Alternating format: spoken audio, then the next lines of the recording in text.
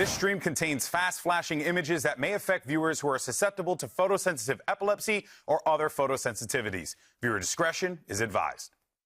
Everyone wonders, ¿cuál es el secreto de las Américas?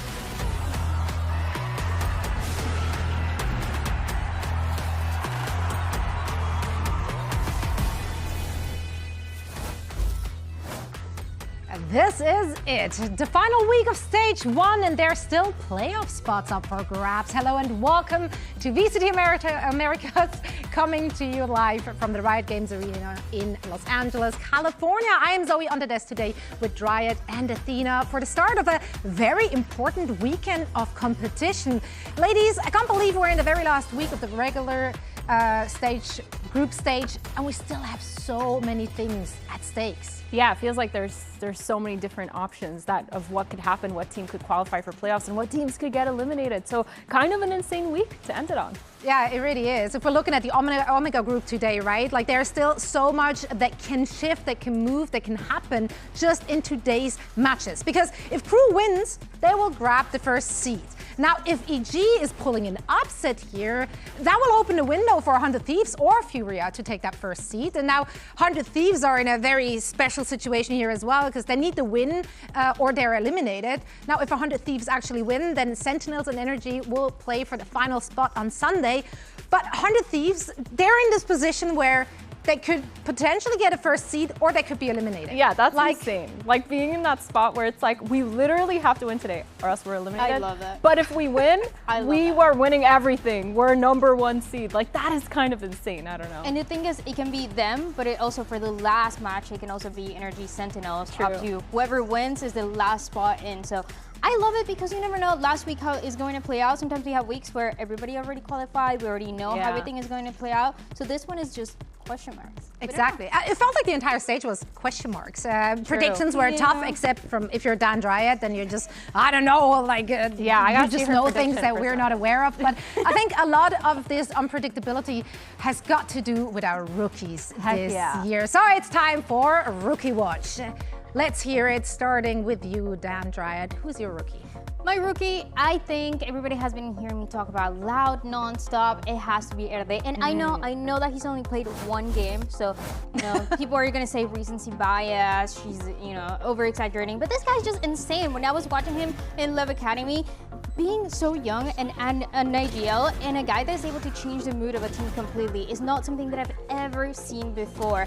When the team was celebrating the wins, whether it was maps, the rounds, or even towards the end, I was so surprised because everybody was hugging Erde. Luxia, being such an insane player, for example, you saw how much he was talking about him, saying finally the beast is here when he was able to debut, and is an Erde and is an IGL that I want to keep my eyes on. He was also coached in the academy by Owner, and if there's something that we know about Owner, that he is great at player development. He has developed so many players that are very iconic in Latin America today, and I think that is going to be the story for Erde. Yeah.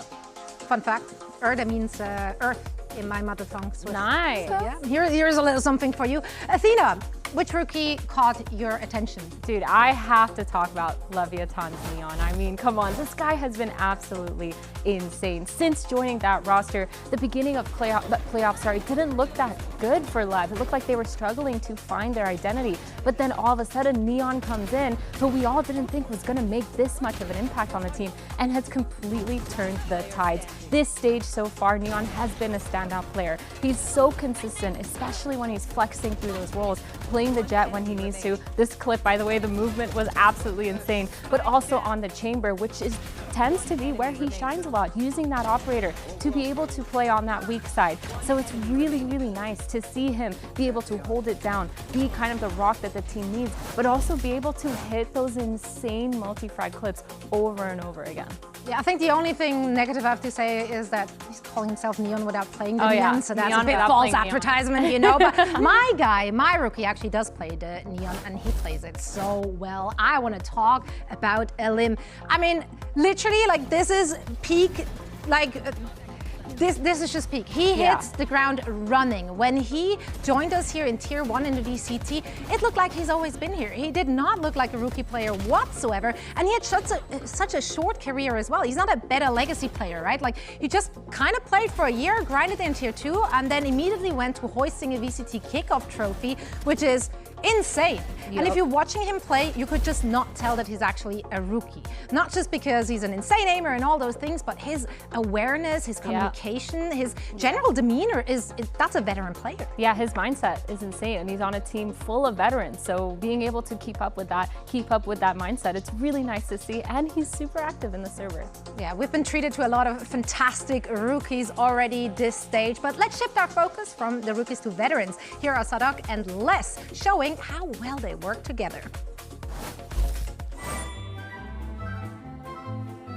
Salve, rapaziada, eu sou o Sadhack e eu estou com... Eu sou o Les. Não. Mas fica bom, fica feio, é engraçado. E hoje vamos fazer... Eu faço a cara e ele faz o som. 2 vezes. Vambora. Então, guys, eu vou começar aqui com a minha careta. Essa tá muito tosca. Essa é muito boa. Muito ruim. A ver, outra, vai. Faz a cara. Faz uma cara. Tem que fazer a cara. Eu tenho que fazer 2. Tem que fazer... Não, tipo, eu tenho que fazer outra e depois você tem que pensar. Ah, então eu vou pensar aqui em outra. Vai. Eu tenho que fazer o som. Tá, vai.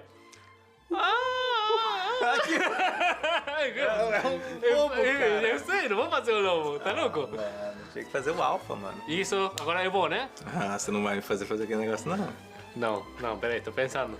Já sei o que eu vou fazer. Você tá? Tá preparado? Você sabe que eu assim, cara tonto. Ok, putz, não sei como falar. Assim, tá. Tá bom? Ih, emoção! Ela vai gostar muito dessa aí. Essa vai gostar. É isso, rapaziada. Espero que tenham gostado do vídeo. Eu sou o Sadhack, ele é o Les. E a gente acabou de terminar. Eu faço a cara e ele faz o som. Exatamente. Well, yes, Sadak. We certainly did enjoy that video. It's giving bestie energy. Really? It's giving bestie. I love that. Absolutely. Now, it is time to get into this first matchup and also into our first matchup, side selection skirmish. We got a showdown between Les and Digizin. Any wagers in chat? Les. Oh, okay. He's kind of the No goat of hesitation. He's actually the goat of skirmish. He is. Has he won every single one? I'm pretty sure he's won every single one. Dude, that's insane. I would just send Les every single time. That will show your enemy. That's what they've been doing. That's totally valid. Well, it but- would be really interesting if he doesn't win this time, just because we're bringing it up. It's True. kind of something we have. No, to we bring love up. doing those curses. That's Yeah. cool. It's 2-1. very intentional. 2-1. Okay, Digizin's back. He's so back. You know, maybe I'll change it. Maybe I want Digizin to win. That's No, not how you this works. can't do That's that. not how wagers work. What do you mean? You can do that with your other predictions, but not in a skirmish. Wait, have we seen an op yet? I don't think This so. is amazing. Les and Digizin. It's just they're having fun with it. I like it. A knife. What a was knife. that laugh? This is how they all should be. The knife. Yes. Oh, See, real that's skill. honorable. That's the real skirmish. Yeah. dude, Digizin's face. He's like, how did you just headshot me with your knife right there? Ooh, they're combat. matching guns. I like it. I feel like skirmish has to be the most fun when you're picking guns with each other, Yeah. choosing to like match the guns. This is just the goat. How does he do it? I don't know. Undefeated, probably. I don't he know. actually Is he actually? Are we get spreading confirmation. misinformation? We're not sure. Either way, okay. Listen, Crew Visa, they have got to be feeling good about this one. Their fate is in their own hands, right? If they win this one, they're locking that #1 seed. Like everything is going according to plan. Everything is great for this team. And the only thing maybe is that last week it didn't go the way that we expected. Honestly, guys, I'm not even going to blame it on Crew. I'm going to blame it on our predictions. Whoa! I think that was messed up for all of us to put Crew. But honestly, it was a little bit surprising. I think there's a lot of strengths as well that they were able to show. Obviously, they lost the map of Bind, where 100 Thieves is kind of iconic on the map, no matter what version of the team you're looking at. Yeah. But otherwise, I think for Crew, they were happy and that these mistakes are happening right now and not later on in playoffs. Oh, 100%. They needed to learn from that, right? They needed to actually get tested in the server just to make sure they're not always running away with something. And I think 100 Thieves did a really good job of delaying, especially when they're delaying that Dante, punishing him, trying to get through choke points, especially with the Sage. Just felt like overall everything kind of set in stone for 100 Thieves. But for Crew, I'm 100% sure they can bounce back from that. It didn't feel like it was too hard of a loss on them. If there's anything you take away from that loss last week, is there something that the enemy could abuse here? Like, was there anything that really stood out to you where you're like, actually, maybe there is a concern in regarding to something that Crew is doing? Pick bind. That's what I was gonna say. Be 100 Thieves and play bind. Yeah. Wait, this is insane. Yo, you guys knew we were gonna talk about maps? That's crazy. Lotus 3-0, Haven 2-0, Breeze 1-0. Yeah, they just need to pick Pearl or Bind, honestly. The only one that they haven't won is Bind. Yeah. They played it one time. Their map pool is so great. I think it is what we expected. Again, they had so much time to prep before coming into the stage. Yeah. And it is showing the way that they are approaching the defense in a lot of these maps. Obviously, we talk about Lotus, we talk about Haven as well. They're very aggressive and they have a clear understanding of how they're going to play, how they're going to make those calls that other teams are still kind of trying to catch up. Yeah, I think Lotus and Haven for sure is like their two bread and butter maps, but Bind, like their Bind was not it for me. But that's gonna be gone in the next map pool, so in the next stage. It's but fine. yeah, but now Pearl, Fracture is their permaban. Like how many of these maps can they kind of keep up if they're not gonna get that Lotus and Haven every single time? Yeah, and then it also depends on who you're facing off against and their comfortability on those maps as well. So far, they really got away with picking Lotus whenever they could. Yep. So, you know, if people want to Just match ban up on Lotus. Lotus, Just ban Lotus against it is what it is. Let's actually hear what Sadak had to say ahead of today's match, sitting together with Golden Boy. Crew has had one hell of a stage one, and it's because of this guy right here, and of course his incredible squad. You know, you guys have been looking fantastic throughout the stage, but last week you faced your first setback. How has the team worked through that, and how are you guys going to better prepare yourselves so that something like that doesn't happen again for playoffs? To be honest, I think it was really important for us to lose against them. We actually took a lot of good things from that match, so now we're just more to prepare for what's coming. And yeah, it was really good. To be honest, it was really good losing. How was the conversation with you guys after facing that loss, now needing to like actually work through those issues? Did you feel like it became a lot easier given the relationship you've built with your team? Yeah, it was for us. Okay, we finally lost. Now let's build on top of that. Let's see if our team can bounce back, and let's just work on top and just, yeah, give our best. Confident for today? Super confident. Super confident. All right, brother. Appreciate you so much. Back to you. Well, win or lose, Les keeps on delivering and is the highest rated player that we have currently in Americas, which is crazy. He has been incredible, and it is something that since the beginning, since we first saw Les in that year where he lifted that Champs trophy, we've been talking about how good he is in that specific role that he's playing, how hard it is to perform when he's playing that Viper, when he's playing that Cypher, and he manages to do it every single time.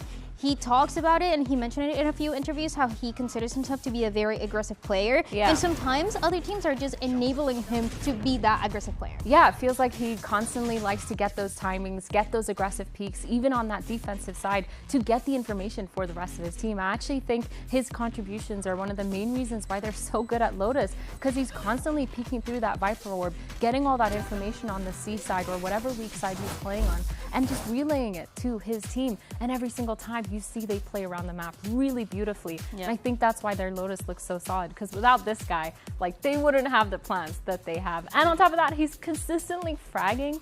Look at those rankings. He's the 3rd in ACS in VCT Americas, 2nd in KDA, which is kind of insane. Like, this is not the stats of a Viper player. This is the stats of a Neon that's going in and zooming in. So this is kind of insane. I think it really helps as well that they have that synergy with Sadak. Yeah. And the reason why they decided to work together coming into this Crew team, because they already worked together. They went to EMEA, maybe in different teams, but they were still going through the journey across together. the stage. They're like similar journey. And now they're finally back. So Yeah. when you have a player that is a lot of the times by himself, and you have a Sadak and a Les that are able to communicate together those moments, that is crucial. Yeah, I think the synergy is just on full display for the entirety of the team. Like, there is such an obvious trust between these players. And yeah, as we said, right, the Crew, they're now playing for the #1 spot. They have been so dominant all stage. unfortunately, we cannot say the same thing about Evil Geniuses.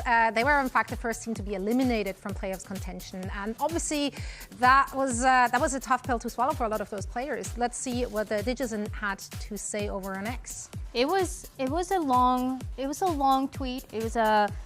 I feel like it was really honest, and we don't see this very often from the players, of the frustration of a player that has been performing really well, but sometimes the results are not showing. And it is something that I remember I was asking Com last week. For example, they kept picking this map of Haven that they were not winning.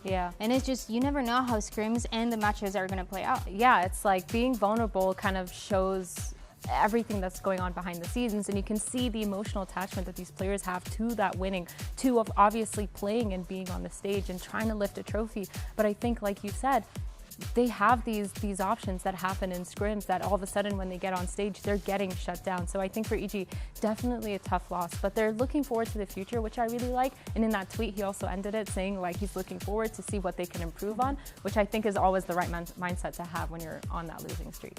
We might actually get a glimpse of EG's future just today, because they've made some roster moves now with Common Okeanos, as well as their assistant coach moved over to the reserve, and they added Pancake and Serona, as well as assistant coach Faded, that are coming in from the EG Academy. How do we feel about those roster moves? Oh, let's go Challengers expert Sandra. I thought you were gonna say, wait. You got this. You are the okay, anyways. I think Pancakes is, I thought we were both the experts. That's where I was going. Okay, yeah, no, that's true. That's right. That's true. Pancakes is amazing. And if you have been watching Challengers, this has been the guy to highlight every single time when it comes to the IGLing, and when it comes to the way that he is seeing the game for Evil Geniuses Academy. They were playing and they were surprising people constantly. Back in the day, he used to play with Brock right before Brock got picked up and won and lifted the Champions trophy. And also for Zerona on the other side, he was also playing with Derwin last year for SAD. So you have now a lot of connections, and I love that these teams are recently picking up all these players. Yeah, and I think it's really valid that they picked up these players, because they do slot in nicely to those two players who are now on the reserve roster. You have Pancakes on that initiator role, doing really good, also consistently fragging for his team, picking up obviously where Com has left off. And then you also have Zerona, who's played that Vice. He's also played the KO, he's played the Phoenix, he's played the Viper. Insane. This guy has done almost everything, but mainly on that Sentinel role on the Vice. And I think that fits in really well, of course, with that Oki kind of switch up. So I think these two players are really good pickups. We've seen their potential in Challengers, and I'm really hoping they can kind of show us today what their skill ceiling is like. How do you guys feel about the timing of this change, though? Because, I mean, yes, they're already out of playoff contention, so might as well give them some reps right before playoff start and the bigger gap starts for them. Is this a good timing to add those new pieces? I think it's always nice to look to the future and see what you can improve, because this is just going to be experience for them, and I think that's something that they need that, yeah. Right. Well, let's get a vibe check from Digizen with Golden Boy ahead of today's match.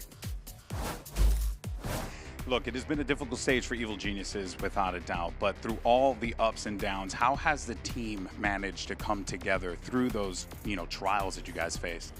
I'm not gonna lie, bro. It's a bad moment for us. We tried too much. We have been practicing and stay on and come here, and nothing worked for us. So that's a sad part, but I'm very proud by myself because I never give up, So right now, we have another opportunity to make different, And you guys are actually bringing in 2 new additions, right, to the team today.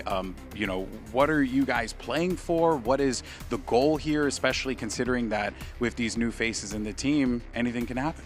Yeah, now we have 2 new people. These guys are new in your team, so 3 days of practice, but I like so much because Pancakes have a good voice in the team. He's an in-game leader right now, so I'm very happy because the new energy, everyone happy. So today we try get this win because it's very important for us, and yeah, because we don't have a chance to play off, but win is a win, That's right, baby. Win is a win. Hey, always a pleasure, my man. Thank you so much. Back to you guys. Certainly does a lot for a team to end the stage on a high note. Here are our predictions for Where's today. the other half? Hold on. Why are they just showing the curse and then not showing the other half of the predictions? This is insane. That tells me that there is a surprise hey, Dan. for the second one. No, yeah, isn't it? Dan, is the didn't other you half? say that Dan we cooked. cursed them last time? And then now we have all voted Crew No, that wouldn't happen again, again. right? Surely not, right, guys? Just surely. one time. Actually, it was like 3 times last week. But that's it. Lab 2? It wouldn't be a 4th time.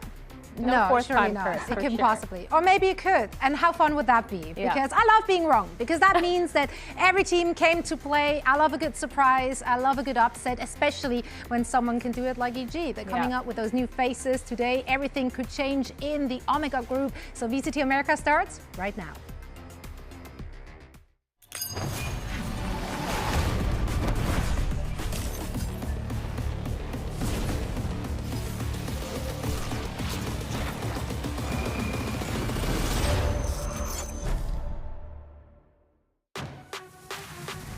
A EG é um time que, por mais que eles estão com problemas, eles têm jogadores assim com potencial que pode ganhar uma partida, pode carregar uma partida, que é o DG. They're expecting this right now for. O DG é um cara que ele é um cara muito dedicado. Todo mundo que jogou com ele ou que joga com ele admira muito isso nele. E é igual eu falei, ele é um cara bem perigoso assim, tem uma mira muito calma. He can be quite the threat.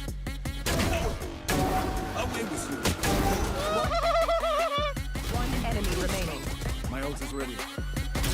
I told you, bro. I play my mind, bro. A gente sabe que, cara, no VCT Americas não tem nenhum time bobo, não tem nenhum time que você pode entrar meio mole assim, que você pode perder. O metal vai ser pressionado. Que mira no Les. Mais um pra cima dele. Bora, Les!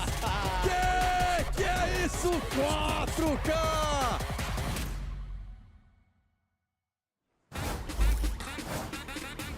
Let's take a look at our teams today. EG, they've had a grueling stage. Let's be real about that. But while the door for the playoffs has closed, we hope the fight hasn't left me. Yeah, EG, they've done such a good job at figuring out a lot of their rookies and picking up these new players that a lot of people haven't really taken a chance on. But now, with 2 new players, Pancakes and Zerona, this is the first time they're playing on this big stage. And they can kind of prove to themselves that they're not that nervous. They can bring what it takes for EG. Because once again, although they are eliminated already, they still have stage 2 to look forward to. And knowing how this team likes to operate, they like to build those bonds and make sure their roster is solid before they keep going. Absolutely. I'm very interested to see what their takeaway was from what happened to Crew just last week, because after having a nearly flawless run, that was interrupted by an upset loss against 100 Thieves today, of course, with the top seed in their sights. They're not just looking for a win over EG. I think they're making a statement today.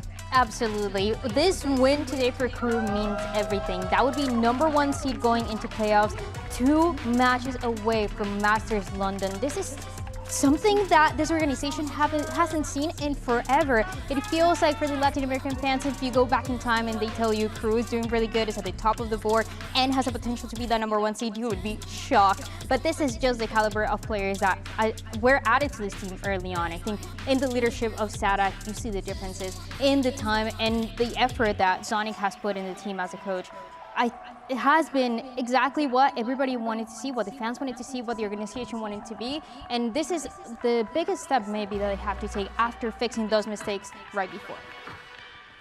Yeah, I think this Crew team is looking really solid, and they're definitely looking to solidify their placements now, making sure they get that high seed and try to push for that. And of course, the map pool, Haven, Lotus, Vine. Guys, did you not hear us?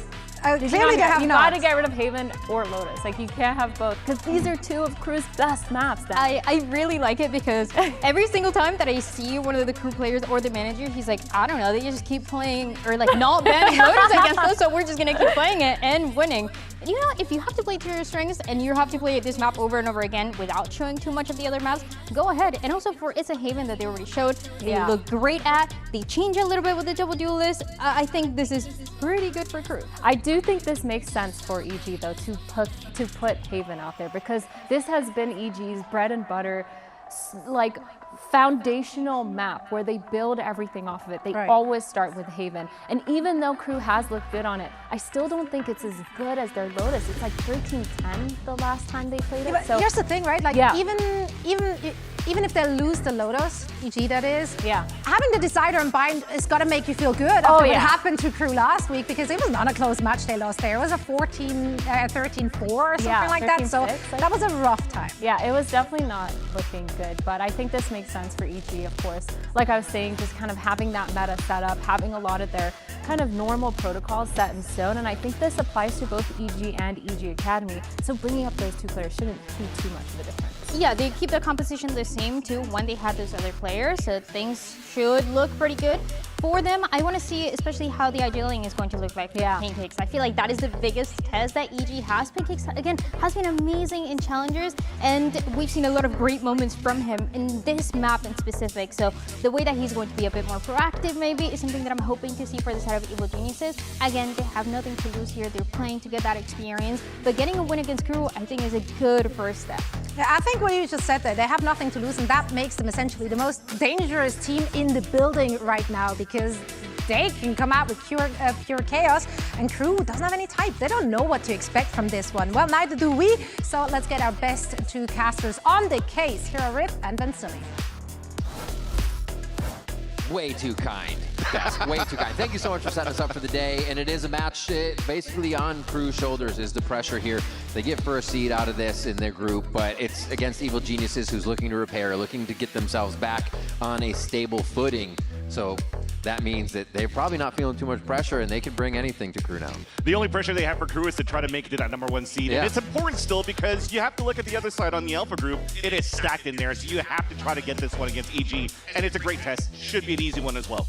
It is time now for that match start, presented by Samsung OLED. Haven is going to be the start here in Vans. This one makes you think a bit. It's EG's map that they were able to get success on, but it's also the map that Crew found success on in their loss versus 100 Thieves. So yeah, EG, it's their only map win so far on this map against FURIA, if not mistaken. But the only thing that sucks too is that they had such a strong lead at the very beginning. Remember, 6-0, 8-4 half, yet they only won this in overtime. So it's not necessarily in the bag that you're able to get Haven first, but at least they scored a first blood. Identify the killjoy. Is it C? Bao will make them one member up on this advantage for now. Good push on the outside extremity too. Good information here for Evil Geniuses to make Crew sweat right off the bat. It's actually Digizine, the one that's going to be rotating around. Pancakes, the newly appointed IGL for EG as well, coming up from the EG Academy squad with Zerona.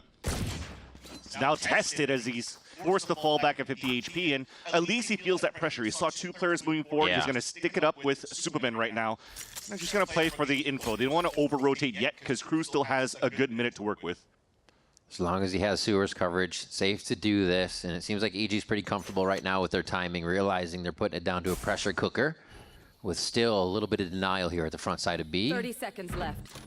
And even the backside. Les is just scouting around as well, seeing if he can hear like an alarm bot. Ooh. Oh, and as it comes down, though, Digizine was looking for some info and gives a chance now for Crew to attack at the C site. 15 seconds? This is very interesting here with Zerona and Bao are still going to be rocks at C. This rotation coming over, it's going to be Les here trying to put a thorn in the side, but it's not going to be enough. Zerona's called upon and he answers. And it could be another one. Playing his life. Superman, very, very smart here to waste that time. And they're just gonna, oh, that's gonna hurt for Les. Can't die, stays alive, no cash there, and EG grab pistol. Wait, that's super smart and very nice to start for EG in a pistol round. First off, Zerona, we just talked about it, being called up from Tier 2 in the EG Academy squad, and he actually has popped up this year. A guy that you had to keep an eye on because he was lights out in the VCL, if you haven't been following it. He's able to find confidence, swing out for a second kill too for his first game on the stage. You like that confidence to start. But outside of that, man, he looked pretty good in terms of protocols, playing to the numbers, and also making sure that Les only gets 1,000 credits to carry over to this round. Yeah. Also looking at how EG knew they were a member up, stayed back the whole time. TechPaw is going to come through, get that figured out for you real quick. To hey, see welcome what the Pancakes and Zerona to the Yeah, VCT welcome Pancakes and Americas. Zerona. A little time to chill now after you heat it up. But yeah, Zerona didn't look like there was any shaky aim there. Was able to get instantly to his targets with the crosshair placement. It was a quick game crash, so we'll get that rebooted. Yep, it'll be quick for sure. But at least talking about it, we have a chance to talk a little bit more about Pancakes, right? We just talked about him recently appointed as the IGL for EG, but he never really had that big experience as an IGL back in the Challenger stage. His first game, by the way, for Valorant was back in like 2020, in August. He was playing for like China Win, if you guys remember the FaceCon Invitational. So he's been around the block, just never really had an opportunity to really step up and come in to show his performances here for the VCT stage. But now also he has the responsibility of being the IGL when Mitch got called up to be the assistant coach for Energy most recently, right? So yeah, down there. So you might think from the eyes right now of Pancakes that he won't really have that big and too much of an experience right now to call for this EG roster in the VCT Americas, but at least he has that support from Faded that comes in from the VCL stage as well. Potter is back, so that's great support to get Pancakes comfortable into calling for today. Absolutely, and honestly, starting on the defensive side, Haven a little bit harder because you have the 3 sites, but I'd say the pressure isn't right away on you. You can play anchor, you have already the team playing in that situation for their lives, playing back, and even Pancakes getting information on that long A push, which we'll probably see him doing over and over again as he figures out how crew plays. So it's really awesome to see that, feel comfortable for the rookie. I don't want to say rookie, the young player being brought up, and as well as Zerona to get those first few. They realize that it's going to look good so far, at least until they get to that bonus, and that's what they want. And if anything, those are the roles that they've been currently playing in Challengers as well. Pancakes also having experience playing a lot of controller roles. But he's played some Initiator in the past. Zerona's been, again, lights out, like I said, playing Viper and Vise a lot in the VCLs. I'm actually quite interested to see the second map, because we're walking into Crew's map, in the best map, and probably the best team on Lotus so far, right, in the world. And EG just let that slip. But the good thing about this is that that gentleman right there, Zerona and Pancakes, have had so many moments on Lotus where they were just clutch factors for the team. So if you're behind by like 1 or 2 frags, these guys can come out with heroic plays and still turn it back in favor of EG Academy. So pay attention to that. It's just good mechanically sound for both of these players. So I'm excited to see how it's going to pan out. I think it might get scruffy towards that second map, but at least they had that firepower to fight against a roster like Crew. Well, it feels like to have them leave that open. We even heard Dryad on the desk kind of saying, Zonix like, I don't know why they leave it open, but maybe that, there's a reason. Potter's always known for the counter. Now you have a few different players in here. Pancakes is going to have a different viewpoint on that, and Potter always works very specific in what direction the players are kind of growing or learning for the time that they're on the team. So maybe there's an idea there. Yeah, and let's face it, I feel like probably the best maps that EG would like to play, if you're looking back at how they went through the map ban process since kickoff, they kind of really want to carry it over to Haven if they can. They want to carry it to Lotus if they can, and maybe not even Fracture. The Fracture was a once upon a time kind of thing for EG in the past in 2023, right? But I think those 2 maps that we're currently seeing here for Lotus and Haven, it still wants to be the best in the map pool for EG. But let's face it, they didn't have the best of results. They didn't have the best of ideas going to these matches as well. But now, hopefully, with new, fresh, young blood coming into the server right now, it might help them out to find that success that I've been looking for within these 2 maps. All right, it looks like we are just about sorted with the tech pause and about ready to get back into game. It's going to be second round of this first map of Haven still so far as you're hanging out here. Appreciate your patience. Yeah. So we're looking back here as well as the experience for Pancakes. If you haven't really heard about Pancakes in the past, I've used most recently, I think he had the opportunity to play for MXS, so Moist X Shopify, and SRB, right? Until he finally, had to bounce around and got his opportunity here with EG Academy. So keep an eye out on him. I think, again, if you're unfamiliar in the challenger scene, those are definitely 2 of the players that were in the talks of potentially even being able to move up. Pancakes maybe less than others, in my opinion, but just in general, when you're trying to find some good IGL prospects outside of those that are built around super teams like M80 or SRB right now, I think Pancakes has that opportunity now. I think IGL just gives you an extra 5-year lifespan to continue and play in a top level if you can. So big test for him. You get to try against Sadak right away. Yeah. Who will bend your brain in different ways as he figures out what to do. And in looking at what they did that first round, Sadak's like, all right, let's bring it down to the last second. Are you really going to stay anchored back in the site everywhere? We can't find you, even with less pushing up through B, only 1 there. So Yeah, already they may have lost the round, but you know Sadak is taking a lot of information out of that, so they're going to have to search and find and get much quicker into their scrappy form. That's a great point, actually, to wait until the last seconds, because usually you'd think a new team like EG would actually fight and start over-peaking and losing into fights, right? So for them to stay stoic in these moments as Zerona gets tested one more time on the C platform, they're doing quite good to stop the pressure from EG onto Crew. He hasn't seen him twice? Maybe. Oh, now he knows. He knows. Still gets taken out by Les. And they push in. Pancake's gonna go a little bit closer. Might be dangerous here. Oh, what a hit by Silence right before that paranoia. Fully covered, he still had vision.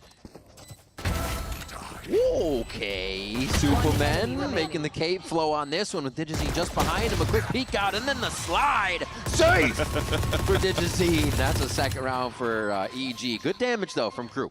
Sliding Ares, you love to see it. Now we're going to see a sliding Digizine with an Odin in the later rounds. I wouldn't be surprised too. Take advantage of the mechanics of this Neon before she gets that nerf. And speaking about nerfs, I don't really like the position of Bao inside a garage. He played it a little bit too further back, a little bit too scared. When you're playing judges against an ego, might as well try to get your 2 or 3 if you can just before. You didn't. You almost lost that round because of that, because you were still able to get a kill on Crew's side with that judge picked up, but thankfully EG was able to stop that bleeding. You got to be ready to give people hugs with the judge. Exactly. In garage there. Still strong right now. We're still playing on the overpatch for today. So shotguns are still quite strong. Towards A bit of the same format. EG has Digizine towards C this time, so that will split the rotation. This might be on Crew's speed. Yeah, speaking of speed, they're already going with the TP control towards the long A side, and they're really trying to block the vision of Pancakes. They knew the amount of econ damage they've done. The EG is not going to have the best of buys, with the exception of what Digizine would have, who's been leading towards B and C a lot. So now they identified it. It's only a frenzy inside A site. A little bit of the split of the site, now playing it vertical. Oh, Pancakes and Digizine getting through 3 out of nowhere. Les is able to pick one up as Sadak tries to repair the situation, but it's still EG up a member now. Pancakes looking down low. Can he take down Les? He'll get the better of him. And now it's going to be all even. The retake's going to have to happen, but we still have to get that plant first. Big test for Zerona, too, having to walk out of the Guardian. The 3-2-1 swing has to come outside of this smoke. Judge close range, though, could help. Pause. Double jump out. Looks the one way as Rona's able to correct it, but Les is still there for a 3 from sewers to the site. He carries the team to a victory here in the bonus round. Again, you would expect to jump in a gamble close range to get that judge the maximum damage as possible, but a nice little bonus in the end for EG. Pancake's able to get this kill onto a sliding Dante, one of the best openers to get info for a team that we currently have in the Americas on a Neon. Gets shut down by a frenzy, and he also gets a kill on top of the Phantom that he picked up. So that was really nice by Pancakes. But overall, it's a similar story as we saw on that second round. Crew was able to stop the bleeding because they had better weapons. Although you're seeing this Odin come out, it's actually going to be in the hands of Pancakes, who's able to do a little bit of damage to start. Okay. Haven't seen that in a long time. Yeah. Utilize it. Get the chips down. It's especially going to help with the Neon sliding around. Anything you can do before that happens. A little bit of a reset here for Silence's health on the run it back as he's in sight. Quickly taken down by Digizine in the back. And the front line is taken down. But here, sliding through comes the cavalry. As the overdrive is activated, Digizine's able to lock down the site. And they'll stall for a bit. Big responsibilities coming up right now for Bao, who has to fall back and stay in range of both the alarm bot and the turret, while still having to jiggle and leave himself exposed to the B site. So this is an opportunity now for Crew. They could or stop and go or start prodding for some information. Instead, EG wants to be proactive, though. Very proactive. The teamwork's going to be there. Digizine picks up another one. And this is the way they say they like to play, rather, is just kind of fueling Digizine for more space and to be comfortable where he's going here. They back up together, and they'll anchor in that way, too. Wait, I love this. I don't think you're going to expect a player... both of them falling back like that. Oh, he does 2 more. The 4K for Digizine. Backed them out of sight and stopped them when they wanted to get back in, too. It's just not happening on that side. So C and A have been locked down, and a nice round for EG to pick up after losing that third. And again, just great movement and teamwork from Digizine and Zerona. Oh, damn. As you think Crew picks the timing by re-walking back to re-clear sewers, you wouldn't expect players to be tucked on the right side of sewers. Yeah. And Digizine catches them both off guard and gets a 3-point scoreline for Evil Geniuses on defense. Starting to get quite surprising to kick things off, might I add, because I was not expecting such a strong start from EG with a brand new roster. With the Outlaw this round 2, try to get a little return back on that money. And it looks like they're going to try to force plant a B, denied by a bit of the util. A-Link is the hold here. Let's see if EG fall into this trap of moving too quick. No, they're just going to let the plant down and go for the full 5v5 retake. Util and textbook, as it were. Superman on 1. Silence trying to delay here. You still have less coming up through mid. He could be an anchor point on this for them to get the site, but Digizine's holding it down. Another one for Bao. Superman peeking on the box. MW's arrow with only a little bit of damage is back and forth, but EG is having control of this the whole time. 3 alive on that round. And just very nicely done for them to realize where the gaps are for Evil Geniuses, right? You're playing an eco for crew. You're just going to try to move up to get a plant. And then as they identify there's a gap on the A-Link, Pancakes even pulls out the drone to re-clear just in case there was that push, and he confirm it, which allows the C-Link to crush in, to come in for the backstab, and to have a clean retake in the end. Time out for Crew. Evil Geniuses is playing very fluid right now. The aim is there, winning the 1v1s when they need it, and the 2s and the 3s even if they're called upon for it. So Crew needs an answer. Zonic very vocal right now. And it looks like a bit more of a back and forth going on over at EG to make sure they're refining what they're doing right. Yeah. And so far, you got to give it for EG, right? Crew really didn't have too many opportunities to really get into sites when there were even weapons on both sides. So EG is doing a great job challenging the line of scrimmage. The pressure that Crew's actually bringing out or trying to bring out on the A side open was nicely kept, again, by Pancakes when he had that frenzy earlier on. So gotta say, man, this is a nice little change of pace for EG. Crew on that side, though, you can't really count them out of the equation. Remember, they were pretty much the strongest team coming out of the stage after having so much time to practice from Santiago in that boot camp in Chile. Came out in full strength. The only thing that was maybe the big question mark, too, for Crew is that we were still questioning their map pool, right? Because they had the opportunity to play some of their best maps and their strongest maps, but it was basically only 3 maps. Lotus, Haven, I forgot which one the third one was, maybe Breeze, I think, before we actually saw some split, which didn't turn out too well against 100 Thieves last week. So we're not as confirmed to see how really strong of a team Crew is so far, but they could definitely come back in this game against EG. So confident. I mean, they have the money to be confident as well. Bao's sitting on 4,900 credits. They can make some mistakes. They can try these plays to flex their muscle. And yeah, Crew is just feeling stuck right now. Let's listen in to see what the answer is. Mano, acho que faz a queixe, entra na queixe e ulto, vai. Vai agora. Vai agora. Vou levar rato agora também.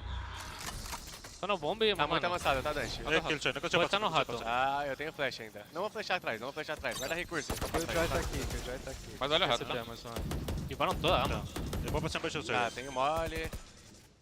Guys, deixa eu jogar aqui que tem um bang.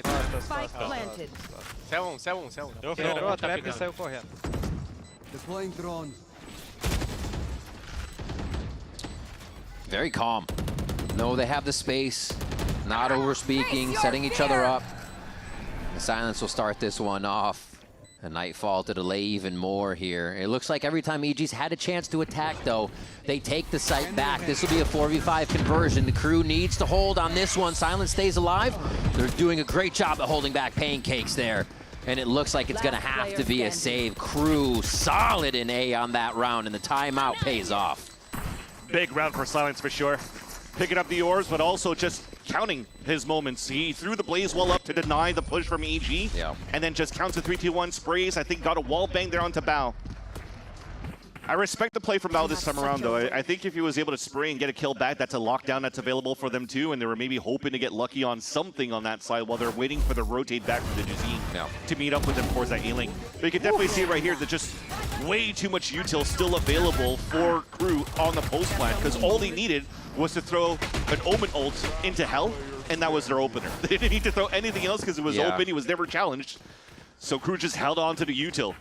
I think Sadak realizing that Crew or EG's playing that passive game, so they'll play the how far can we walk up game now.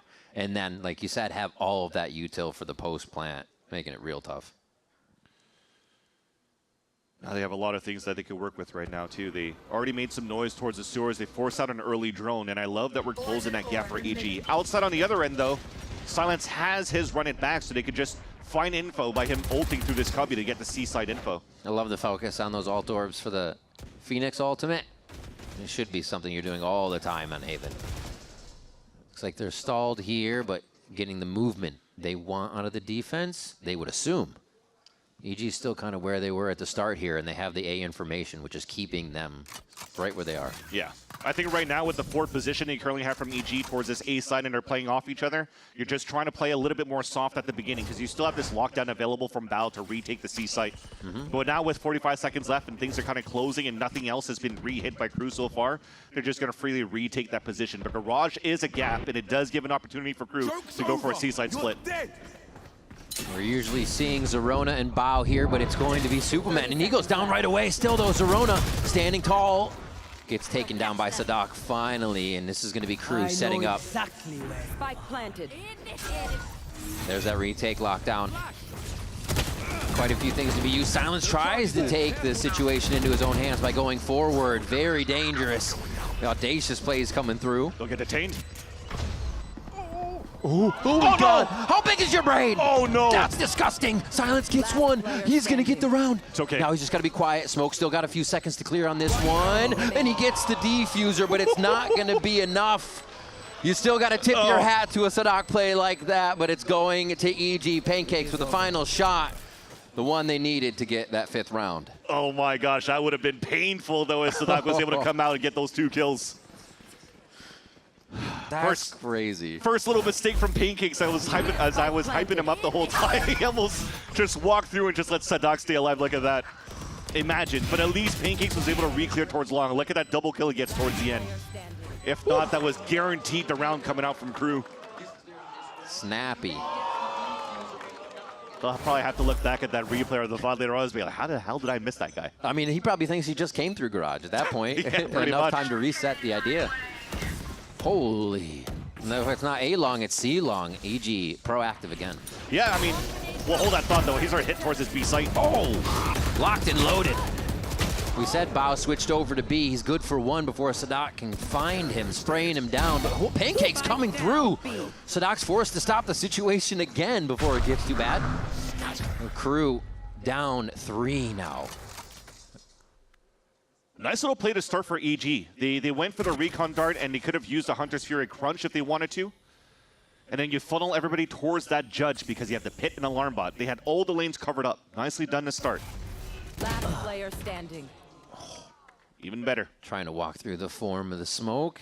And another round here for EG. It does look like they're playing fluid with the same idea. And if Crew stop it, they stop it kind of thing. But EG don't have to change anything right now because Crew's not stopping it. I mean, the IGL is going to try to go for something here. It's being watched by Digizine passively. 30 seconds left. Oh, the read. Ooh, took his eyes off.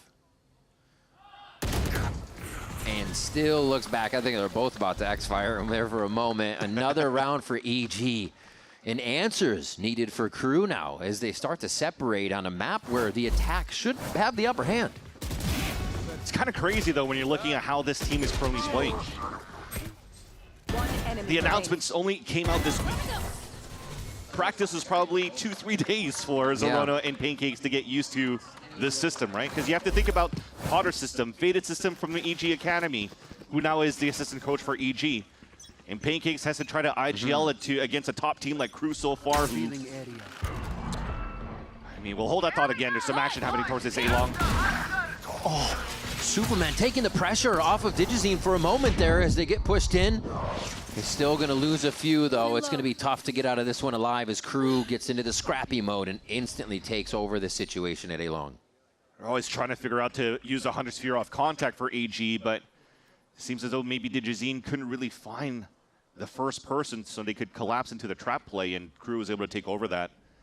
So that resets thing at a man advantage for Crew. And they're going to start prodding around that map. It's up to Les in my eyes. He's got the camera set up on that garage. Breaking the alarm bot is going to be super important to maybe pull out one of the rotates on the A site for EG. And Crew could re-hit towards A right after. Messing with the util. I think Bao knows that timing can happen, right? Ooh, he should, man. They smoke towards that A-Link. He's got to call it for his team. There's too much to look at for Pancakes here. He's got to hope the timing is in his favor. Oh, no. Oh, Les is just going to have the walk in. They squeeze him down, and Pancakes is gone. The timing was effortless there. His crew are starting to read the map and pull a few back into their favor. Masterclass from Sadak with that call, and now they have a 2-man advantage. But the thing is, we haven't cleared towards sewers yet. They should know that there's a gap still, and that Zerona could be in that spot, but he's only got a judge. It's really up to Bao, hopefully to win some duels. Good for one of those snaps needed. They have their own pinch coming back, but Les reads at the moment the wall goes down, and now they can hear the runaway, the save. Another round for Crew here, as it seems to be A is their focus at this point, knowing they can get into the site, and it's so much harder for EG to take it back. Yeah, another small error in the column for EG for leaving that gap open on that B site. Alarm bot and Nanoswarm, but unfortunately, we really didn't peek early to see where Les could have been gone. He was expecting maybe that Les has fallen back to meet up with the team. Sadak smokes the A-Link, smokes the spawn, and Pancakes never saw it coming on the backstab. Again, a masterclass from the mid-rounding from Sadak to call that. Had to be an audible call for Les too to set that he had a timing. They're able to trade that kill. Still just get aggressed on so hard. Ooh.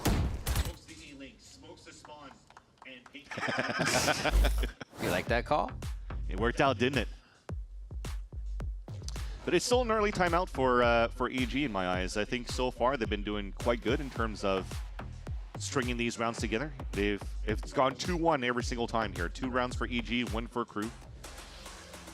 But maybe it is a little bit about that. You see a lot of good, positive things coming out from Evil Geniuses so far when they're being proactive around the map and closing out these gaps instead of letting Crew come to them. So I wonder if that conversation is going to be a little bit more around that.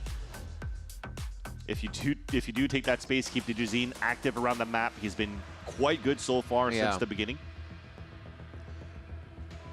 I think the last few rounds they've kept him to only a certain amount of kills because they're like, he's pushing. Let's fight that.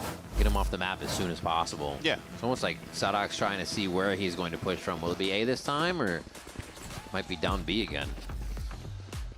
They did have some pings in the beginning though, so I wonder if they're going to try the walk down again from EG. A little help. Might be able to see him if he sets up the camera. He's always been putting it on top of that garage boxes on grass, and it's never been broken. That's the issue so far too. They need to break util back on the side of Crew being EG here. So they'll ping it out.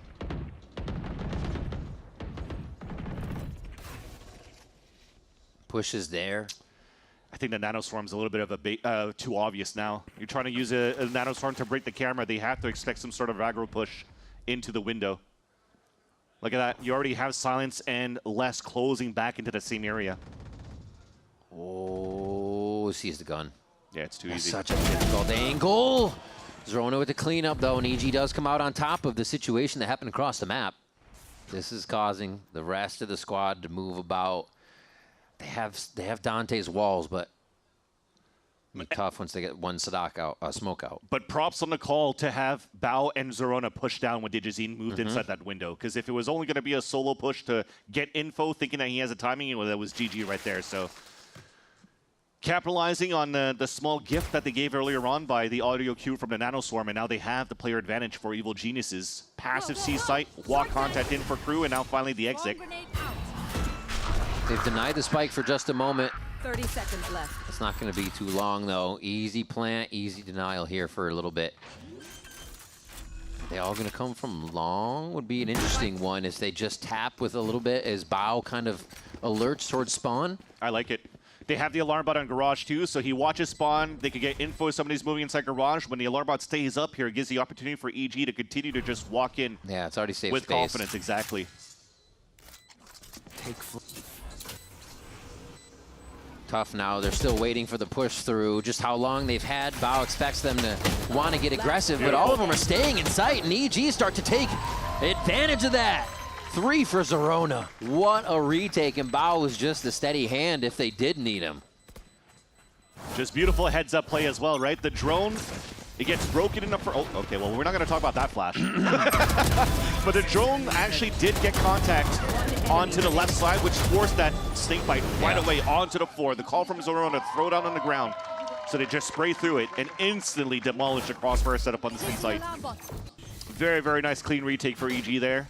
Great proactiveness at the beginning of the round from the timeout too. Great conversion from the coach Potter. I think there's a lot of patience setting in for Evil Geniuses here. They know their shots are hitting. Nothing seems like they're really pushing themselves into an uncomfortable situation. Right, Bao watched that angle for how long so everybody could set up. Yes. Let's see if Crew can push them into an uncomfortable situation here. Dante already in sight, takes quite a bit of damage, even getting in, and he's able to make that stinger sing. Zorona gets the shorty, come back in. Now 2 down already for Evil Geniuses. See if they can get this retake on. It'll be tough. They got the op only for Digizine. The weapons are too far to get picked up here on that C site.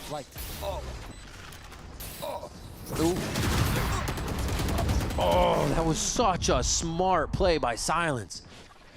Hitting the wall, hearing the drone go off, knowing it would deactivate, and he could just toy with Pancakes for a moment. And now they're running amok. Go see what they can find. Teammates can't even help him out at that moment for Pancakes, so that plays well. Not only gets him off drone, but blocks vision too. That was really nice. Who do they find? I mean, 7 rounds already, if we're thinking about it for EG, is really good. They get pistol round, and they're going to make Crew feel very pressured in the second half here. I agree. There's not too many opportunities this stage so far that EG has hit double digits in terms of score lines. I think they've done it like 3 times, 4 times out of all the maps they've played. So right now to have an 8-4 lead potential would be kind of good for them moving into the second half, especially starting off like this on the defensive side. And stopping this double duelist walk contact pop that Crew likes to be playing so far on their attack side. Op Odin. The Op's walking down too. Look at how proactive we are again for EG. Yeah. Thing is though, for Zorona is going to have to start playing a little bit soft side on A, in my opinion. He's looked to delay and then maybe just absolutely hightail it out of there. Oh, they saw the jump. That's a tough one to guard. He can be pinched from both sides. Anchor smoke goes down, but it's not going to matter. They're just too fast. Wow. An over-the-top dropper from Silence with the hot hands. Beautifully thrown. And they're just going to continuously set up on this A. Final round of the first half. And Crew are looking set to grab it. Pancakes didn't even see him. The top of the dome of Sadak on the boxes. Oh. Just getting stuck in real sticky situations right now. Up top is Digizine. Bao's going to try to throw the ult down. The last 2 for her heroic move. And they already know it's going to be a judge coming in, so they can kind of just focus. Dante's going to eat it. Jazz hands from him. Digizine with a quick shot there. Easy defuse, right? Easy defuse, right? Too many shooters coming up strong. MW's there and last to clean that one up. A 7-5 first half as Crew struggling to get the rounds, but they're able to get the handful. Yeah, actually getting 5 rounds in the end when they look pretty good for EG in terms of protocol. A 4-1 start that they really had on the first half. You'll take it here as you're able to close that gap in the end. I think it's off the back as well. Silence is on help on how he's able to open these sites here that really allow Crew on these exits to get these rounds. Evil Geniuses versus Crew. Second half of Haven coming up right after this break.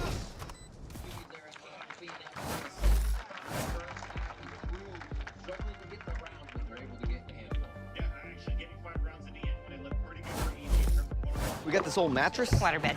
And the receipt. How about you beat it with a better deal on one of these fresh setups? We can't do that. Bring in your AT&T or T-Mobile bill for a better deal today. Guess you're not as cool as Verizon. I'm just gonna leave it.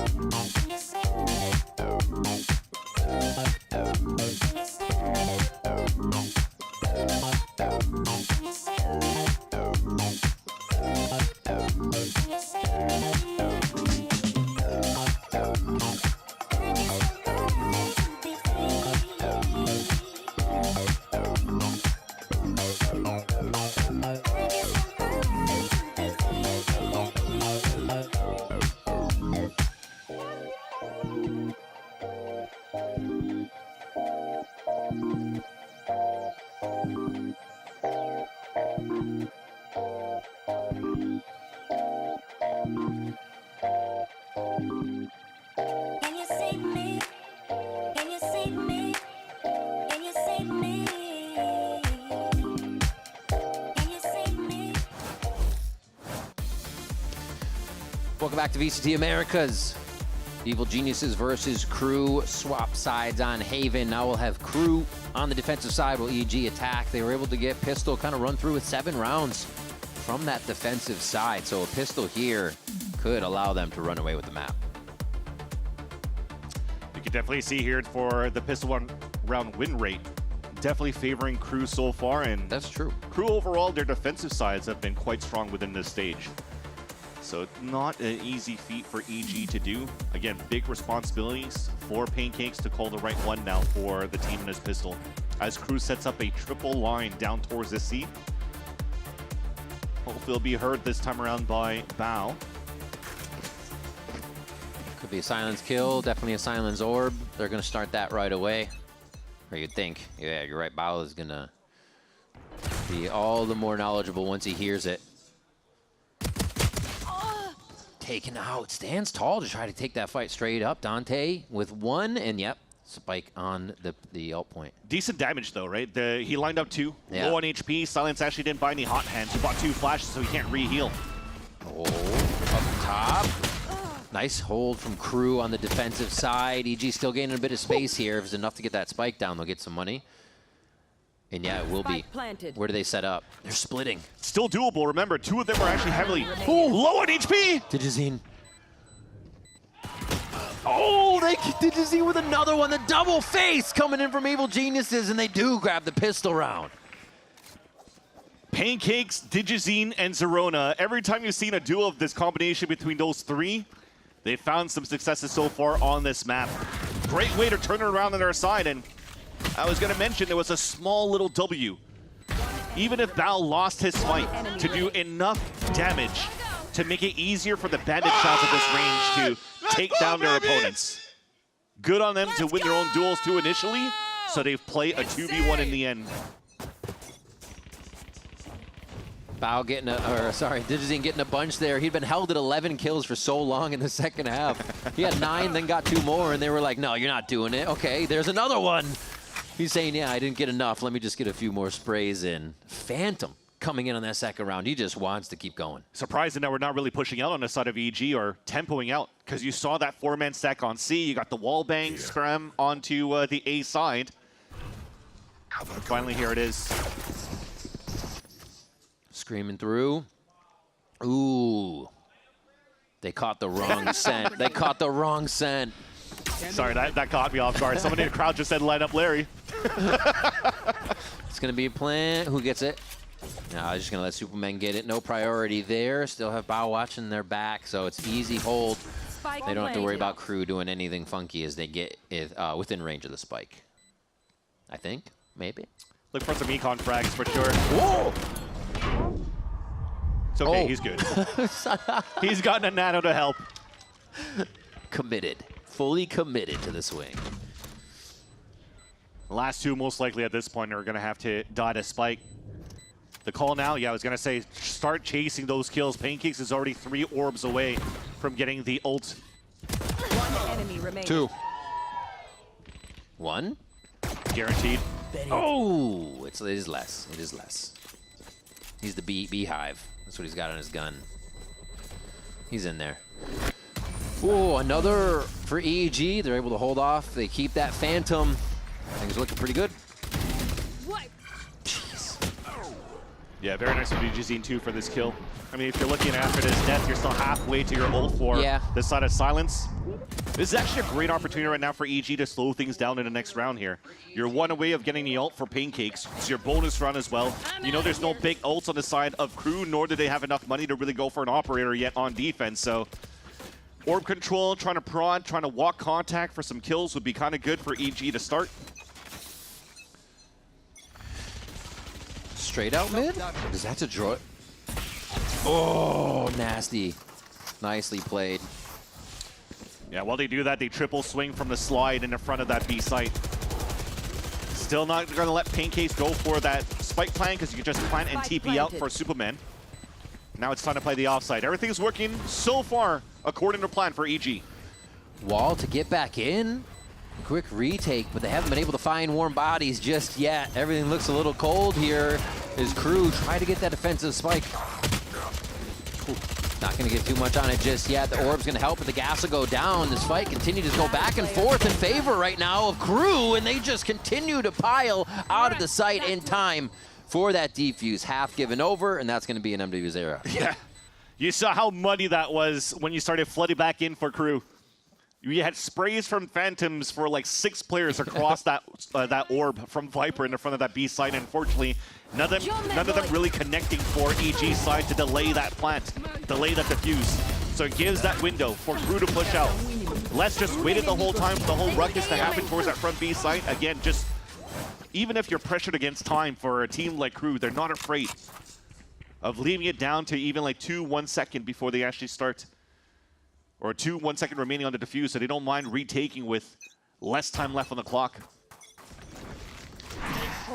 It works out in their favor, but like I said, this is now Hunter's Fury available for Evil Geniuses. Still a buy round out for the attack. They continue to mess with the less utility over here. Doesn't seem to get them too ruffled just yet. But they pressure to see if anybody comes looking for that destroyed trap. And Crew are just kind of a little death ball here, moving around with each other, making sure they can act on whatever, wherever on the map. Oh, this is nice proactiveness from Crew, though. Yeah. As you drone out and try to push down Dante, I don't know if you ult him here, but the triple walk down. Oh, a second one would have been amazing, but Crew, right that. Oh my God, MW's era, as the paranoia hits him, he's able to clean up a few with the collateral there. Zerona answers back. Yeah. A 2v2 here, everybody's just about the same health. Last player standing. Oh, last, however, he tips the odds. Gonna hit by this trip, though. He hears. Maybe through. Yeah. Walks it. Plays it safe. Actually just goes to the open plant straight up towards spawn, thinking that they would join, probably be coming from behind him here. Yeah, the camera, though. That's the tough part. Oh, no! He jumped right into it! Okay, you didn't hear it. I was wrong. He should have. He should have heard it. Oh, man.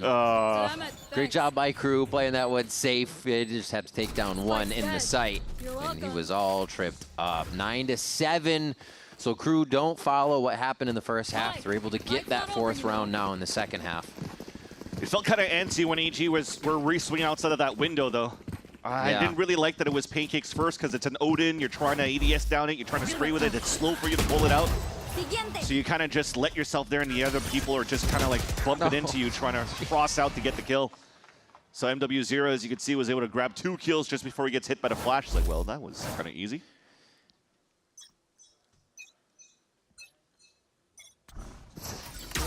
Now it breaks the econ for EG, trying to change that tempo. That's the one they broke every round. Maybe they didn't know they were doing it, or it wasn't set up, or they wouldn't set it up. But it's taken the full advantage of here is EG try to squeeze into the garage, and they get cooked up by Crew. Clean hold in the end as well. Yeah. But you're right. The amount of times that you've protocoled the break the trip with a shock dart, and now it actually breaks your own ankles as it kind of slowed down DJZine trying to get that shotgun opener on that ramp. Now that's 3 rounds in a row for the side of Crew, so EG pump the brakes another time. Try to figure out what they could do around here. I guess they really tried, no matter what, to surprise that timing too, right? They went for that recon dart instead of the shock dart, so that you can hopefully catch the guy on that garage ramp. Unfortunately, it didn't work out, and that's a huge first. And you get Sadak, the smokes are gone. They rely on the walls now coming in from the Crew members. W just tried to do a little bit of pancakes there with that Odin. Yeah. But so far, happening off camera, we're getting a couple of trade outs on this A-Link, but at the same time, I don't know if DJZine was able to slip through that net. Because you could still see the jump spotting from Dante. And the walk contact with DJZine is good. This is just an educate for EG round 2. Like, Spike's still down. They default across the map, finally picking it up 40 seconds in. Let's see what they're talking about. Take flight. Go walk. Give me double bait. I'm going deep. Kill that guy, Doug. Nice. There you go. Come now. What could happen? Yo, they have Phoenix on Fatal, guys. We should play in together and trade out. Yeah, I'm always for bomb as well. They're inner spawn. They're rotating push short spawn, yeah. Go short. Cross push. Two. One spawn. Long, I'm pretty sure. One long and spawn. Yeah, I have spawn. Long and spawn. I have blind ready. Gotta know one spawn too, and actually Sewers, there's a gap right now for Les to be able to take. He's gonna see that. Always a less timing.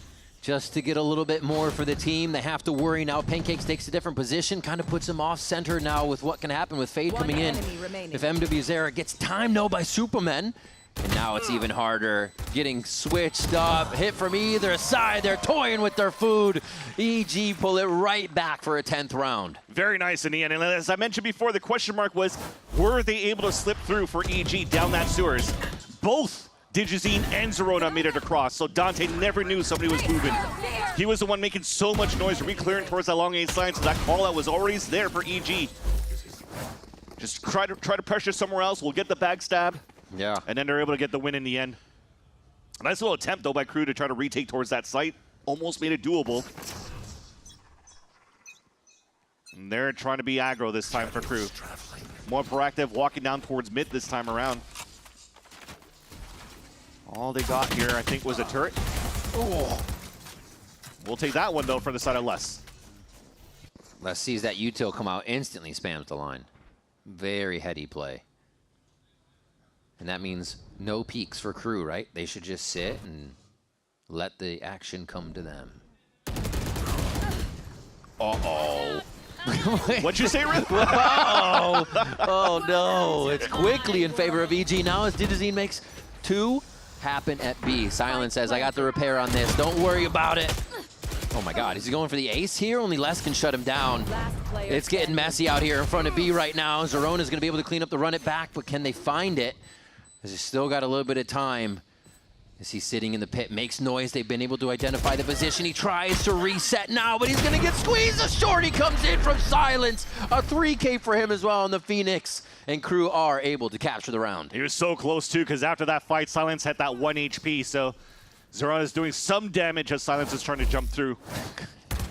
In the end, though, it came down to a big brawl, a big mistake by Crew to just re-walk out towards middle and get punished, but good thing here for Les to anchor up and for this 2v1 to salvage the round for Crew's side. Bravo! Started off well, though, for Digizine, right, with the punish that they had after. Yep. Zonic feels it so far on the Crew camp. Yeah, keeping them off 11, really being able to pressure Crew. He likes this scoreline much better. Need a drop. Les has been working magic in these lurks right now for Crew here as well to get the few kills that really start to turn the round. Dante swings into Digizine there as well as they both go for a long A pressure. And Pancakes trying to just rain the Hunter's Fury over the fight. Cause a little bit more chaos here. 2 down for EG just about 10 seconds into this one. And yeah, it's not going to go any better for the further part of the round. Yeah, all those doors got shut. You try to trap play off the double ult here towards the A side. The lurk from Bao doesn't get a pick. The insert from Superman couldn't contact either. So the best thing you have right now for EG is for a plant. Even better for Crew. Easy kills would allow for them now to tie this game. Oh. He just wall stopped him from planning. Even to deny that little bit of cash money. He tries to get back in. He's expecting more util to come flying over. Maybe a hot hands. Yeah. Not even planning. 1 HP on Pancakes, and he has been strangled out from an open site. That's crazy util use from Crew. Yeah, a little bit of a Zek and Tech 2 by throwing these blaze walls right through these walls. It's kind of nice. Like I said, now the game is tied up 10-10 so far with, again, you tried to use big ults to try to win the round for the side of EG. Didn't work out, but at least it was for a thrifty round, something that, again, I always talk about EG likes to do on the lower buys to try to get value out of these ults, and it doesn't work out, you still have a good gun round right after, right? Yeah, rifles going into this one, you have a lockdown available too. Hit him with both at the same time. Yeah. Double cooked.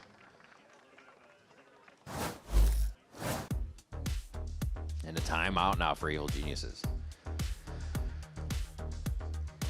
think right now EG's still doing a good. I think they should continue to break this this trip towards this garage side just to try to keep Crew a little bit more antsy and move it around that map. Because I think when they were able to do that, they were able to punish Crew quite well.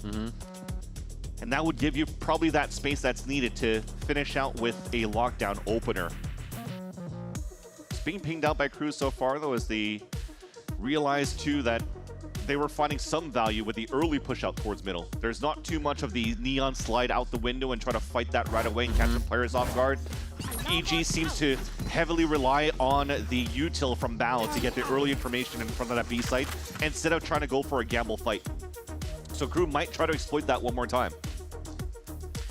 Matching the rounds from the first half. Crew, another 5 here, see if they can push it further and take the lead on this for the first time. Eyes on target. And this is what I want to see as well, lineups this time. How come the one in the crowd's not saying line up Larry this time around? Oh, the Loper back. Ooh, just short from the hole-in-one. Thank you, guys. Thank you. I have the spike.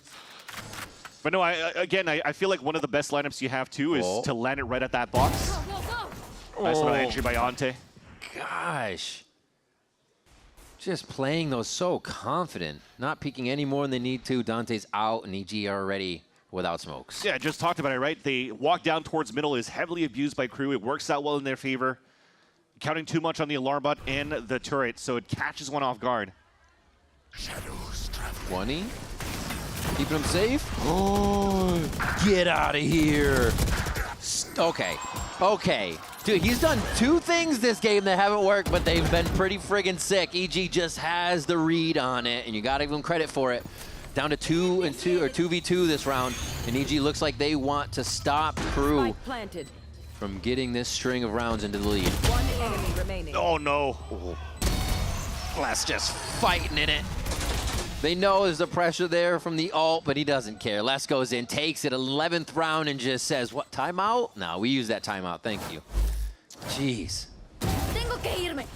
We didn't get into the best positions at all after. No. On that 2 versus 2. I mean, look at that. You talked about the surprise drop down from Sadak, but 3 kills instantly came out for EG. And then now we just swung out before. Why don't we swing towards spawn? Listen to the footsteps. Wait for the person to come through. That's 6. Last 23 and 8 right now. Also has uplink if they even have any trouble. An early kill. Such a return on that investment if you can get it one just right off the bat. And they have been getting first bloods. This is what we talked about too, prefacing this matchup on Haven. EG strong starts, but they struggled right now to get that 14-12 dub against FURIA before, and now trailing behind by 1. Crew has the lead. They also have orb control to get Silence closer to his ult. That's the big one. No matter what's going on, they still have the orb control game to play that will reactivate them into situations if they are behind, and using it accordingly has got them to 11-10 for Crew. And the fact they're able to do that with walk downs towards C.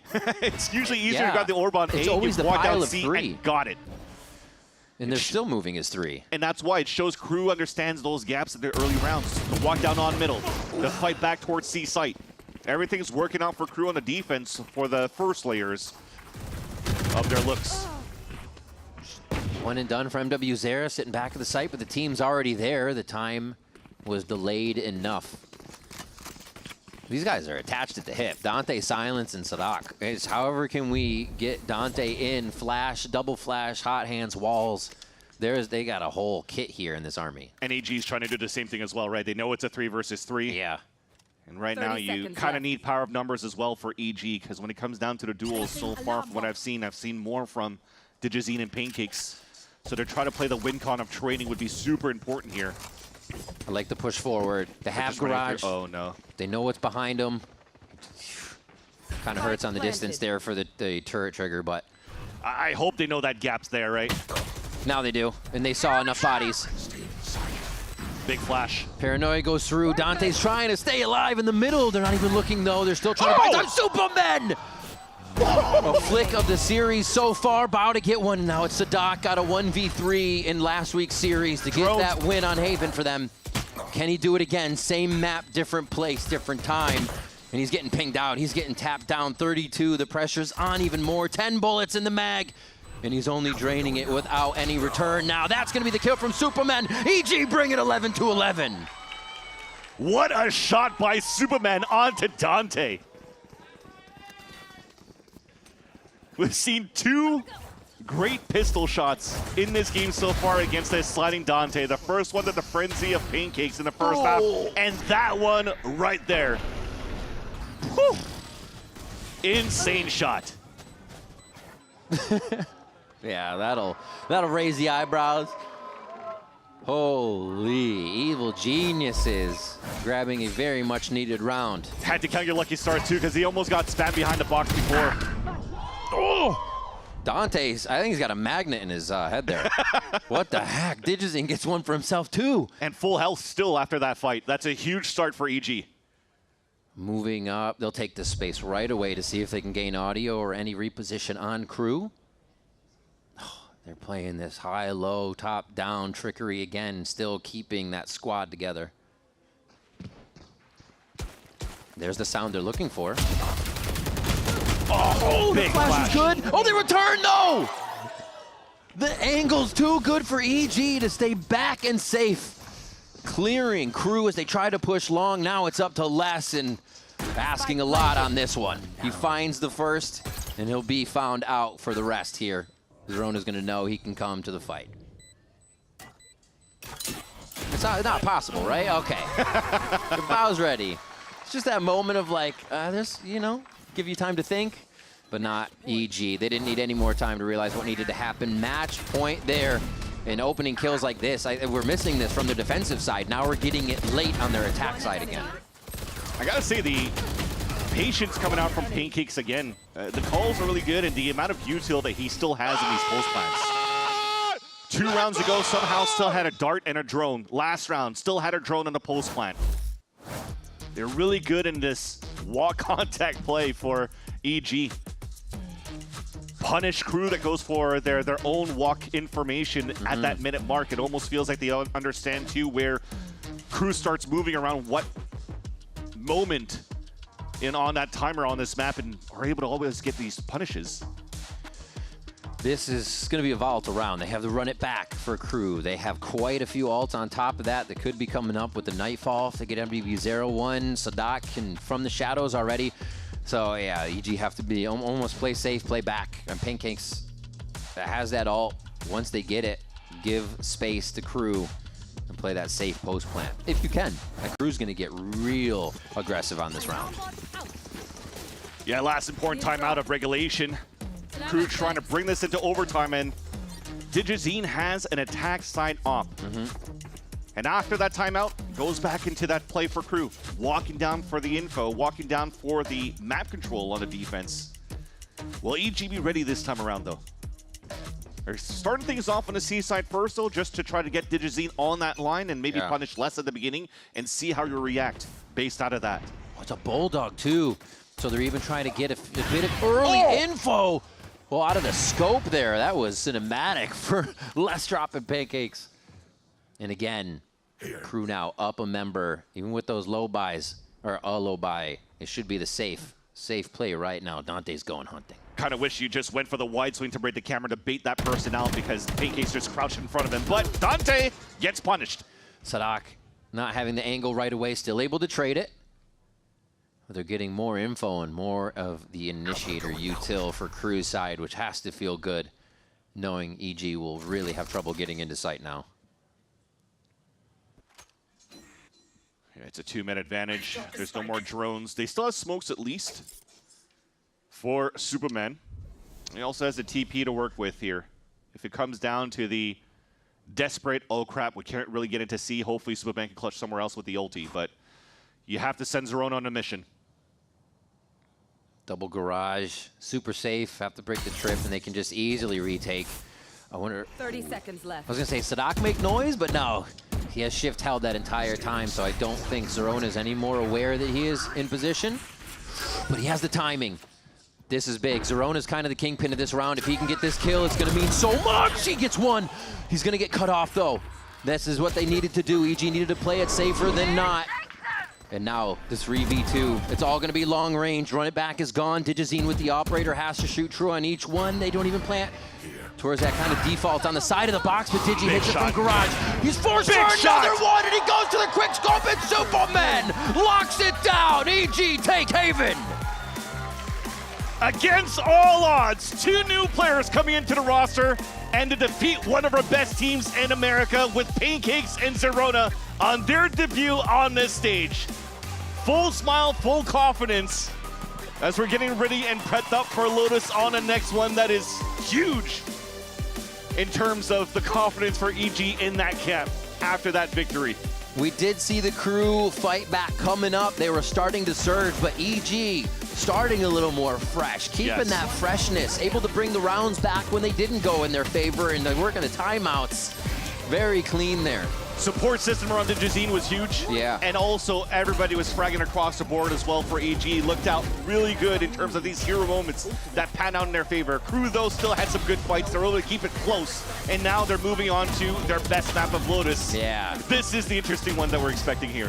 Crew, or EG take Haven. We're heading to Lotus, that tried and true map for Crew, to see if they can bring us to a third one overall. Don't go anywhere. VCT America is back after this.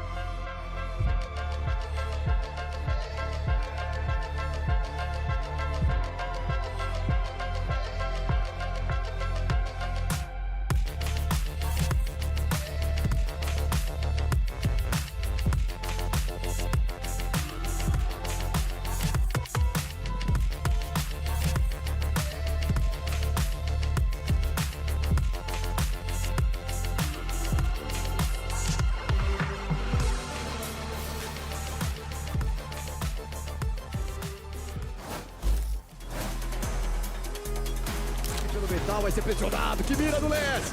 Mais um pra cima dele, bora Les! Que é isso? 4K! Se ele pegar a eliminação, vai o outro abrir muito rapidamente. Ele vai fazer o DG, ele pega o primeiro. Ele tá com 10 de vida, mas ainda tem chance!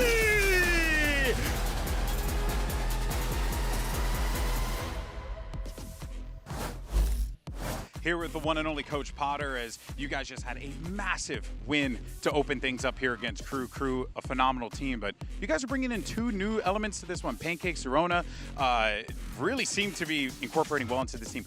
how do they mix internally? How's the team culture like? Because it seems like the results are good. Yeah. I mean, it's just a testament to really Jake, both the J's, Jake and Jay.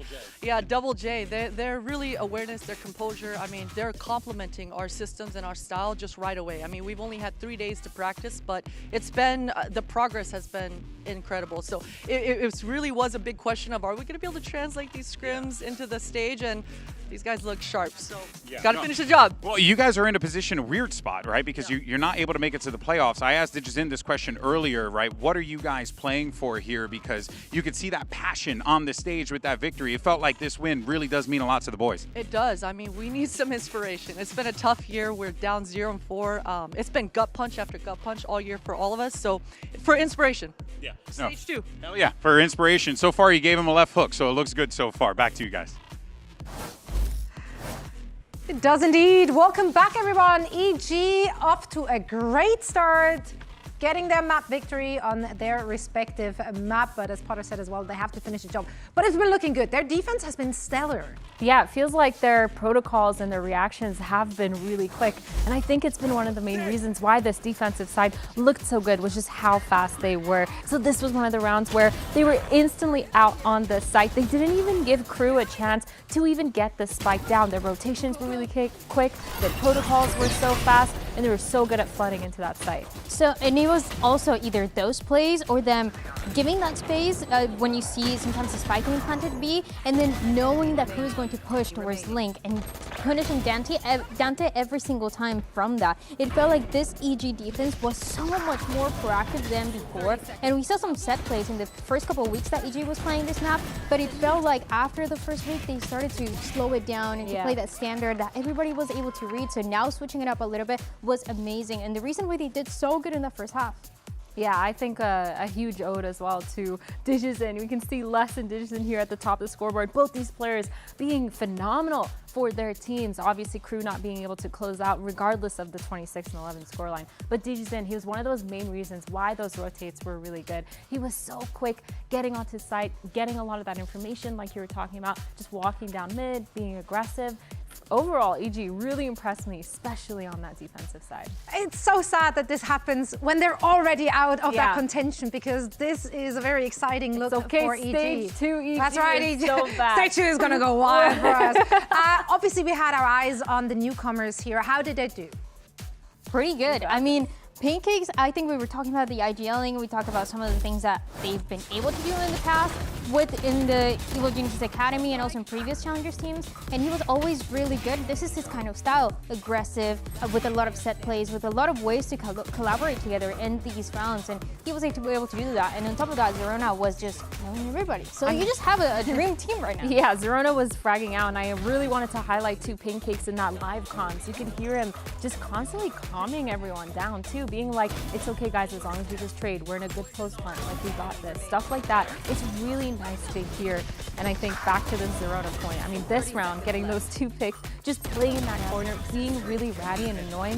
Zerona just overall really did a great job. And I think he was second on the scoreboard, just proving that the stage really didn't give them any nerves. They still performed really well. It's so impressive, honestly. Like, coming in so last minute, again, like 3 days of practice, that's literally nothing. Yeah. And you're playing with and against veteran players. Like, to come in against a team that is Crew, that has been dominant all stage long, and you're putting up a performance like that, that is very, very exciting. Yeah, that's really exciting. It's a really good look into the future of EG as well. We know them as this kind of set team that has a lot of these set protocols and these rounds, but they really did it flawlessly. They executed it really well, which is surprising because, again, 3 days of practice and they're able to pull off this standard is insane. But then we're going into Lotus. And we're going into Lotus. This is the real question, because we thought, okay, well, Crew is definitely the favorite team going into the series. Yeah. They should win potentially first and second map. That doesn't happen. But we're going into the Lotus where they're undefeated, where they look like the best team potentially in the world. Yeah. Absolutely. EG could do the funniest. It would be so funny. Well, listen, I'd love to see a map 3 between those two. Let's hear what Zonk has to say ahead of map 2. All right, here now with Coach Sonic of Crew. Now, Crew, of course, going through, I would say it was a pretty tough matchup. Close game, without a doubt. Went down to the wire there. What were some of the things that was tripping up the boys in that particular game that allowed EG to be able to close it out in the end? I think we got the advantage on the early stages of the round, but on the mid round, we kind of threw some rounds where we had the numbers. So yeah, the conversation was mostly focusing on that point, Yeah. Okay, now of course moving forward though, right? You're going to a good map for you guys in Lotus. So is the feeling like, hey, we lost that, we'll brush it aside, but you have Bind around the horizon too. So what are you guys doing to ensure that you give yourselves kind of a winning fight going into these last two maps here? Yeah, I mean we're extremely comfortable on Lotus. I'm just gonna talk about the Bind match. Against 100 Thieves, we were not able to do our own game, to have our own style, and that's something that we talk about throughout the week. So I'll say that it should be different right now. All right, well, looking forward to seeing it, brother. Always a pleasure. Back to you guys. Yeah, Sonic obviously still confident, especially as we're heading into Lotus, to absolutely no one's surprise. EG hasn't played Lotus since, like, what is it, week 2, and they did have a loss there.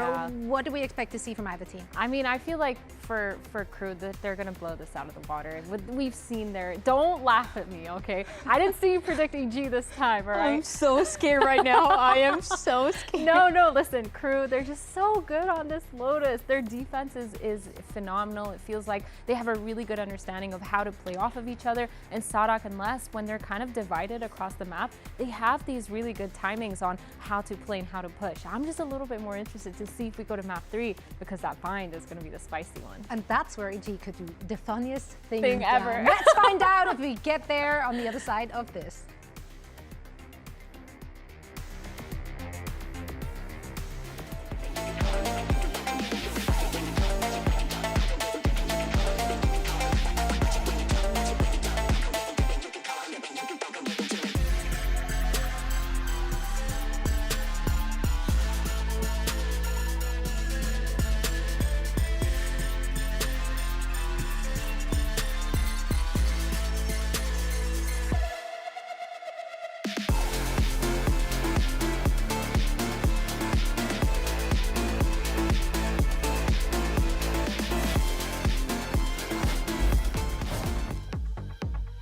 Welcome back to VCT Americas for map 2 here. We're going to Lotus. Crew's going to feel pretty comfortable. They already got their dinner placement set up. They got reservations, and you better believe it because it's one of their favorite maps. So can EG make it a 2-0 is the question. I mean, they were pretty comfortable looking on Haven, but this is a different story now. At this point, they don't need reservations for Lotus anymore. They're like regulars, and they've just got their own table reserved for them that they could just dine and go out as fast as they can. And exactly that. I think it's them being untouchable on Lotus so far this stage. Also, highest percentage rate on defense for this team on Lotus as well. It's at 69 currently for stage 1. So I think what were the big win cons for how Crew was able to play quite well on this map was anteing a couple of the playstyles. For example, against FURIA, Elim had no opportunities to really move around as that Neon at all because FURIA didn't focus on breaking the util from the Vice that would set up for Crew. But then for other teams, for example, is how proactive they've been, moving around for aggressive lines, triple flankings, fast rotates with the doors. Those were all their big wins coming out from Crew's side. So even though you're always seeing this map come back and available for Crew's side, they always come out with something fresh and also fine-tuned for their opponents. So we'll have to see if this is going to be still a Neon composition for EG side going into this map, and if they could actually figure out how they could open up these maps, these sites a little bit more on the attack side for EG. Well, it's always a Sadak mind meld, right? So you might get something new, you might get something that they'll play the same but a different way because of how he's thought about it. So here's the agents on your screen. We do get that Neon. The Vices are in, and a little bit of mirror match going on. Yeah, so we'll get that that Neon out for Digizine, who again, he's been looking pretty good on that first map. But this time around, like I said, it's the tough part is having to play against like the Vice util. And EG doesn't really have the composition to be able to do first wave of breaking like Razor Farms and whatnot, because you're probably going to have to shoot it. But shooting it leaves yourselves exposed into walking into these site setups here for Silence. But also at the same time, they still have an opportunity to dive a little bit better with Superman at that point if they want to try to go for breaking at least, or breaking the timing of the utils coming out on defense from the Vice util. See the players getting ready. Superman having some big clutches last round for the squad. DigiZine on top there. Les was performing out of his mind with the lurks coming out of that side for Crew, and it's something he'll be able to do even more here on Lotus if he gets the position and the timing to do so. Might see that here in the early rounds.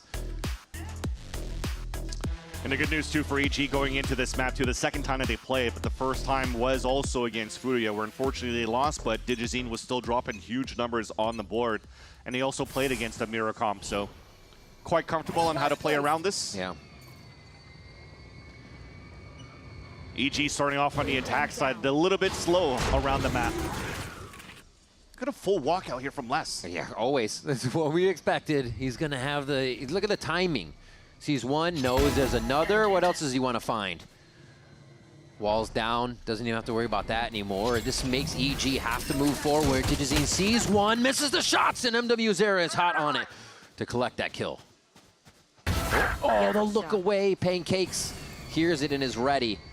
So far, it's a delay over at A here. It's getting a little scattered, but it looks like EG still feels I was going to say feels comfortable with their movement. Yeah, Crew was really good at just pivoting back outside of that A-side smoke. Jeez. I would assume, too, at this point, Zerona was trying to pop up his wall, too, for the Viper, but ran out of fuel, and it was just open season as well for Crew. So it's great, actually, that Crew reacted right away of, oh, they're going to try to fall back and meet up here with the opening that Pancakes got. And that's just unfortunate. Another timing onto Bao. Hate to be that guy, too, but you're starting to see that they could find some weaknesses here for Crew to exploit against the positioning of Bao. Yeah. Now we wait. That timing was something that should be known. Let's see if they patch that up. Crew now will go aggressive again. One-way smoke out onto Mound, looking to get advantage here. Outside B! 3 for less! 4 for less! Rack them up, knock them down. Give us a third round. Second one's over. Yeah, everything worked out in their favor for Crew, too. There was even a jump spot happening off-screen from Superman right over here. Misses the timing before the smoke comes out. These are just clean. 3 and 6, and then 3 for another one. Good Lord. Yeah, so it didn't stop from Haven till now. Les is still on fire. 5-1-0 on the third round. Gun round, though, for EG, and here is that triple gang up from Crew once again, this time focusing on Mound. Remember, this smoke that happened on the throw was disrespected on the pistol round where EG put it down, and they'll try it again.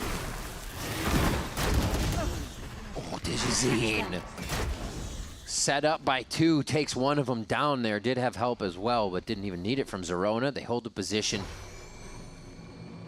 as they all get back towards that C side, thinking it's going to be a little weaker now. Nicely gave their responsibility to DigiZine because he could escape. Yeah. Has nothing left in his kit, though, so that makes it a little bit harder for a Crew to entry on site. So these smoke plays, playing close to certain angles, might give Sanaka an opportunity to find one, but instead he's trying to fire some warning shots to continue to slow the pacing of EG towards C here. Wild to see those plays, how confident DigiZine is. They look one and done, but it's not. They get one, they're still safe. Zerona finds one across the map, doing great lurk ability for the squad. That position from Zadok is huge because he's looking over the smoke and sees nobody in there. So look at the rotate from Crew. They're going all the way back to stack towards the C site so that they don't get spotted by the lurk of Zerona. Oh! Kind of stings the feet, but he's going to be safe for now. They know they can just start spraying the top of the ramp. Pancakes and Superman clean up too. Silence will squeak in to see what damage he can do here, but EG will find a way to steal this bonus away from the Crew squad. Just a few more steps. Oh, right? No. Oh, the spin there. Great damage by Silence in the end. That's exactly it. Trying to do some damage, and they've done so. The economy is still very good on their side, and you're able to drop 3 rifles instead of just 1. Not exactly it. Should be able to slide away, getting an easy kill. The lurk works out here for Zerona, but like I said, they almost had the right numbers or the right stack here for Crew because of the position for Sadak on the top of the perch on the top of the boxes. They know that the re-hit's not going towards that B site, so they could over-rotate and stack on C. Saw some nice shots come out from Superman through the smoke, though. That kind of kept them, gave them the upper hand to stay inside the site for EG and to get their first round of Lotus. Oh, aggression. That's going to be a tough wall drop. The flash coming out at the right time from the Arc Rose, and Sadak's finally cleaning up a kill, but there's still too much chaos for Crew to grab footing there, and it's a 4v2 right out the gate for EG. And this was just 4 players from EG moving out first here on this A site, so that we have a Neon lurk. An Orthodox here on that side. Usually the Neon's making all the noise on one side of the map. Instead, he's found the position, and they're going to wait to 3-2-1 get through this wall. I'll just stall for a couple of seconds, but still good enough here. Digizine's got an entry on the site. Playing the eye test game, trying to figure out what they can stop. But EG's also going to go hunting, get Digi's few more of those alt points as he keeps encroaching around Waterfall. And another one for EG. Confident on this just to go in, take it. That fight, like you said, at A is something we kind of need to see from them. Backing each other up, playing as a team still as they make these changes. Yeah, and EG took advantage of the small map changes that we've gotten on Lotus too, right? Jumping on the top of the new ledge on the rocks there at the entrance of the A site. That avoided the Prowlers. And then they dropped the wall and went for the flash peek, and it worked out in their favor for all these trades. Let's see it a 3-2-1 in favor of EG in terms of trades on that A site. So Les, at this point, I mean, you could still try to look for some exits if you want to, because the money should still be okay for you to at least go small shields rifle in the next round. And he gets 0 out of that.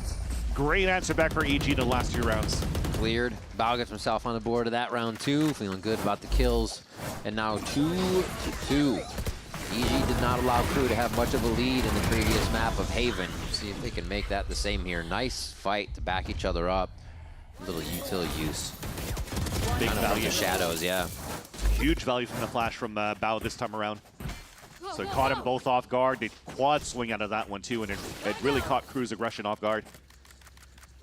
And the thing is the more that you're able to punish this aggression out from Crew, the more that you're going to start losing that confidence of playing forward lines on defense, which then allows EG to default a little bit more around the map. Start forcing these rotates. This round, though, not flustered yet. You see this forward position from Sadak, trying to watch that slide. They still want to make sure that they want to make their presence feel known and force EG into error. A little audible there. I think they realized they could get Pancakes the ult right away instead of Digizine. So now we'll see when Nightfall can go after the map is kind of broken apart. It looks like they'll end C through the door here after they give a little bit of hell towards B. Yeah. Good call, because Pancake's still jiggling here in case somebody's reacting. Jump spot from the smoke catches MW0 inside of it. The thing is that's difficult is even if you're trying to end towards the C site, that wall is still up. The Vice util is still up. And that was the step 1 that wasn't taken care of by EG in the first place. That's what you were talking about. They're going to have a hard time doing that. Everything has to be done with a body right now, especially that wall. And the delay is huge. 30 seconds on the round. 30 seconds Crew has already mobilized themselves to be on this side of the map. Oh, Digizine clears 1 to start. Waterfall is going to be a big entrance now as Crew actually start walking it in. Les, right in sight here, kind of doing his own little war with the rest of EG. Takes down Pancakes, and they're going to have a hard time planning with all the spams coming through. Digizine has to commit to that, so a body down. But Crosshair back up as he's ready. Planet safe, though. They have to stay in the site for EG. It makes it so much harder to collect this. A slide from Dante could come in at the right time.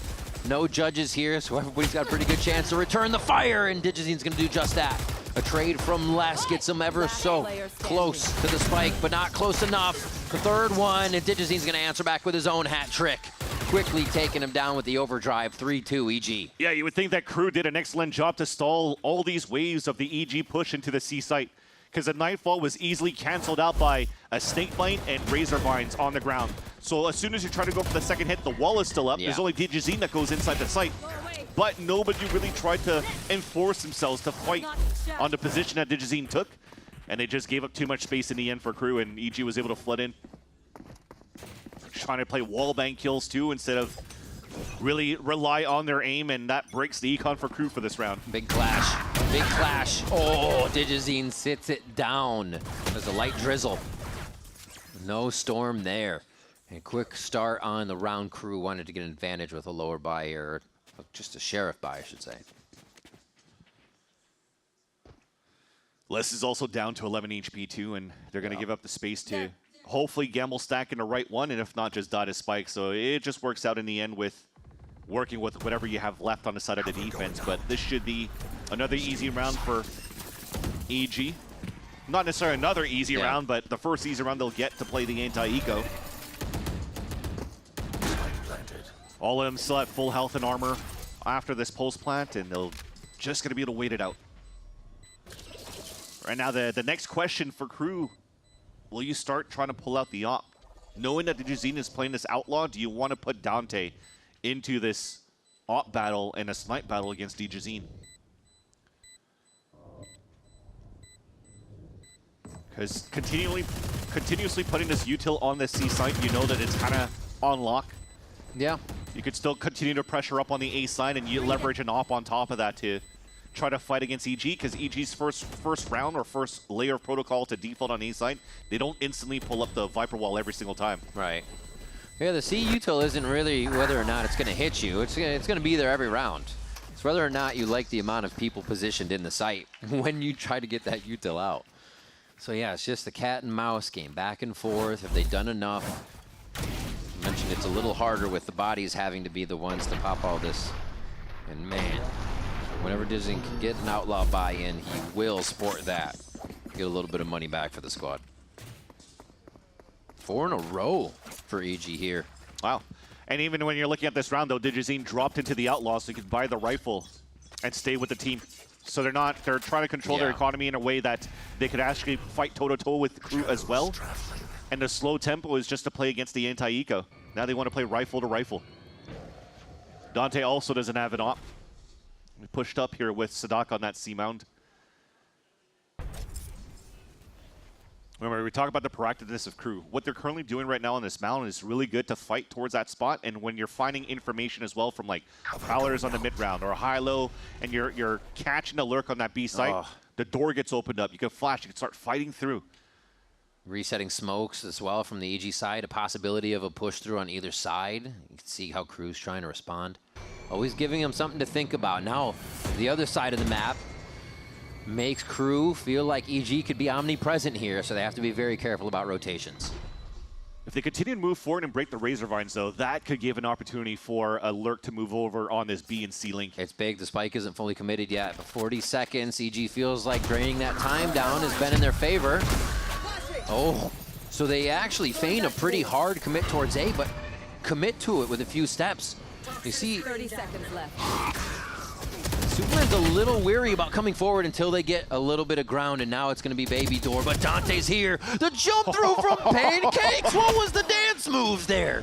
Is it enough, though, for the win? MW Zera locks down B from the top side. Yeah, it's going to be too late. There's 10 seconds left. No way, right? Has to stick it. One enemy remaining. One has to stick it. MW Zera. It's up to him, but it's Bao that comes up. Called upon for the 3K and sits Crew down. No way that just happened. I saw 10 seconds left on the clock. They threw a seize onto the spike. It's impossible. They're covering it for the side of Crew. Yet somehow, the last two players moves through. And they're able to avoid the spams in the first place, avoid the Nightfall, and Bao out in the open. Yeah, Nightfall used there. Good point. Bao being the nightmare on that one. And at the end of the day, you saw that Crew played a little bit too timid within those 10 seconds at the end, because they've given up that spot from allowing Zorona to pick up the spike and move in for that plant. That shouldn't have happened. Such an interesting kind of window to play in the game that late. that pressured. Superman hardly committing with the spike, down to, what, 20 seconds there? But yeah, it seems to be giving Crew a little bit of trouble in where they're positioned, how much they want to not keep that 3-person ball we saw all the time, but at least 2 to be trading with each other because they're getting pulled back and forth. And that's a great call. I think that's what was missing as well into that last round, because when we talk about how good Crew is on rotating on 3 players around the map on this map of Lotus on defense, when you open that door and you're rotating out towards the A site, there was only 1 player going towards break room instead of having that second so they could crunch in from the top of the staircase. Because remember, the Vice wall never got procced up on that side on A. So you still had good map control on that A side. You could still encroach onto EG by pushing down from that staircase and also from that break room. But because they only had 1 player to allow EG to really get 2 versus X's, 2 versus 1s pretty much entering towards that B site. Until the final moments, that still helped EG win the round from the hero plays. Sadok's played that spot before, and it's been unattended. You gotta know about that. Exactly. He uses it until it works, and then you'll see him in a different spot. Now he's gotten the paranoia smoke kills through here too. He spams the left side when the door opens. Collected a few the last time we saw Crew here on this. As they pressure this B door again. Crew's identified Bao 2 from the Prowler of MW0 in front of that B site. Second one forces the fight. Nicely played that Dante. Understanding the range of the relay there as Les cleans up the rest. And it's not going to be enough from Zerona. Around for Crew there is it. They aren't showing themselves as much there, letting EG just walk in anymore, making it tough. Very smart reaction for Crew on the defense, though. They knew the insert plays from or Bao or from Zerona when they're playing like a 4-1 or a 1-1-3, so they could always punish that one lane. So they triple push in the front, punished Bao, and also at the same time have enough numbers to rotate back to the B site to go for the trades inside break room. So EG will have to change that timing a little bit more, and then, or at least for this round, and they're playing a 1-3-1 instead on their side, focusing on B. Neither team is aggressive at A, but yeah, it seems like they like the reaction EG does, that they get out of Crew at B, whether it's through door or whether it's through the front. Just realizing there's a wall. Superman pauses for a moment here and sets up a little bit of a fake towards B. Yeah, it's their wall that they placed too, so don't get encroached in the end here by flank from Crew, but they've also identified a high-low spray at the beginning when they cross over the Viper wall. Dante trying to get it. Couldn't. Nope, it was close. And TP out, still playing with the door a little bit. And this is going to be another drain the clock round for EG. Try to get Crew in an uncomfortable position here. God, they're everywhere, but choosing, it looks like C from the overhead, that they're going to end with a big lurk out of Zerona. There's a gap, though, right now for Les to spot feet. 2 across the map kills go down, so it's still a wonder for Crew which way they actually need to go. Zerona is fighting a war by himself over there as the C action starts to go down, and EG have just penetrated the defense of Crew. They're still wondering where the play is going to be. I don't know what the heck just happened there too, because again, both newcomers instantly get kills on both sides of the map. A lurk from Zerona, the wall bang from the Odin into the bend, if I'm not mistaken, on that player on C. That was a nice little opener there. Nice activation. Oh. He tried to go again. Oh, he tried to go again. All right, Zerona. I wasn't familiar with your game, but you've been watching. You've been watching.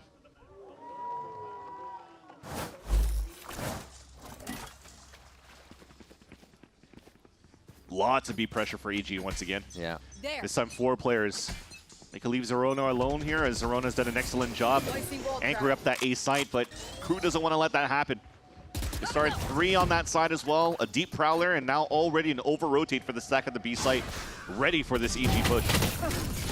Oh, quick fight in. Pancakes and the rest of the team continue to try and follow after the wall. What a hold by MW0 on this one, as he just sidesteps left and right on the top side of B. Util's amazing. Coming through that wall, getting locked down by everything else. He was just aware of everyone and anyone that wanted to come through.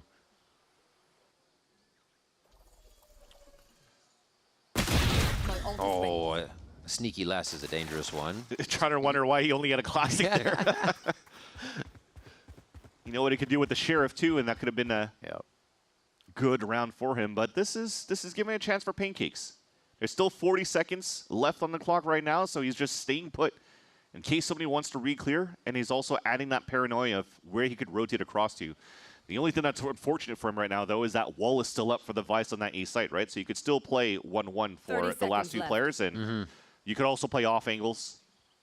Pancakes at this point with 10 seconds left, I don't think you should throw the haunt because you're still trying to have the element of surprise, so this off angle is huge. Oh, haircut there, but MW0 was ready. A 4K on the round. Waking up a little bit there. Quiet on the fade, but loud coming into this, especially when they need it on Lotus here. Get away from these EG rounds. And I was mentioning that the util that was good, it was good for EG too to try to keep, MW0 low so they could trade off him, but somehow he's still able to dance through all of that. It's got to feel like a little bit of a refresh, too. The last round on top B, Bao kind of sat both of the crew members down. So he's like, all right, refresh. This is my site. That hold does work. We're good to go.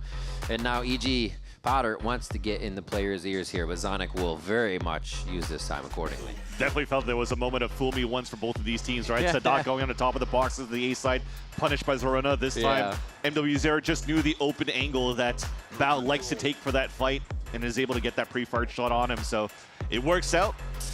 I think it's an important timeout, too, for EG, because, yes, you still had a pretty good run on your attack side first. And now you're starting to see here crew figuring out how to stall here. The EG pushes. They're closing that gap right now, once again, on this map of Lotus. Zorona on top for the squad here.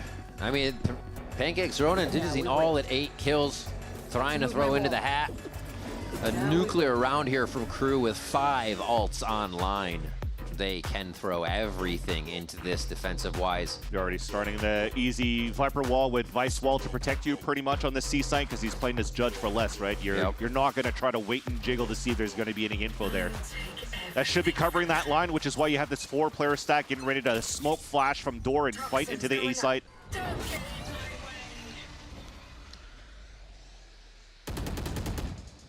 EG understands this, and they're just trying to listen a little bit to see if there's early prowlers or whatnot that crew might try to take robo control.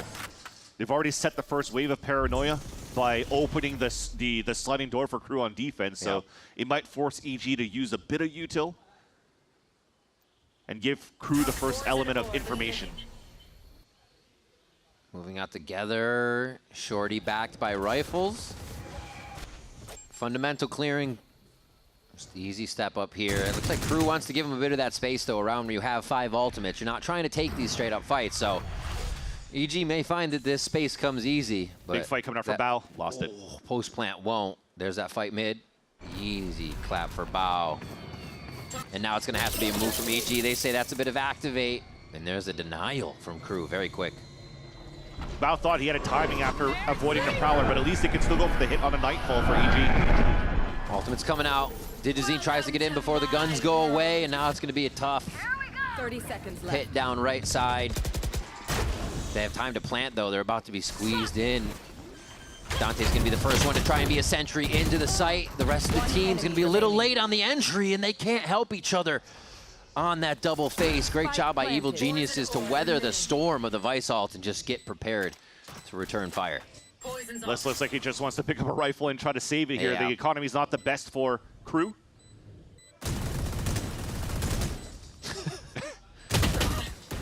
You can try. Oh, even Superman stayed alive there at 5 HP playing on the rope. And a 7th round for Evil Geniuses here. Good here for EG to really get into the site despite the steel guard being thrown from silence on the defense. The counter Nightfall that you had. You talked about so many ults available here with on the side of crew. Yeah, EG was able to mitigate all of that and capitalize on a round, which would put them in a decent spot here for the last round of the half. Superman has the From the Shadows that he could start leveraging for some map control if he wants to go all the way back towards spawn. It's a fake one to start. Oh. I'm out of here. Zerona still gets a trade on that. 3-person mid. They know Les is going to still keep pushing through here. There's the question. Oh, they read it, but Les still gets one. The trades are coming quick. And now they have to decide where to go. Spreading 3 across the map to 3 sites. They'll keep it 1 and 1. And the good news, too, is that they've actually taken down Superman, so they understood now that the TP from Superman was a fake, and that nobody's going to be playing behind enemy lines, so they could still keep these forward positions on the defense from currently where Sadoc's positioned with this Stinger, though. Not the best of guns to hold, while Pancakes does not have Prowlers, so there's still a little bit of a hope for Sadoc in this spot. So quiet, but they had check it, right? Yeah. Bao's gonna. Oh. No, you're not. No, you don't. That's not what happens. A knife check around an open corner, and now it's EG 2v2. Silence and Dante's a little hurt here. So this does favor EG, especially with the plant. Creates almost that 3rd person down that Crew has to worry about. And Dante, they're gonna have to meet up with Digizine real quick. Digizine, though, has overdrive as well. Best thing you have is a flash and a wall to try to get back for Crew.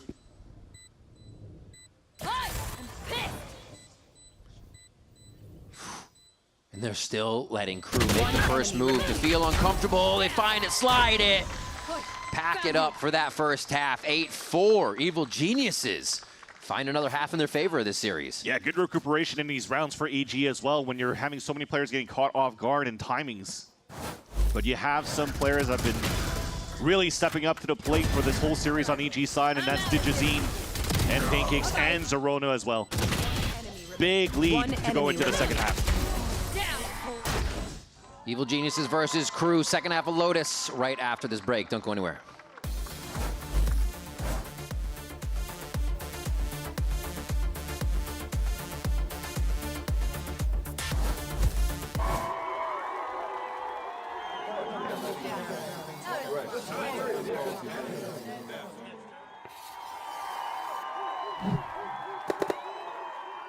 Red Bull gives you wings.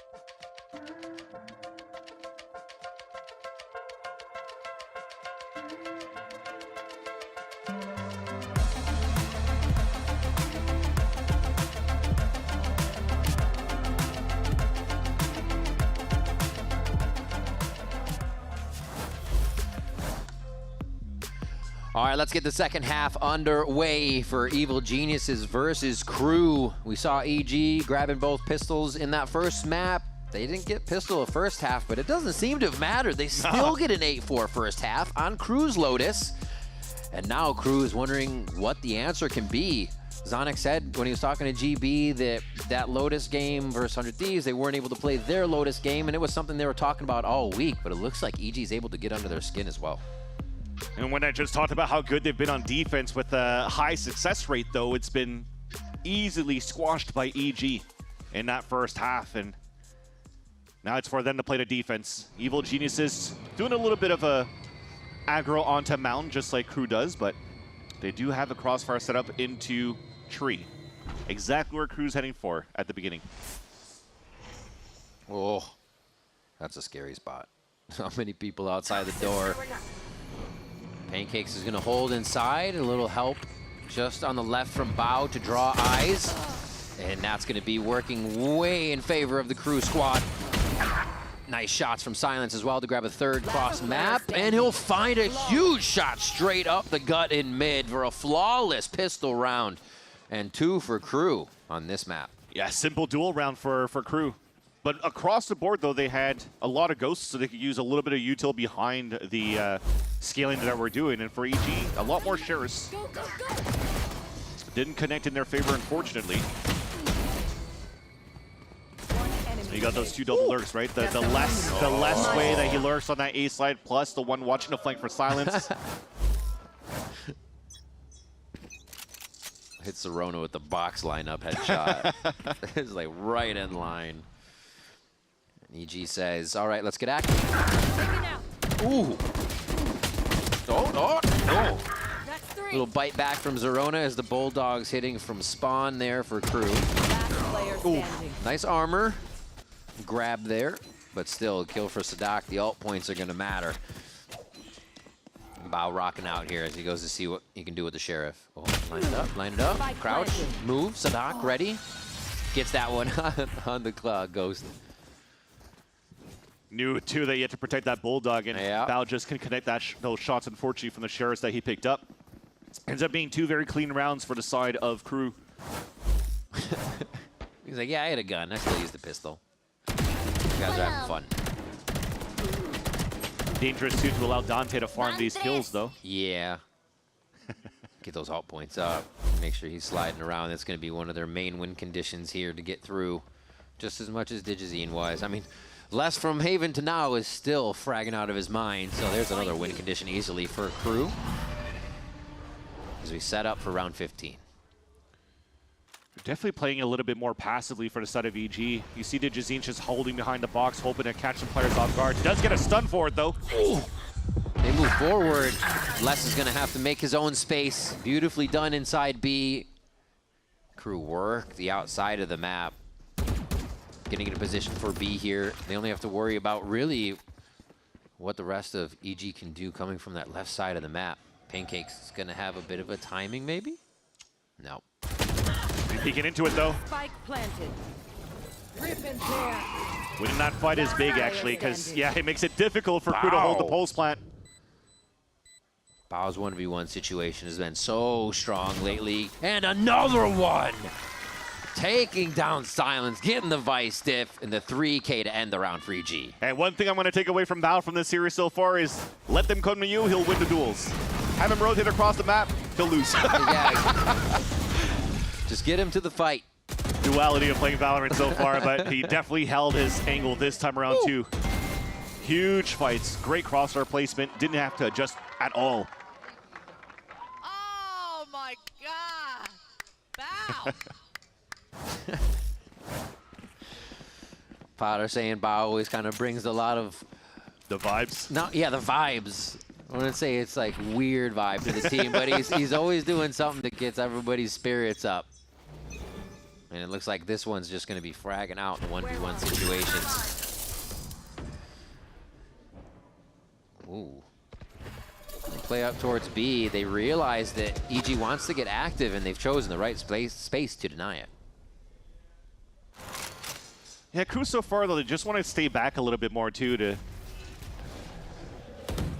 make sure they don't get caught by any type of these traps. I wanted to just talk about Pancakes throwing the same type of eye from different spots, from A side, from top B. Just trying to keep them guessing of where the positioning of the Neon could be off the info you get from the haunts. But Crew's doing a great job leveraging the util and also the objects around the map to have EG rotate across. Now you're gambling a stack on the C site. Yeah. But the insert, I keep talking about it. This wall up and down and lurk up from less always gives them a little bit more space to take. Go, go, go! Now they can confidently start moving over on this A side because it's basically an open site for them, forcing EG to play the retake now. Bao ready to steal the arsenal of Crew as they get into the site. Very safe. Evil Geniuses right now wants that. At least allow to help. Oh my God! You would have thought the Odin was going to have a heyday there, but Pancake gets dropped with the collapse from the door. And that's Les looking for a little too much. Ooh, Dante answering back here. EG's very far across the map right now. Nobody can help each other. It's going to be about the 1v1s again, and Bao already gets one for himself here. Door opens, the pressure play from Superman, and he just hugs MW0 for a quick one. Sadak with the paranoia, wouldn't expect a second one from behind as Zerona pickpockets Sadak for another round. And that was huge for EG. Individual players finding individual timings. You would think here that Bao gets caught off guard, but then DJZ swings out to catch one on the top of heaven. And then that just gives enough time for Bao to stay alive and to go for this ult, to allow the reflect to come back from different spots. And also not being as well coordinated or almost intentional for them to have a little bit of that off timing to get that backstab onto Sadak into tree. Yeah. Worked out well for EG. Now stringing 2 rounds in a row on defense, and this is a last line of a buy for Crew unless they could go for a plant on top of this round. But Outlaw would have been good for this round, not looking to be used by EG, no for DJZ. No initial kill, uses a bit of escape. I don't think you expect this. Depends on where they draw the eyes first. They draw him down, so yeah, Superman's up. Still able to take him out, but it gives DJZ the 4. Less rotating around. Do they find it for the ace, for the confidence builder? The ult's already there, so I mean, he doesn't even need it. I don't like this. All right, they know he's behind now. Now I like it. Instant. Now I like it. Zerona, you're off the tee. No, I'm just kidding. Nice kill. Gets that 5th one on the squad. 4K. DJZ's very happy with that, obviously. And what a hold. The first time they do it, and it's a go for the throat type of round, right? Yeah. EG is not on boxes, trying to cover each other. If it is, we see them in sight doing it in C, not outside, not around the map. And you're always going to like these spots too because you're not playing against big flashers with the exception of course, Silence if he moves in with the team. But most of the times here, for at least looking at EG's side, you always had like the solo lurk from Device. Yeah. Gotta say though, the thing that I liked is that the timing that you had from Les was actually pretty good to backstab 2 players onto Mound. But they got very lucky too when Pancakes over-rotated with the knife out to join up with the team to protect that spike that gave Les's position away. So that's a small thing that they have to cover up. At the end of the day, you got pretty lucky too to catch Les. So that Les doesn't have the full time to get the kill there onto both DJZ and Superman. But overall defense continues to look pretty good for EG ever since they got their money right.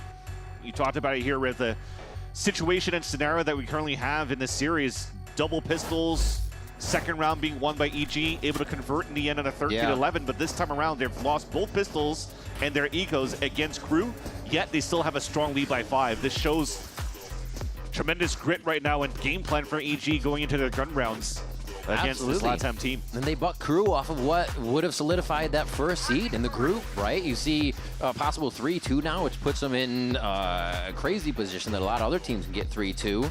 A different day than I think Crew thought they would have had coming in. We said the pressure was on them because EG's just feeling the way that they're playing right now. And they want to stick to their plan. They don't want to change anything too much here for Evil Geniuses. Again, we didn't get a plan for Crew, yet you still want to go for a buy this round. So another small shield buy. Yeah. That could be heavily punished by an Outlaw, but doesn't really need it here when DJZ is fragging the way that he has been. Big 4K on that previous round and a very, very quiet round for Crew.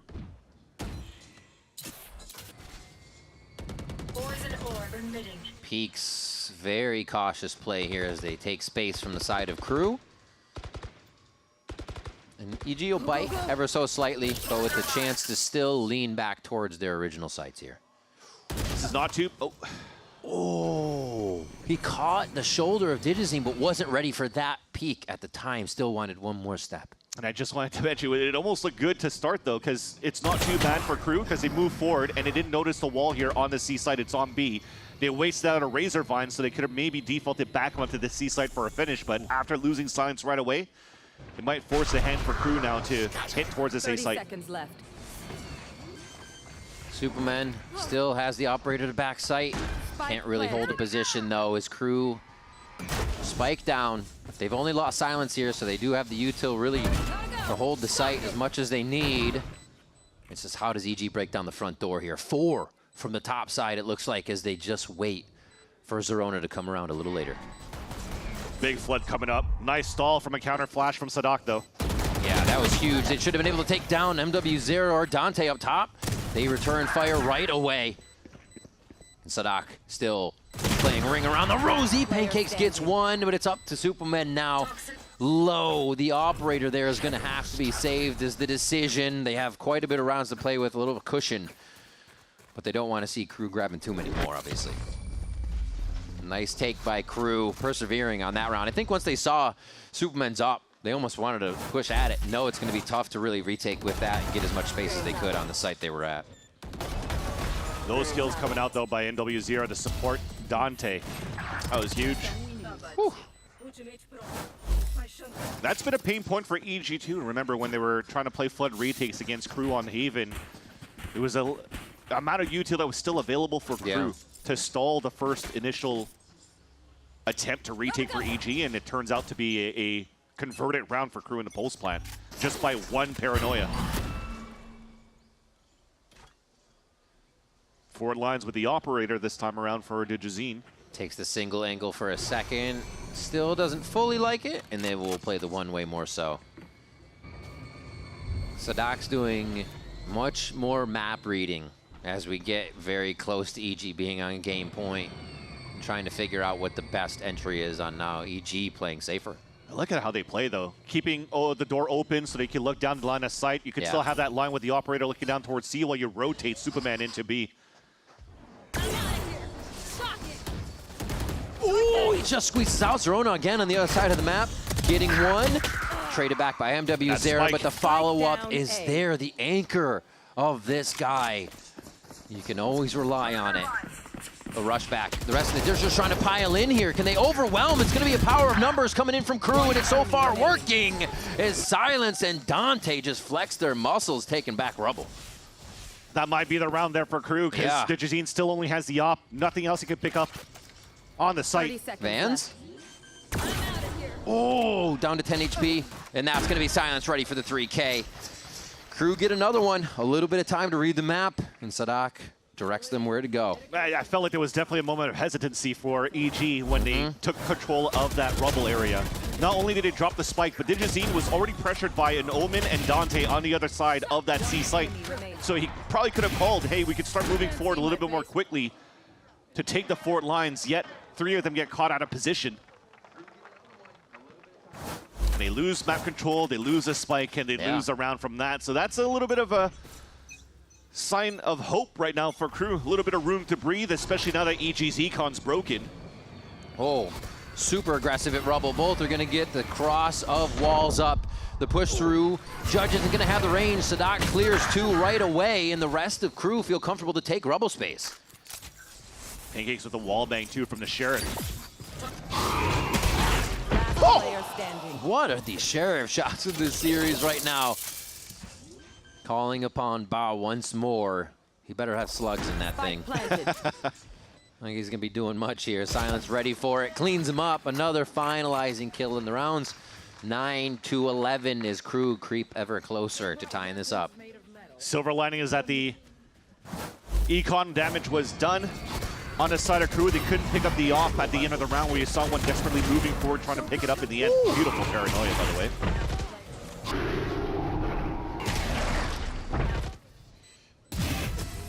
Yeah, with no operator on the attack side now.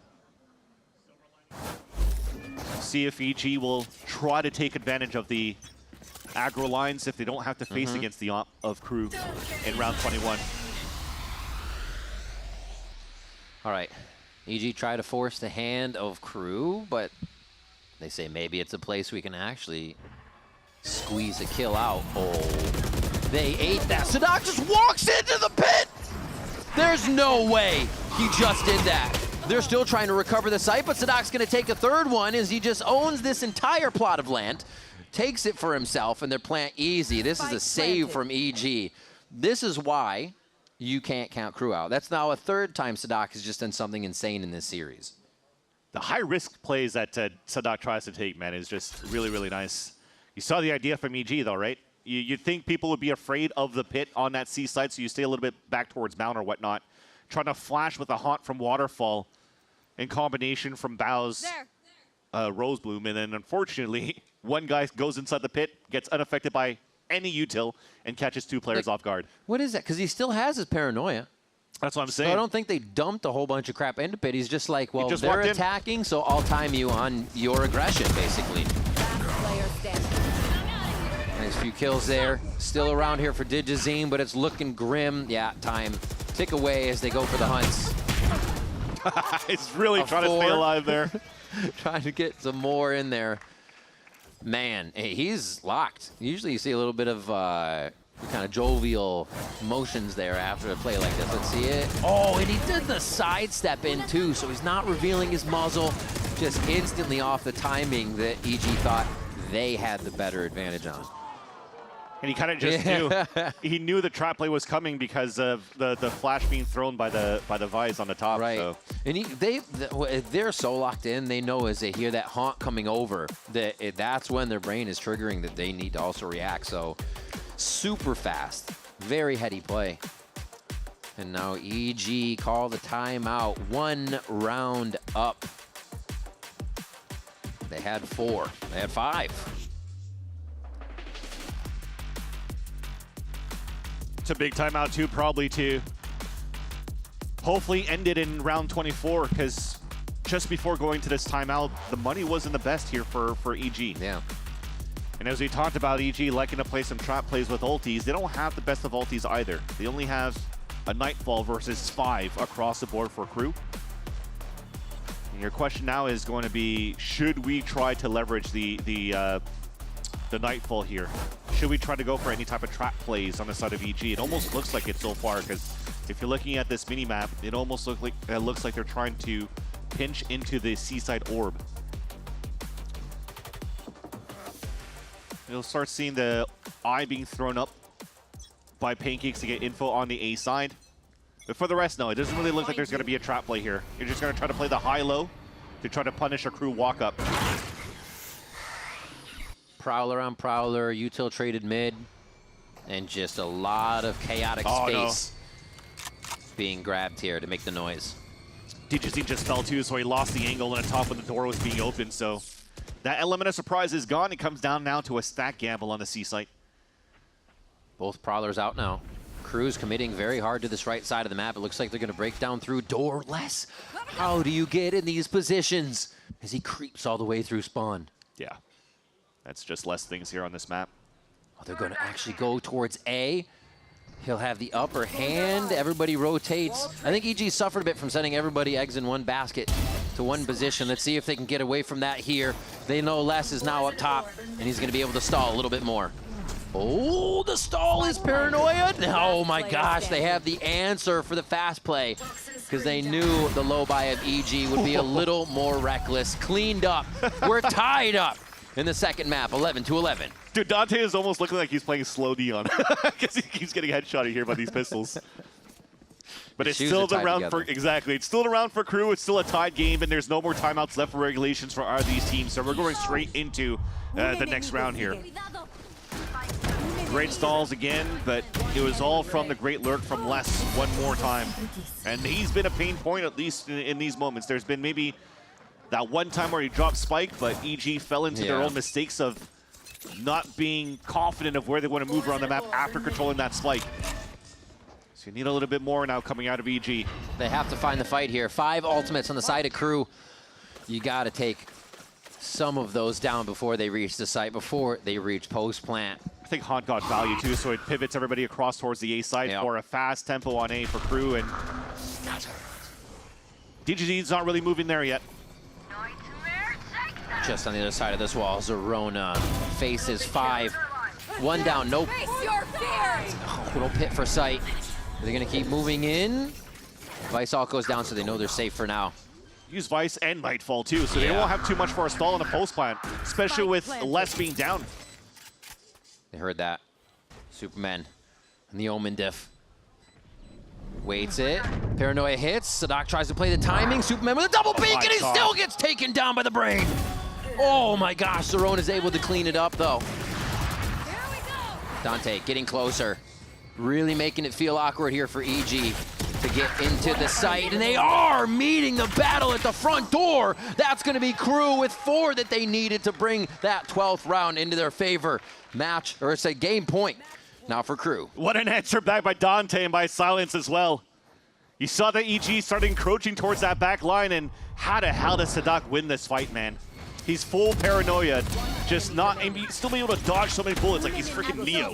One of the crazy things is he didn't continue his spray. That's almost a dead giveaway that you're paranoid and you're now playing in fear. So he sprayed, stopped, and sprayed again, thinking that would be the peak of Superman, and that's just the read of the play. That's how good he is. Potter definitely can't believe that with what just happened too. Again, they had good map control. They were about to go for the backstab, yet somehow Dante was able to stall enough so that Silence wraps around from that A-side door. That said, last round of regulation, and we are in the pits for the money for EG. Small shields, so they can have the best weapon as possible, and it's 3 Guardians and 2 rifles. And they've screamed past that Vice wall. 2 in sight now, and it's going to be less. Able to clean it up here with Dante on the shorty. Safety for close play. Oh, just getting the ears of Silence there. Zerona goes down, and Crew clean up the site. Did they really surge back like this and take Lotus right away from the grips of EG? Dante with another one, and they try to solidify that right now. Either end of the site is going to be the way they attack it. Pancakes and Superman. Let's see what they can do. It's one quick shot. Shadows traveling. Still got 4 standing up. Huge damage onto Les. But Still now paranoia. Everybody's going to play a little safer now. It would be such a play for Pancakes as well to be on this to get it. Pancakes gets his 1, but that's going to be Les right in his face. That's going to be a 3rd map for these teams. We're going to bind as Crew takes down EG on Lotus. A great fight coming back from Crew on their 2nd map and still winning on their best map of this stage. But I think after this type of game, I'm not too sure if we could really say that they're the best team on this in the world on this map, but at least they were able to fight back into this one and win it against EG here, who had a strong lead going into the 2nd half. They showed resolve there that they were thinking about it all week. They had to do something a little different. We had some ridiculous plays out of the team, Sadak as well, that made this happen. So yeah, Crew had to dig deep here. We're definitely seeing them get toward that point as playoffs start to come up, and I guess that's when you want to see a team plateauing. Awesome to get a 3rd map out of these 2. We're going to take a quick break, and we'll be right back with Bind after this.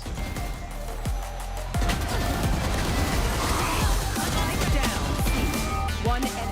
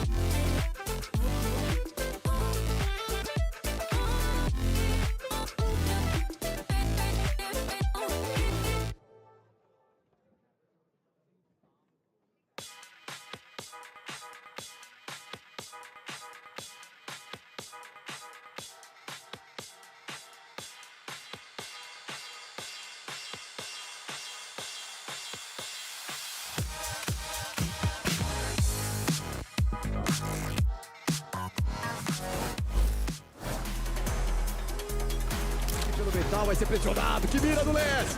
Mais um pra cima dele, bora Les! Que é isso? 4K! Se ele pegar a eliminação, vai o outro abrir muito rapidamente. Ele vai fazer o DG, ele pega o primeiro. Ele tá com 10 de vida, mas ainda tem chance!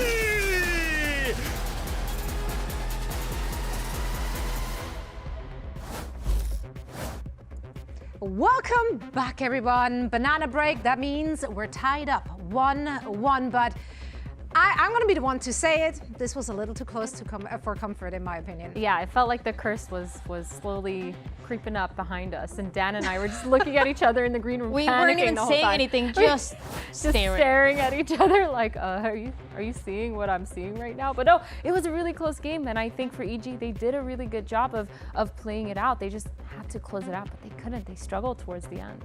Yeah, I think when we went into it, we talked a lot about Crew on the defensive side, how good they are, how proactive they are, how we also wanted to see that for the side of EG, and that was kind of the case. So it really required some heroics towards the last couple rounds for Crew to bring it back, because it really felt like it was about to be a 2-0 for EG. Yeah, I mean, Crew was down right in the first half, but then they brought it back on their attack. How did they manage to pull those rounds together? I mean, their attack rounds were looking really good. It felt like they had a really good tempo as well, with a lot of the setups that they've been putting Dante into and making sure that they're getting a lot of that space too. It felt like on their defense, it was just read really well by EG. They punished a lot of the slow repeaks and the clears that they were doing without util, just with firepower. But this attack side, it just felt like EG couldn't hold it. They had so much information across the map. They had so much of this map control. Then of course you have players like Sada just going crazy the last few rounds. And it changes a little bit too, because in the first couple of weeks when we started seeing Crew on this map, their attack was pretty slow. They were really good at getting information across the map, but then the hit was when they had less than 30 seconds remaining. So for this one in the last 2 rounds, you see how they're able to speed up the pace a lot more. They're able to spot where the fade is going to be located. They rotate right away. They leave less inserted in one of those positions to get a few of those kills in the late round. But it is a faster pace that it was catching the set of EG and the defense off guard. Yeah, I really like the way that they just took C and executed majority of the time when they could. And it's really refreshing because, like you said, we saw them play a little bit slower, but this time they realized they could just abuse it. So it worked out really well for them. It did indeed. Now, a player that definitely stood out again on this map, this time it also resulted in a victory, has got to be Les. We talked about him already heading into this match and just how much impact he has. He's fragging out. Dan just kept on saying, like, how does he do it? No, but how does he do it? Sometimes there's a smoke he can't see and he gets the kill. Sometimes it's this with the shorty. Somehow it gets 4 kills this round. Or it's just the classic finding the perfect timings Les. I don't think anybody is able to play and find the timings as much as Les does. Yeah, I think his mechanics are insane. His timings are insane. This little gap in the wall, by the way, we were debating if he did this on purpose, but I don't know what it's not conclusive. But I think Les just is so good and so consistent. Of course, these are both his maps in this series so far. And it doesn't even look like, based on these stats, that they lost that first map. 267 ACS, his KDA is 2.9. This guy was a beast. And I think that again was one of those games where he was just shooting people through smoke that he didn't even see. And then when he did see someone, he almost always won the fight. And he did multiple 1v2s, 1v3s. Not necessarily in clutch scenarios, but more when he's holding and anchoring down a site. So this guy is just honestly a beast. And the fact that he's mid-round calming with Sadak too. Yeah. No, how does he do it? How does he do it? Well, maybe we'll find out on our next map, but I'm so worried. It's Bind. And yeah, you talked to the coach, right, last week, and he was like, I'm not worried about Bind, you know, but maybe you should be worried right now. It is now the second time that we hear Sonic say, yeah, I'm not really worried, like whatever. And well, I am worried. And We're worried a for lot you. of us are Sonic, worried. walk in for a second. Please. I think this Bind, I'm pretty sure that they haven't scrimmed it as much based on what he was saying, knowing that the map is not going to be in the map pool for much longer. But I mean, you had to scrim it a little bit if that was the last one, right? I mean, the last one we saw, they did it good. It was really rough. You could tell that they didn't have a game plan, at least not as solid as Lotus or their Haven. You could tell that they were a bit lost. They didn't really understand kind of how to take extremities and fall back and go back into hookah and stuff like that on their attack. They just really just kept going at it and hoping that something would work, but nothing ended up working for them. So I think. Do you feel like they went back and like actually reviewed that, or did they just think like, we're not gonna, it's gonna be against EG Surely, like surely. Well, here's my thought process. They've let it go through again. Exactly. They've known that surely there's a chance they can play it again, especially because it's third map. So surely they've gone over and seen what they've had to do, right? Like, right, Dan? Dan, right? Dan? My copium. Yeah, that's one. Right. The other one is. Well, it was against 100 Thieves, and I feel like we always talk about it. They're always so good on bind. True. And it just their bind's been good for like ever. Yeah, it doesn't matter who's playing Duelist, who's playing what, if Cry's playing Chamber, whatever it is. 100 Thieves is always good on bind. But other teams, you know, I don't know. That is my copium that I'm going with. I love me a good portion of copium before we're heading into that last map. Before we get into that one, check out this round of Name This Player. 5? That was crazy. I don't know, 5. I can name like 3 maybe. 5 is crazy. Okay.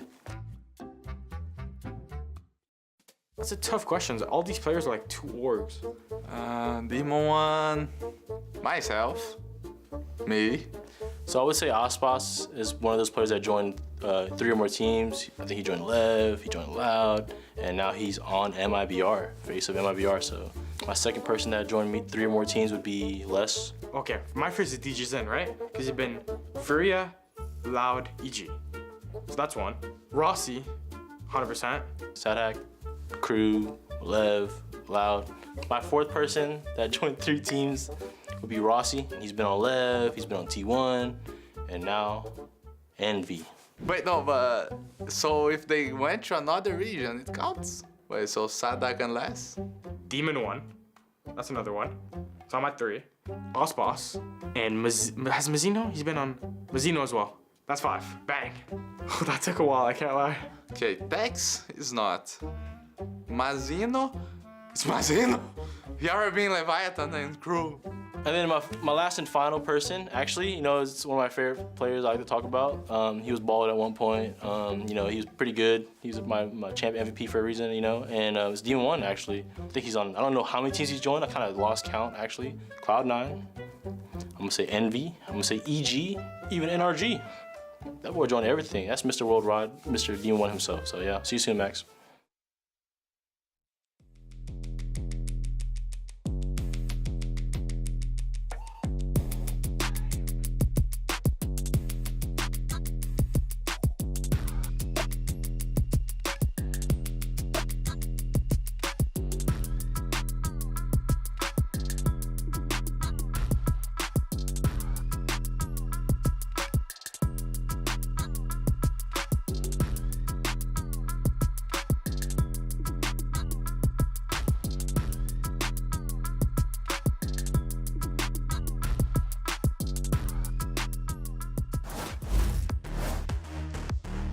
Welcome back to VCT Americas. If you're here for map 3, you're in the right place. It is Evil Geniuses versus Crew, a haven for EG.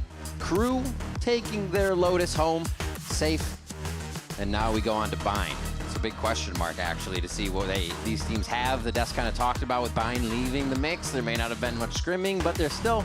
Bind's like riding a bike, right? It shouldn't be too hard. The thing is right now for EG is there's going to be a little bit of learning because last time they played it was double duelist with Okeanos playing a Waylay, and I don't think there's any Waylay specialist going into this, which is why actually they're still playing double duelist by putting Zerona on Phoenix. So not only a debut for Zerona on the stage for the Americas, but also debuting a duelist role onto the stage. He's played it already in the challenger scene though. He's also played some Phoenix in challenger scene, but that's only on Pearl. I don't think I've ever seen Zerona play Phoenix yet on Bind in the challenger scene, so it'll be an interesting look. I think it's a little bit of a mix of playing to your comfort role onto EG when you're bringing in these new players into the mix, but also trying to figure out those gaps here that, you know, they talked about at the desk, how it was so slow for Crew to take control of the extremities or whatnot. They could punish that with the extremity flashes with Zerona. So this is going to be a very fun look, a big test once again, and a big gamble for EG. But remember what's at stake right now, Riv. It was supposed to be an easy 2-0 for Crew to take first seed going into the playoffs for the Omega Group. And now EG has a chance to score an upset, score some championship points, and also scoring some hope for Stage 2. Yeah, regardless of even the outcome, I think you see the structure and the way it's playing out. be in favor of what EG kind of wants to do and the identity they want to find with the squad. Onto a map. 13-11, 13-11 for our score lines. It'll be crazy to see one of the teams pull away here. Both squads have gotten their own respective pistol rounds. And it looks like Les will try to start this one off with the Sheriff. They give Crew the lead. Oh, a slide in already? EG just wants to take the space back. Is Crew ready for this? It looks like both teams taking a bit of damage there, but EG, worse for the wear. They just cannot find out where Crew is hiding from, where they're coming out of. And that's a defensive pistol for Crew. Yeah, definitely a little bit of a whiffy round for EG on that pistol round. Should have been a trade onto Les, and he was able to escape into the TP after this first kill. That's a simple one, but after here, the stall that you had from the smoke screen throw on defense, we didn't try to flash flood through right after because it almost felt they lost that timing because of Les was still playing aggro, right? You can't flash outside of the smoke. You can find your correct timing to exit for the side of EG. A couple of them got caught off guard out in the open on the B side versus 3 players that already flooded back from Crew on the spawn. So a very clean hold by Crew to start. Yeah. Great answer back too after the results against 100 Thieves on this map previously. Common play for, smoke and orb grab, but I want to see if Sadak keeps playing at B. You had both smokes there to deny, and usually a Brim will be A side, be able to smoke hookah for you. But interesting to see if he keeps his priority here as EG is keeping their priority on B long for a second round in a row. Yeah. Oh, Zera gets one. Calibrated. Just needed a little buckshot straight ahead there. It's good money coming in here from EG. Plan is good. Yep. Right now, even you're seeing the pullback from Silence, anticipating maybe a triple push towards the spawn because of everybody rotating out towards the TP. So it's nice. Right now for Crew, they understand the state of these rounds every single time, so, or since the pistol at least. Yeah. Gives them a chance right now to stay alive here. What a shot from Bao. That's a gun grab. No, it's cleaned up. Saved by Les's Sheriff shot. That's actually kind of crazy the way that went down. Crew's able to get it. A second round for them. We'll see how they fare into the bonus. And you're right here to say here, if we're going to keep having Sadak not only on the B side to smoke for hookah, but I think for short, but the important thing as well is they understand that they have to play against a Phoenix too, right? So orb control on the extremities is going to be super important. So are you going to keep playing aggressive smokes down towards that B line just to not allow EG to set a correct footing here on their extremity control at the beginning of these rounds, which you're seeing now. They're giving up on the B side holder, being fairly quick to take control of showers and give an orb here for Zerona.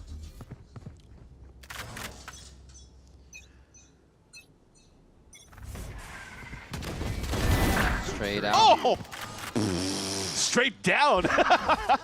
Oh my God, that was an angled shot too. I'm pretty sure I heard a footstep as well coming out from Sadak, so it was just sprayed here by Bao, and luckily he lines up 2 kills on top of that. So that's a nice little start. Dante was playing lean in spawn, then had to lean over towards A apparently. MW Zera to clean one up. I like the little activation, making EG feel uncomfortable. You would, not knowing if the backside is clear, as they try to pull out a few more members, getting this dangerous plant down. It looks like they'll buy themselves some time. They have a good setup. The lurk is good from Les, though. He went all the way through cave, and nobody's watching that. This is a free kill on 2 players. It's going to be a timing thing, right? They're going to look at this. Sees one gun. Oh, Bao had it. They're able to trade each other really quick. Bank Pancakes and Bao alive for that one. They get a denial of bonus towards Crew.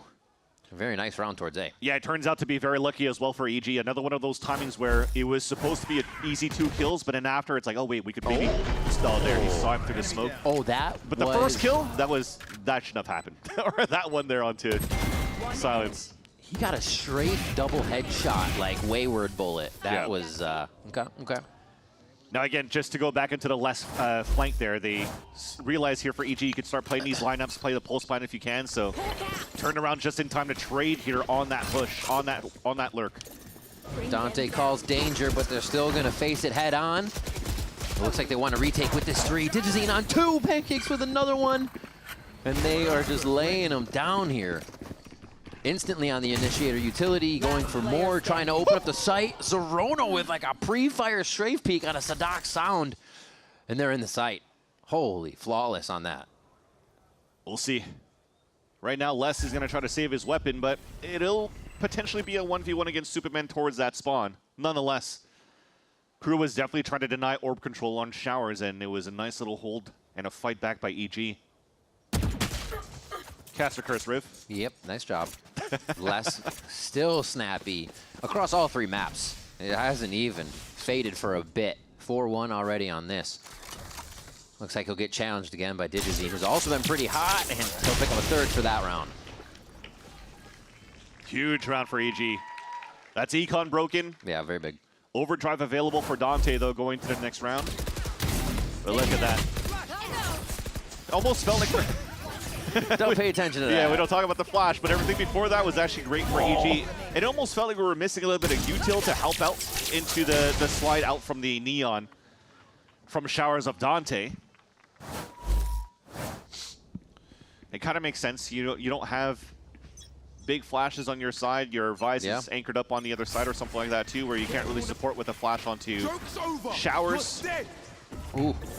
There's definitely knowledge there for Zerona on the distance to throw his hot hands and how it drops. He's going to keep going with this run it back and fully clear backside eyes as well on someone in hookah so they can retaliate there if need be. U-Haul, yeah. Thank you. Can they get in is the question.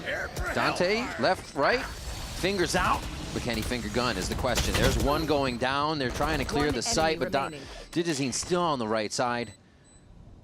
Last now. Can't get him to connect. Digizine with more. And EG playing it safe on the anti-eco. You had Zerona running up to get all the information, but on top of that, you cooked U-Haul with the orbital strike from Bao. Yeah. It's respectable because it actually did catch one player in there until Zerona picks up the kill into silence. That allows here some orbs to be farmed up once again for the Phoenix on EG's side. Yeah. But again, they've used 2 ults on the anti-eco, but it's fine because you still have Seekers to work in this round.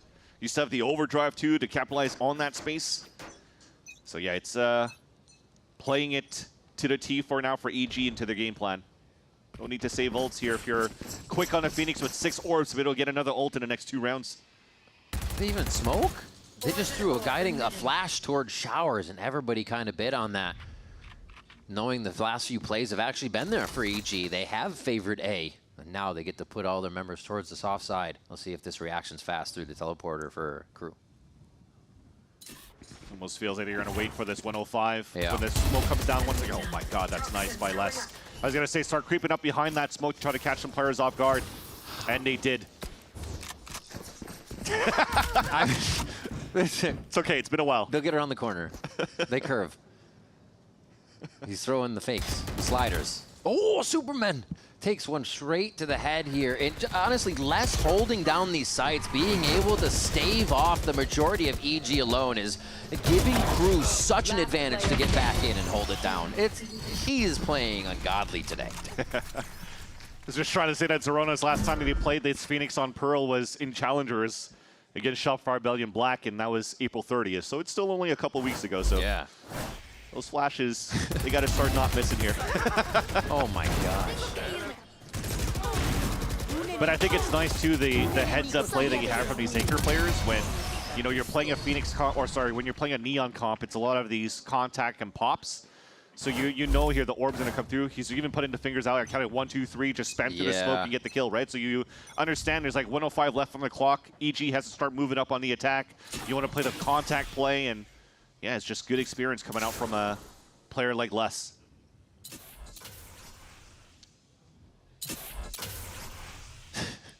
Cycling orbs at long.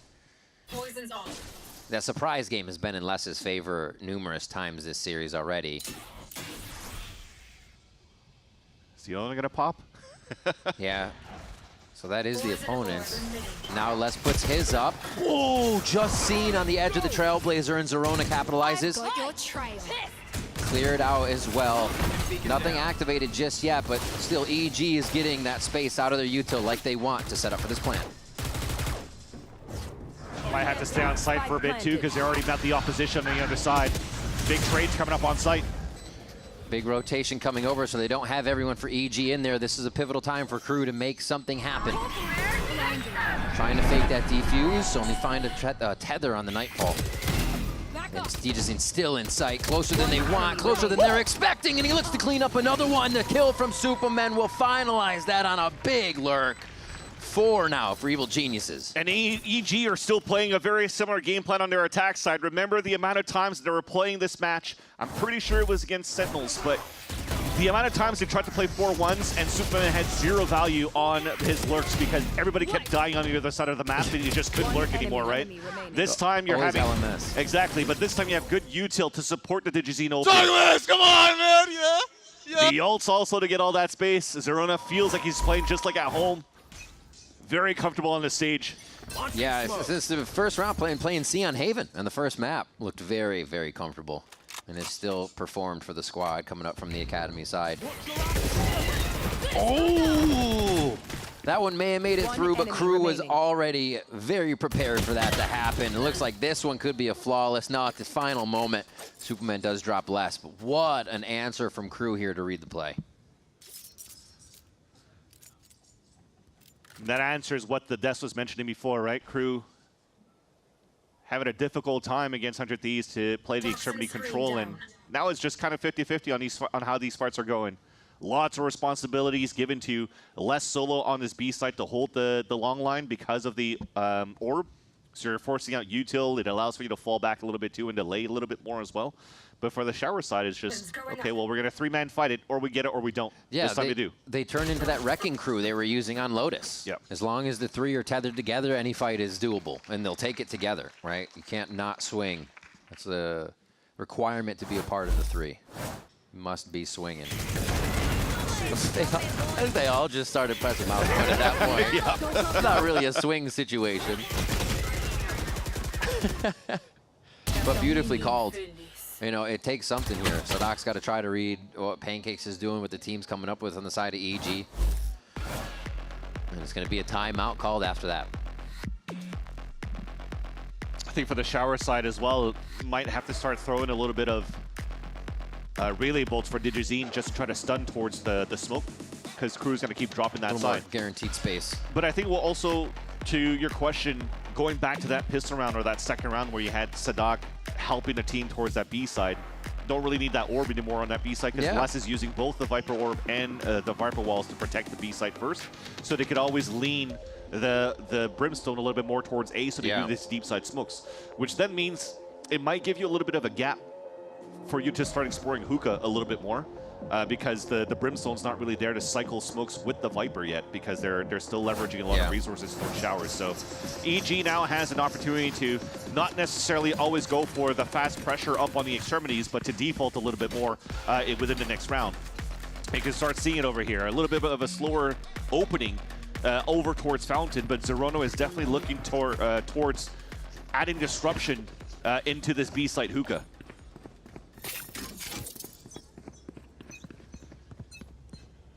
Launching smoke. So there's that smoke that you notice here now on that A side, and it's a little bit too far for C. The insert already comes in for Sans to start moving up here for the side of Zerona.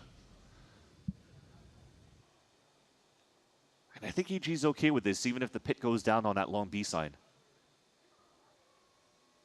It's a heavy setup, and they have everything for retake, right? Like you said, if pit goes down, 4 coming back in is sufficient. All right. Clear space. It's all for Digizine, right? Make it known. He knows that wall's going to drop and trying to get the AWP online, but this is amazing from Crew to just not even go for these fights. They kind of punished them on Haven, even though they were able to take it. A few of those rounds. They're playing way safer. This is pretty good, too, that the Prowler missed into hookah, so Digizine could stay on the line and watch towards spawn. Now you have to start forcing these rotates over towards B. So they have to start making a little bit more noise here. You're starting to see that they could potentially even go for Superman to cut the rotates across. They could finish towards the A site. It all comes down to what opening to get first. Nice delay. Yeah, contact towards the B site. 30 seconds left. They know it's going to be the pressure play here. A little noise from Superman to still buy the eyes of Crew towards that right side. And they just have to worry about long if it's retake. If there's going to be anybody skirting that way, there should be a few off the TP once they realize there's going to be one in hookah. They have to, right? At least join a few. It gets so much space. Yeah, there we go. Okay, few going around. They just actually leave Sadak and Hookah. Jeez. Nice kill with the from Bao, though. Holding 2 in spawn. They can't even get one Silence over to the other side. They're going to have to get back to site soon, so Silence is waiting on that pressure as well. Zerona takes him down. Dante kind of back for the deliver on the double take there with the Judge.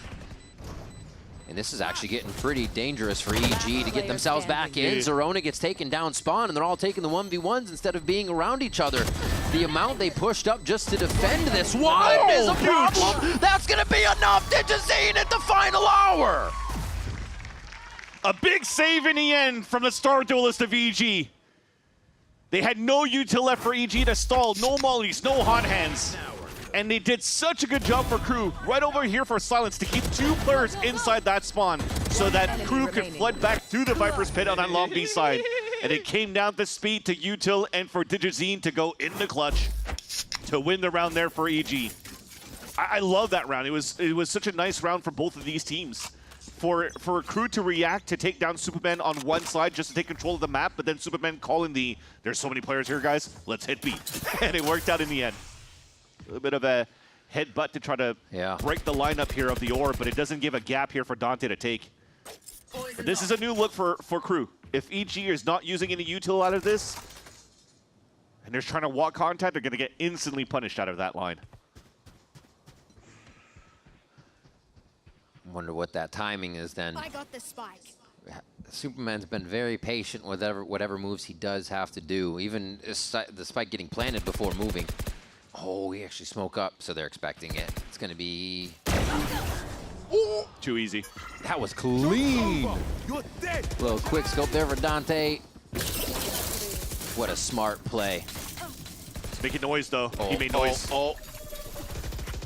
He just, if you just people, they don't know. They don't know. How do they not know yet? Zerona runs through realizing there was something amiss in the situation, and it's just going to be a scatter here on the A side of Bind. Silence is going to get the last one on that one, and Crew come up after that chaos. Sure, you can put your exclamation point audio in Ziggs's chat for that, because there was some noise definitely made in that Razor Vines, but I think the difference is, too, is it's also LAN audio. Maybe you don't really hear it in the end with the amount of noise that you're making towards this A side on the exec. That is able to sneak through, stay in that spot for NW0 and get 2 picks out of it.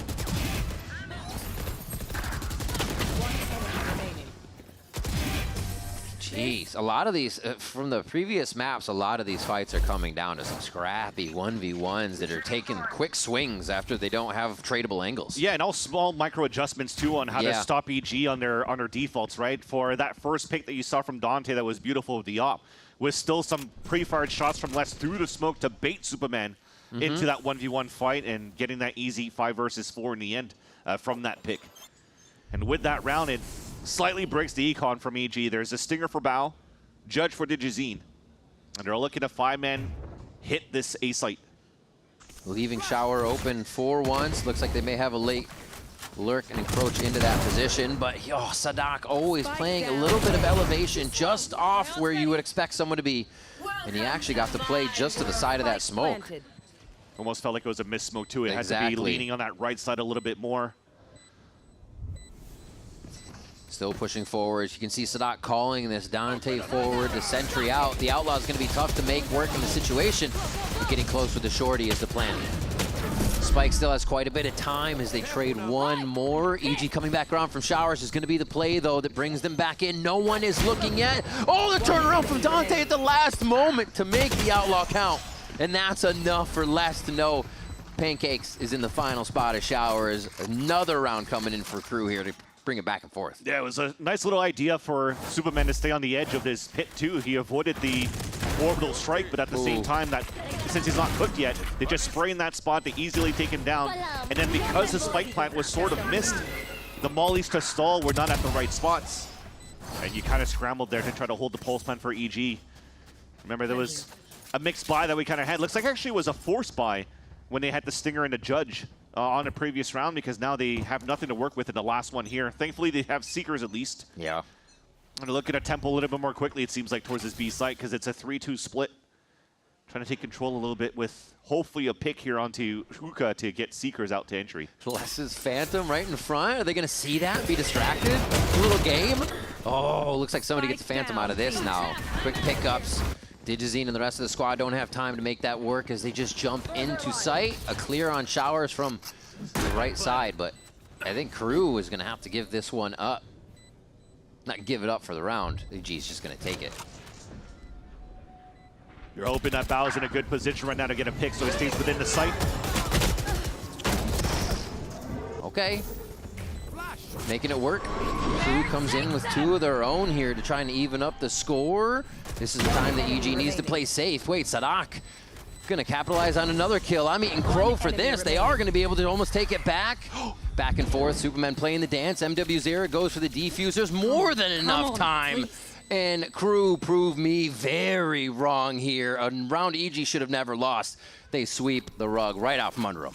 Yeah, it was so close to a 1 versus 1 again. Now, you're hoping to Bao to stay alive on these trades because it would give him an orbital strike to play the pulse plan, but Crew looks pretty good, and for the first time in this series, they also take the lead for a half going into the second hunt. Very nicely done. Smiles across the team of Crew as they are up coming into the second half. We're going to take a quick break, and we'll be right back with that after this.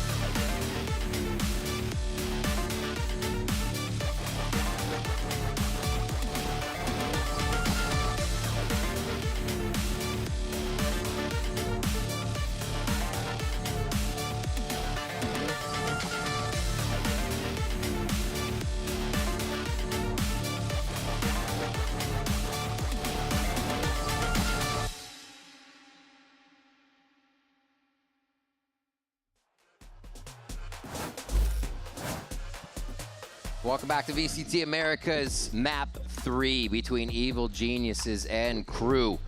With Crew's possible chance of grabbing that first seed in the group here with a win, Evil Geniuses is really trying to stop them from getting over that finish line. Yeah, like Dan Dryad said, EG has a chance to do the funniest thing for sure. So right now for Crew, they're guaranteed playoffs, just trying to get that first seed. Second seed is also almost pretty much a guarantee for them, or they get first or second, depending on the results of this weekend. But like I said, it's a stacked group in the alpha side. You're thinking of what? G2, Leviatán, MIBR, potentially Cloud9 in there. You know, it's you really kind of want to try to fight that 4th seed as much as you can, because the 3rd seed could still be able to qualify to London going into the playoffs. So an important half for Crew and for EG to get the test right now, right? The Soham Valens was talking about it. Well, actually, we'll talk about it in a sec. We're fighting here for sense. Oh, another fast trade. Crew comes out on top though. Spikes in hand. Oh, Dante is just in sight. Everybody's like, hey, is it safe? Is the water nice? Holy moly. They get in, just making sure everything is going to be safe for the take. And they still have eyes on Superman Long. Pistols are looking to rain always in favor of Crew right now since the Haven side. Bao, only a few shots for Dante. Just one finds the face. And now they start to move in. Looks like they're going to go teamwork on this one. No guiding light up for Pancakes on this. Oh, it takes quite a bit of damage. So now that they know the jig is up, and that should just be the double peak. Another pistol here for Crew. They bring it up 8-5.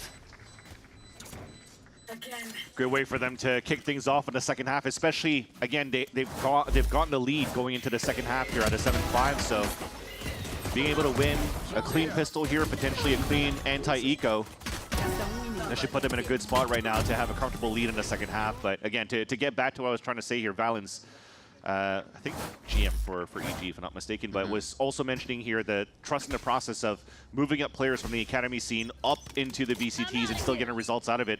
That's pretty much like a Demon 1 storyline into the 2023 EG, right? So hopefully it works out for them, but so far they've done a pretty decent job with this eco to do some damage and even taking the upper hand. That spike down, a flank from the back, and last falls down.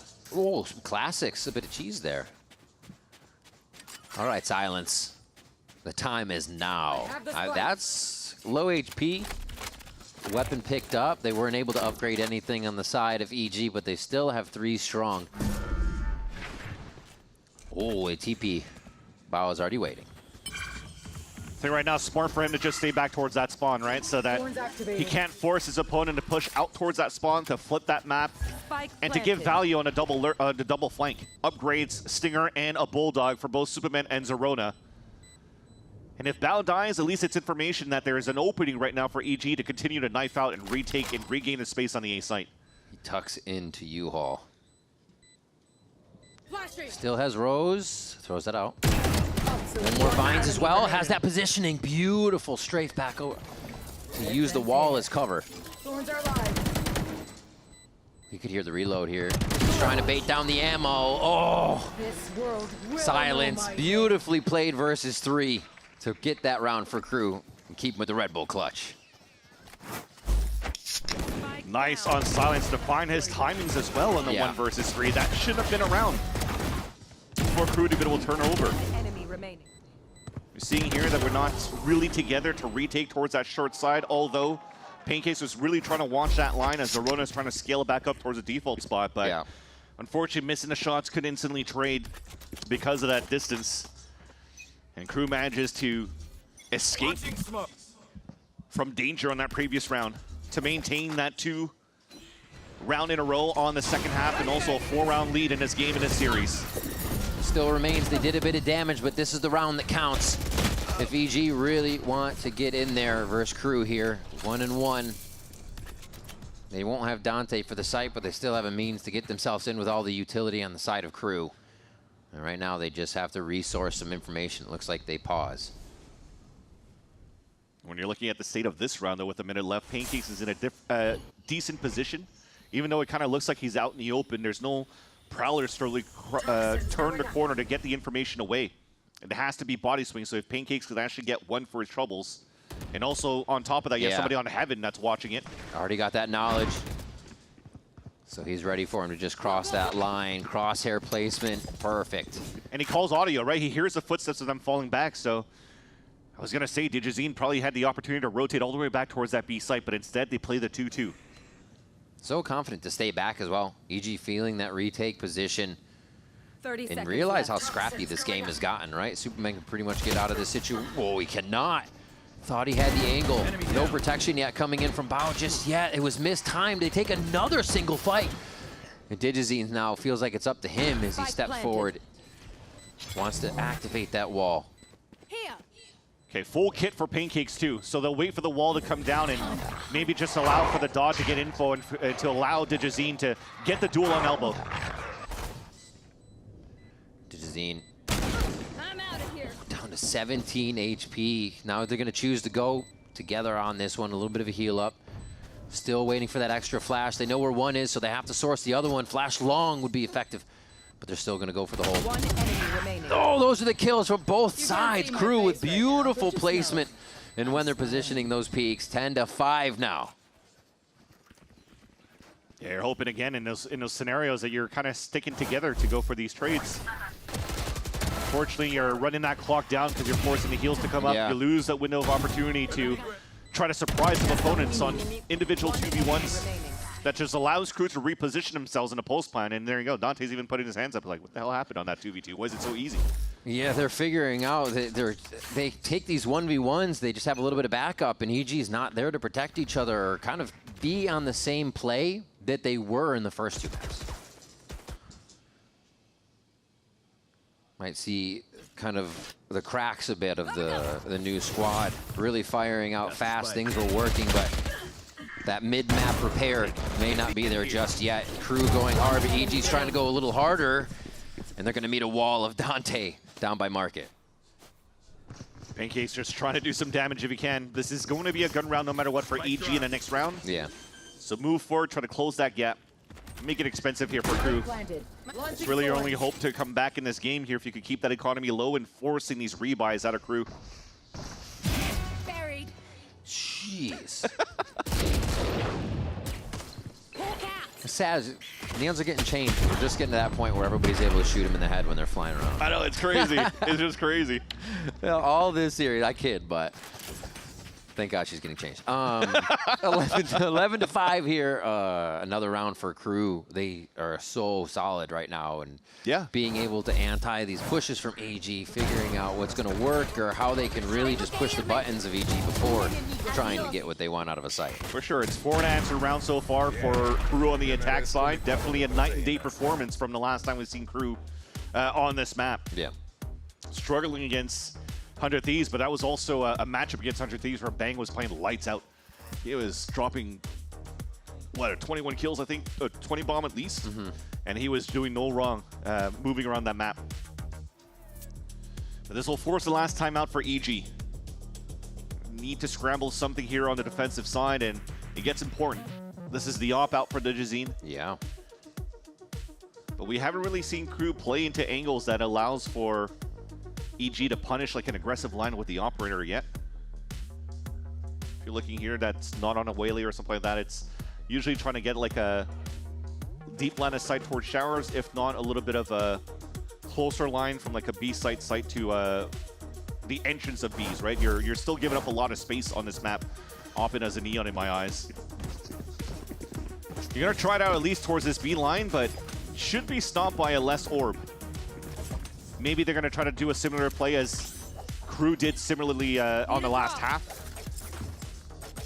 Just has Superman start spraying with his rifle and then have Digizine trying to capitalize on an op shot. But for Crew, it's looking to be fairly quick though on Hookah's side. We got 3 guys walking up on that side too. Oh, just straight in. No, they wait. It's going to have to be a re-clear on long again, but it does look like they're actually trying to get something out of the right side of the map eventually. I was going to say, I wouldn't be mad if a walk down this time around too for the operator of Digizine. Oh, they are just going to go straight in. They've realized EG's been playing so far back in these situations. All of the space is Crew's to take. The beginning of these hits.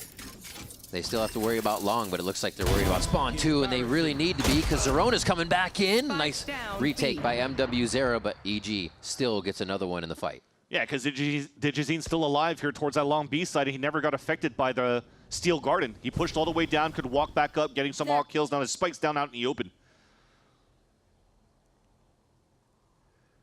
I think that timeout talked a lot about maybe flipping either of the sites, having that shower control, having just be lone control, and making it feel awkward to stay inside. 30 seconds left. Nice Prowler push off there by Crew. Actually buys him a good bit of time here to get the spike down. Yeah, the thing is that's long B open right now that Crew could start taking if they want to. But they're actually going back into the rotate of where the op is. Went all the way back through spawn. A tough one now. They have to come for be heroic here, but unfortunately, tucks it into the top for the flash, and then they're just gonna make MW0 feel the pain. Around for EG. The timeout calms things down and brings a round back in their favor. I like a little bit of that tech. If I'm not mistaken here too, whenever they threw the Steel Garden out on the attack set for Crew, I think Zerona timed it and even pulled his ulti from the Phoenix to come out. He still had a rifle, but because it was Razor Vines on the ground, he just kind of lost all of his HP. Yeah. So it was a nice stall there from Silence to throw the Razor Vines towards that spawn. Still give him a chance to really get into the site for a plant, but they just left the long B a minute and allowed Digizine to get some easy backstab kills with the operator and stay in the game in the second half. And the state of the game, Suns and EG's going to have to remember all of these rounds. What ults are up? What are they going to have to play against? What Sadak might be able to throw at them? Because they have to go against 3 already. It's going to be tough keeping Crew off of 12. Almost the kneecap. What a peek. Crew gets big info on that mid side. That's Lurk 2. Toxin screen. Just a push and pull. I mean, look at Zerona's position. He's playing in front of the Viper wall, but also behind the Vice wall to still keep that line. So they're going to ping at least to where the lurk is at, but at the same time, they know that there's nobody really aggressing towards the split on the A site. So they can get ready for a stack on B.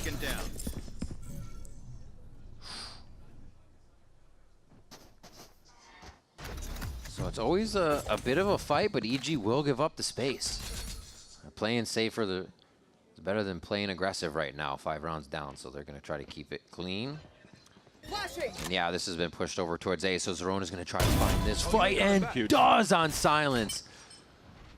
That has to force a tempo right now for Crew to hit towards his B site. They're trying to create their own path the Crew can only walk into, and Dante somehow still finds his way to the back line. Bow orbital strike kill followed up by the Vandal, and he's ready for the close quarters combat, but it's not going to be enough. Dante with the overdrive cleans the kill. And now it's a 2v2. Dante's hurt. Flashers have full kits, though, for both Zerona and Pancakes. Is it going to be an immediate peek? Do they nightfall and just wait for both tethers? Still on tap, waiting for tap, right. Thinks they're getting pushed. I mean, at that timing, what can you expect? Both teams are trying to play in each other's heads right now, so they're doing outside the norm of what they would usually do. These little moments of peeking are trying to keep it safe. The defuse to half. He knows the push is coming through. There's plenty of time, but in a second, MW Zera is still looking and puts Crew on match and series point. Such a nice try, but 2 newcomers of EG as well. The Blaze Wall to go into the halfway mark, and then Pancakes was just waiting. If I wait 1 or 2 seconds while my teammate's defusing, if I flash that corner, I'm gonna blind at least one. Look at how blinded Dante is. Yet still wins that fight against Pancakes, unfortunately. So a little bit of lady luck on the Crew's side. And that puts them now at map and series point. What a grind back and forth here in a lot of these rounds. Just teams pushing each other to that last drop of time. And now it's up to EG. Can't do anything wrong here for 6 rounds to bring it to OT. And Crew has really gained momentum. Into the site. Walls up, first seed in their eyes with this round. And Superman has a stinger in Hookah right now. They're already being pushed off that window area. His Crew knows where they could be coming from. Pinged also that late lurk from Silence over at Long B side, but they've lost 1 player in the process of trying to hold it to Hookah. Oh! Silence popping off multiple times. The 3v1, 1v3 earlier, 2 for himself right there on sand. Don't have to wait for that player to wake up anymore. They figured out where Zerona is. Hunting is on the menu here for the side of Crew. 1 kill away from the series. And first place, Crew take down Evil Geniuses. 2-1. Beautiful last round by Silence too. It didn't even matter that he got pinged out. We talked about the firepower across the team here for Crew's side, and they could always come back and fight with a vengeance. It took a while, and it almost felt like it was a series, once again, that slipped away from aggressive EG. And that second map that they've lost on Lotus gave a chance there for Crew to ride that momentum and to close out a strong series in the end. But you have to say, the looks and the potential of this team now with the addition of Zerona and Pancakes. Yeah. I'll be keeping an eye on this team there going to stage 2. Really, one of the things you might miss on a team when they come out is that identity. You're like, what could it be? And yeah, like you said, it seems to be shaping up for EG right there. And the identity of Crew, I think we got out of their first game. Yeah. That they are going to be a team to be reckoned with here, and this placement of first in the group proves that very much so. What a road to get here. A little bit of a loss, but they say you learn the most in a loss, and they definitely came away with that one with new ideas. Exactly. You've gotten everything for Crew right now to prep into the playoffs. Yeah. The long pause that you had, the practice that you had going from the boot camp in Chile into now showed that you were a dominant team going into stage 1. But then you hit a roadblock. You get one-sided by 100 Thieves that looked really good in that series. And then now you're able to bounce back after a hard loss, but also being able to bounce back against a team that has nothing to lose on the side of EG, still come back in the second map and still dominate on the third. So that puts them in a strong position going into the playoffs. That must be interesting to try to call against that. Really a test for both IGLs. It was awesome to see Pancakes. Yeah. Hey, first game, you have to go up against someone like Statak on it. That's some crazy stuff. So amazing there, too. And remember, his experience as an IGL for Pancakes was probably like 3 weeks only from EG Academy until now. Because if you think about it, he's never really IGL for anybody else until Mitch got called up by Energy as his assistant coach. So again, that was only 2-3 weeks of IGL experience for Pancakes, and he's able to call almost a masterclass against Crew today. Huge plays from Les out there. Sadak out there with just some outrageous plays. Some of them didn't work, but you kind of see what this team is capable of, and putting them back together is something special, honestly. Oh, for sure. If you're looking at the side of Crew, it's not only on the crazy plays from Sadak, but the great calls, but also the lurks from Les. He's looking to be amazing right now going into the playoffs as well. You could almost think that he's, for me, topped over Luke Show now, too. Luke Show was one player to look over in terms of how good he is as a Brazilian player, as a Sentinel player, but now Les is definitely back on the map here for the Americas. Well, let's hear from Crew themselves. We're going to send it over to GB down on the stage for the Verizon post-match interview with MW Zera. What's good, everyone? We're here at MW Zera. Give it up for Crew's finest, folks. Come on, come on. Well done, well done. Whoa. Congratulations on the victory. So, MW, since 2021, we haven't seen you qualify for an international event. You're so close. You're getting closer each and every time. What does it mean for you to not just be this close, but also just playing the way that you've been playing for so long now? So much consistency, so much skill. What does it mean to finally be so close in this position? Primeiro, parabéns pela vitória hoje, pela classificação, mas desde 2021 a primeira vez que você está tão perto assim de se classificar para uma coisa internacional, um torneio internacional. Como é que está sendo isso? Cara, sendo bem sincero, eu não tô ligando muito para isso, porque por mais que esteja perto, a gente vai pegar jogos difíceis aí também, então a gente vai focar no processo, obviamente. Mas muito feliz de estar voltando a performar também no palco, de conseguir jogar meu jogo. Eu acho que isso tá me deixando muito feliz, tá deixando muito confiante. O time tá muito confiante também, então é basicamente isso. Pô, ia ser muito, muito foda, tipo, jogar outra internacional, com certeza, né? Yeah, it would be great to play another international, but I don't have my head in this right now. We have a few more games to play, and they're really close. But I'm very confident. I'm very happy with the job I'm doing, and I'm looking forward to do that, you know, to go international, but it's not the focus right now. Yeah, now, of course, Evil Geniuses gave you a bit of a fight on that match there, and it was challenging without a doubt, but you guys also faced adversity last week as well. You know, you managed to take your first defeat as well. What is, I guess, the way that the team comes together? How does the team come together in those difficult moments so that this way you guys could be prepared for the next game? Okay. Depois da semana passada, né, quando vocês tiveram aquele tropeço lá, como é que vocês durante a semana se reencontram e botam as ideias no lugar para poder voltar forte? Cara, eu acho que no jogo contra a Thunder Thieves, pra ser bem sincero, eu acho que a gente entrou um pouco mole. No nosso jogo, assim, a gente entrou com a energia um pouco baixa.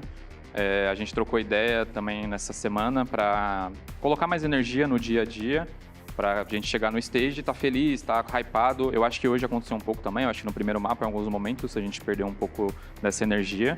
E isso daí foi, acho que o fator principal, assim. Eu acho que não teve nada tático ou muito, assim, dentro de jogo que influenciou essa mudança. Eu acho que é mais o fator energia e o nosso ambiente mesmo. Yeah, I think it was more of a matter of you know, in the environment among us. You know, we are not ready today, like against 100 Thieves, you know, we didn't put their games in. I think we're not focused enough today for the first map, and that's why we felt like that. But it's not even like a matter of do something different. It's just us, you know, feel each other and play the game. Hey, well, the results are in the victory today. Congratulations, Thank brother. you. Appreciate you as always. Guys, give it up one more time for Crew's MW Zera as we get ready for our next matchup. We see him setting up. It's 100 Thieves versus FURIA. We'll see you on the other side.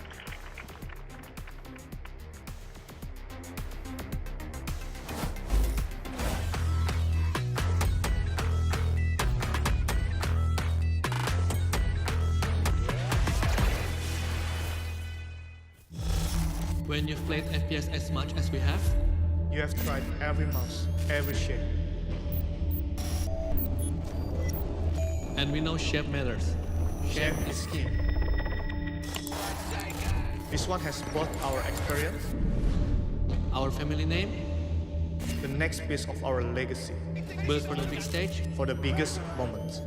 The Susanto Brothers Mouse. The human body was built to move. Not trapped at a desk in one singular posture for 12 hours a day. It's time your chair evolved. This is Secretlab Titan Evo. Ergonomically engineered for you. Gamers, hybrid workers, artists. Backing your every move.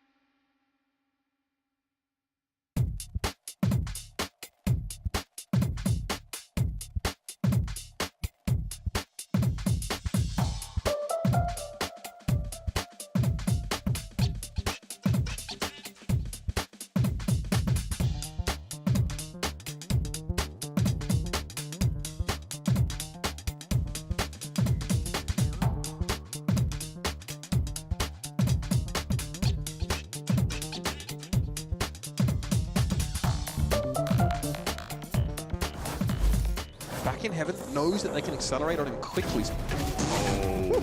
Oh my god. Anazine gets in there. I think we have similar strengths, honestly, us and FURIA. I think they are good in micro situations. They like to slow things down, and we like to slow things down, and we play well when we're under control of the rounds. Bang finds the opener. Dante falls as well. This round solo carried by Bang from beginning to middle to end. I think both Under Thieves and us are pretty good at surviving in the chaos and adapting on the fly. I think that's something that Bora is pretty good at, and especially Tim. Little boost up play, quick into the site for Timotino. Les goes for it and is punished on the other side. Honestly, I love the success that Dan has had so far. I always like watching my ex-teammates succeed. I think it'll be funny because I think he knows some of my tendencies and I know some of his tendencies. Honestly, a few of us do, me, Asuna, and Cryo. So it'll be a fun match, kind of like low-key we're going to be in each other's heads, kind of like since we know each other and how we play. Welcome back to VCT Americas and our second match on this beautiful Friday. It's FURIA versus 100 Thieves. So we're here back again with Athena and Dryad.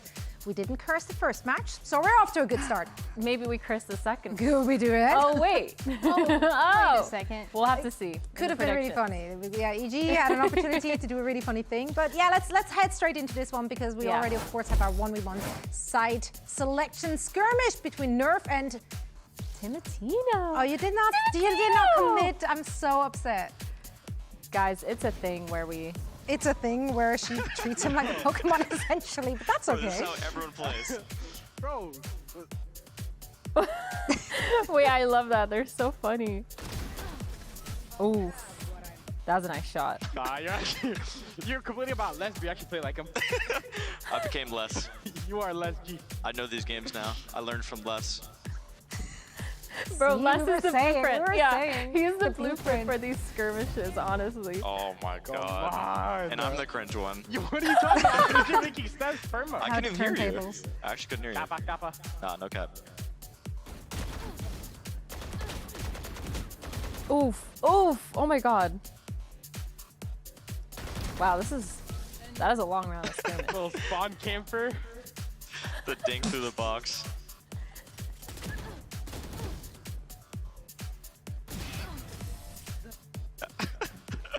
God. Actual mind control from you. 3-2. This is close.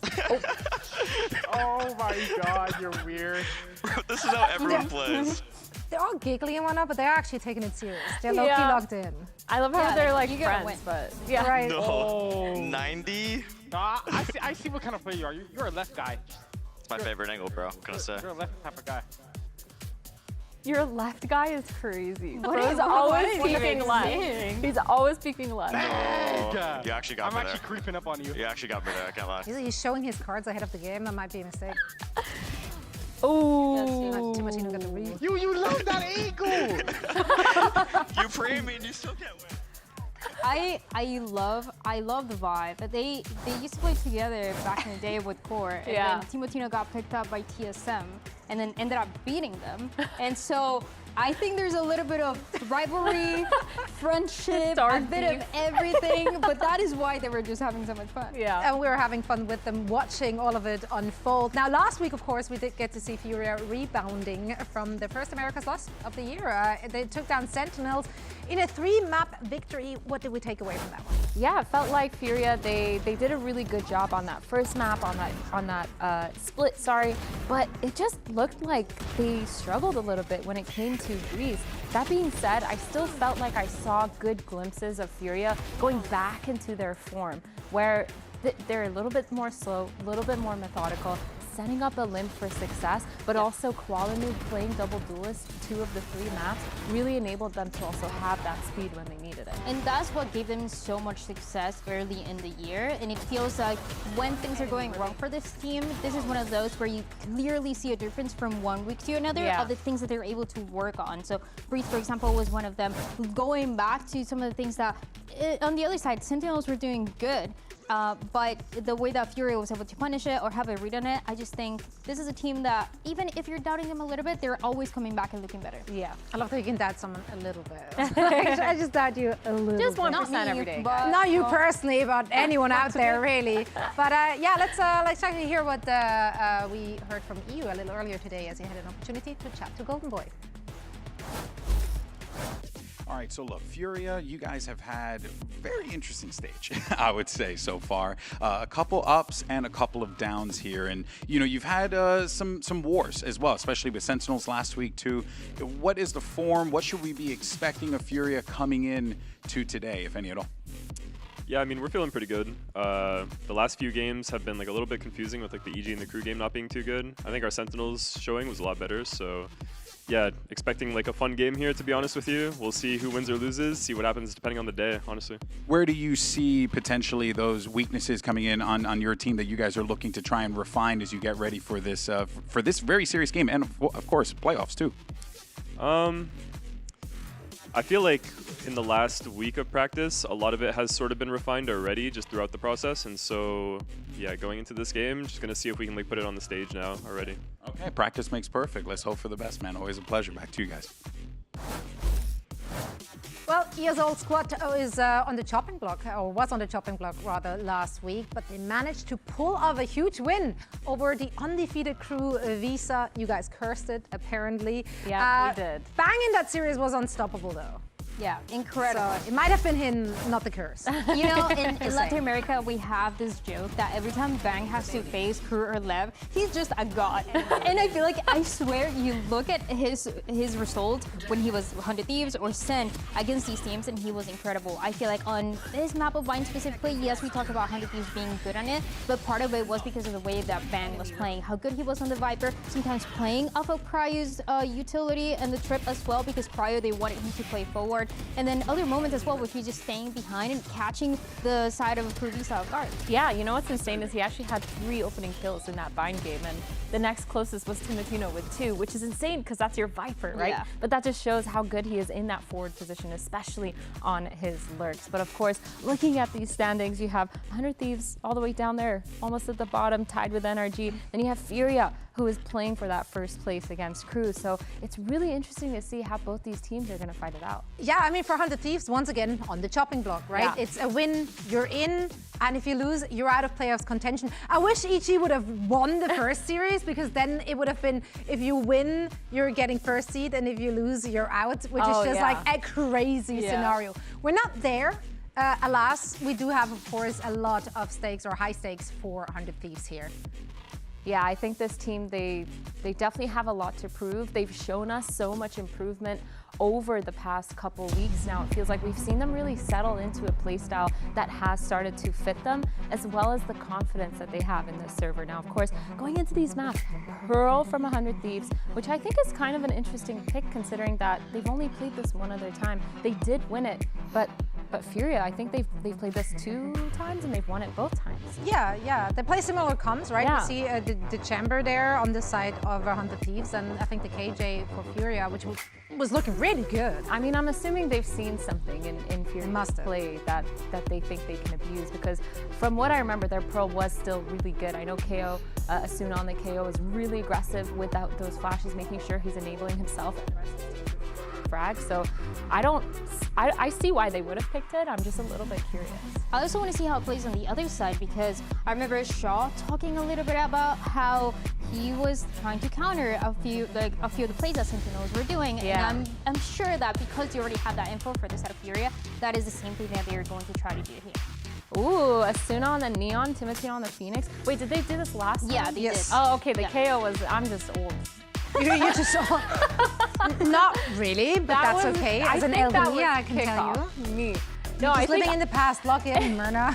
You know what? As soon as Neon has been really great, though, especially on Haven. I feel like he's so good with that aggression. But of course, on the other side, we're gonna have that same double duelist.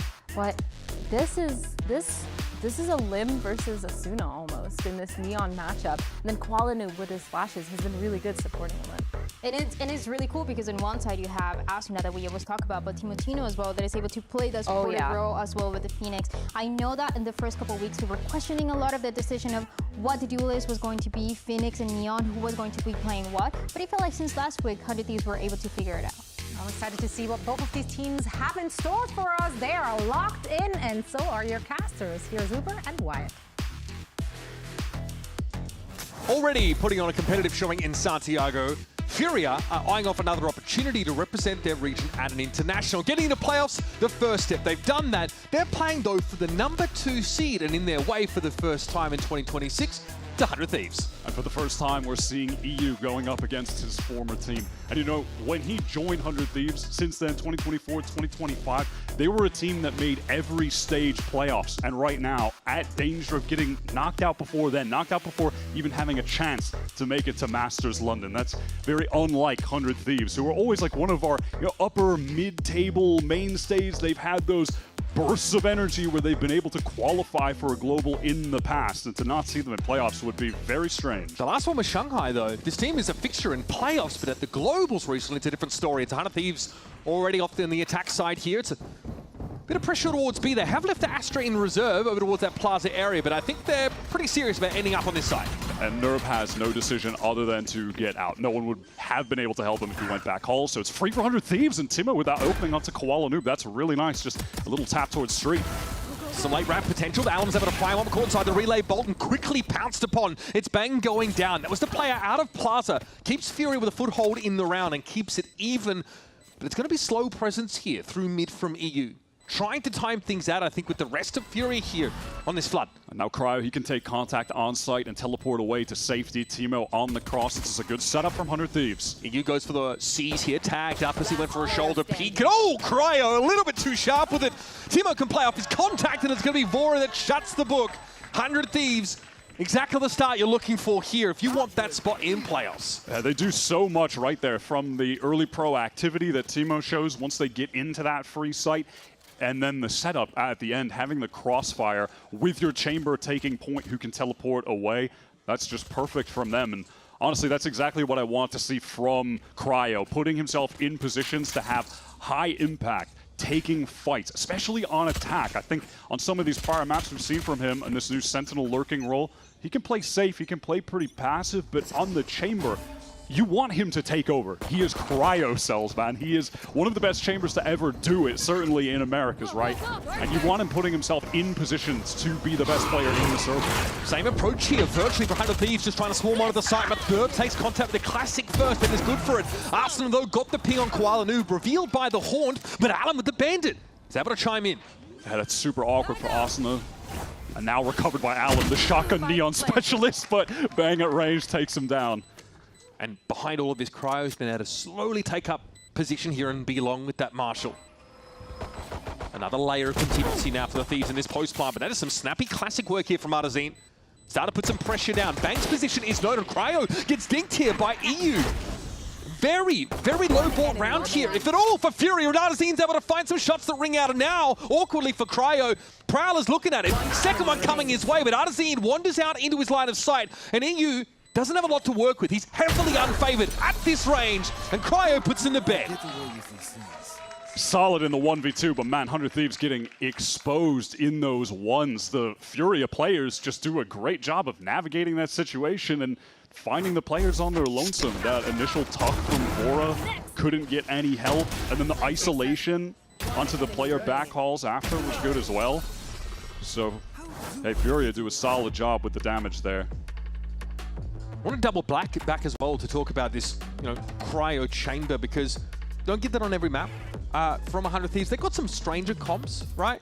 He has been pretty vocal, saying it's tougher to stand out as a Sentinel right now because of the pace of play, because you feel like you're being run over a lot by this Neon Phoenix look. So finding those footholds where you can start to take over the game, exert some control, work into some of these longer sight lines, like over towards A main we saw earlier, and also late rotating to B is going to favor him. Get him started early here. Yeah, it's kind of felt like the story for Cryo in this stage. If you're even just looking at the stat sheets, it's like pretty low deaths, always getting a solid amount of kills. But when you watch the games, it's hard for him to exert his will over the server on the roles he's playing. When you're watching him on Viper or Cypher at the moment, it's just tough, man.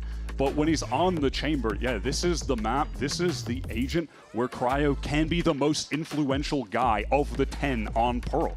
Like, that is just the power of playing the chamber, and also why I think a lot of people would have assumed that in this current meta where chamber is viable, that's something 100 Thieves would have wanted to really lean into, but they haven't. They've had, to some extent, their own approach to the way things have gone, bringing the Sage in a little bit more as well, and playing a bit of a slower, methodical style that also was talked about compared to last year. And they're really like a brawly team fight team that was just constantly playing for floods. Now they've slowed things down, but it's got Cryo in a very unique position as an individual player that he's never found himself in before.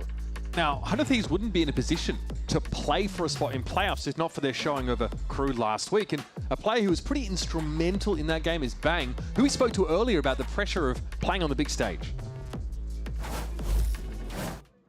Yeah, personally, since we've also had talks about this just in our team with our performance coach, we've been talking about how we can reduce that level of pressure and stress while we're in the match. And for me, I know I always like to drink water. I always like to just take some time to breathe and just relax and reset and realize that it's not life or death. We're just playing a video game. We're trying to have a fun time. So honestly, yeah, that for me, it's just the biggest things and easiest things are just breathing and drinking water, and it helps me reset pretty easily. And shows probably the most dependable player on this 100 Thieves roster. Also the one whose role remains the least changed, I guess, over the last year. Bang's been instrumental, especially a lot of those clutch situations, keeping that cool head. And 100 Thieves off to a good start here on Pearl. Able to win the pistol and make a conversion. For them, I mean, a victory in this game for them makes things really interesting, because instead of a seeding match, the Sentinels versus NRG match later this weekend actually becomes a qualification game. Like, now, those two are no longer just fighting for those seedings. It's do or die for them. So 100 Thieves win here makes the rest of the weekend that much spicier. Yeah, a little bit more fun. Now, I don't want to say that I'm rooting for them to win, but you're very fun. It would be pretty fun to have the last game of this weekend also be a qualifying game between two teams. We'll see if we get there. I mean, listen, obviously, I think on paper, most people, despite 100 Thieves beating Crew last week, are probably going to favor FURIA. At least, I know I do coming into this game. They have still been so consistent. Like, yes, they suffered their first loss of the year in this first stage to an Americas team, but they're still 7-1 in Americas. When you listen to the team, the way they communicate and everything, they are just so well drilled. I'm glad the legacy of Boostio lives on this team. Yeah. Arzine actually stand up then. Well, I know. Timo was standing up. Needs to stand up. Timo's standing up and he's studiously ignoring Arzine, who is staring dead at him across the stage, which is quite funny. Obviously, these guys having a chance to get their leg stretched here. It's just a gear-related tech force. We'll have that resolve for you all. A real pro takes advantage of every single moment, Mitch. It's not just about what happens in the server. Even during a tech pause, you can talk trash. How do we get to Pearl, by the way? Because 100 Thieves, they beat Crew on split, right? They beat Crew on split. Not even, it wasn't even that close. 13-6 they beat Crew on split. Why are they banning split first in this series? I really expected that we were going to be going to that map somehow, whether it's a pick or maybe just a decider because both teams like it. But 100 Thieves having banned it first was definitely a surprise, but I honestly respect it because watching that game against Crew, especially on their attack side, it really felt like they just threw the strat book at Crew, and maybe they just didn't have anything left in the tank. They were using so many little weird, gimmicky Sage plays that were finding them advantages, and it was really cool, but those kind of are one-off strats. They have a very short expiration date, and it felt like the kind of map and game style where if you are just VOD reviewing and prepping for them, you'll have an understanding as to how they play. I think on defense too, they were kind of one note, and they had some tells that with VOD review you could easily pick up on the way that they were laying themselves out around the map. Like, for instance, 10 out of 12 rounds, they had FURIA playing solo Sky on A. Like, there are things people could nothing exploit. in particular, right? Just throw it down ramp. But the thing is, it worked against Crew. Like, it all worked against Crew, but I think it was a smart ban. I really do, even though they won that game. I think that was a heads-up play, and I really respect the idea coming into this. For me, I think that really illustrates the difference in coaching styles between NBS and Zix last year. Because Zix, if you remember, 100 Thieves had a really good bind, and they ran it into the ground over and over again. And Zix even, you know, in some interviews was like, yeah, look, it looks like people are starting to figure out our bind. They're starting to, you know, figure out how to play around us. They have such a great, I think it was stage 1, such a great start in stage 1, and then the wheels start to fall off a little bit. Coach NBS, trying to get ahead of this, just eliminating that from the pool in this series and saying, let's put it on the back burner. Let's return to it with some more ideas in playoffs. Let's see if we can secure a series win here by picking Pearl first instead, and then just seeing where the win takes us. Because obviously after this, we've got Haven, which, you know, for neither team has been stellar. They're both 1 and 2. Both playing it a lot, though. Yep. They both love the map. And then Breeze as well, which is, I don't know. I didn't love what we saw from FURIA on that map last week. That was, you know, Arzine also was like 0 and 7. First kill, first death, struggled, but we'll see when we get there. Yeah, cross the bridge when we get to it. It's time we get there to get back into Pearl, folks. 100 Thieves win the pistol and the conversion. Let's see what their bonus looks like. They got a Marshall in the mix still for Cryo. They win the conversion, but only one guy survives, so it is a super light buy. Last couple rounds, it's just been either Cryo or Bang going over towards this A main area. This time, 100 Thieves lean into it a bit more heavily. So it looks like if this A hit comes in, you would have had that haunt to be able to throw somewhere deep into sight, and then they could maybe spam at some players behind the art smoke, and one of them watches for the art lurk, which is Cryo, working forward with that headhunter. 100 Thieves are slower on the approach, though, just pivoting back into this split. They've got so much util for this swing, though. Flash off this. Koalanu finds some timing. He's actually able to get away with it here. Counterflash to maybe slow them down. This is awkward for 100 Thieves. They're milling about now. Timatino inside the molly. Direct access to the site. Flash around the corner. Forcing you back inside his Nebula. And look at that. They're too fast with it. This thing is starting to ring out. Cryo also getting involved with the headhunter now. But Alum, what a shutdown. Takes the wind out of the Thieves' sails. Nice little multi-piece out from Mart. But Timo gets some serious work done already with that running back at the ready. It's getting scrappy now. Timo eventually is brought down, but not bad for a bonus, I'd say. No, those were some sick kills from 100 Thieves. I think we'll see it on the replay, but Cryo won a 1v1 towards Secret as well. And when that pressure came in, FURIA adjusted quickly to digging in backside with 2 players. Koala circling back around to spawn to get to them.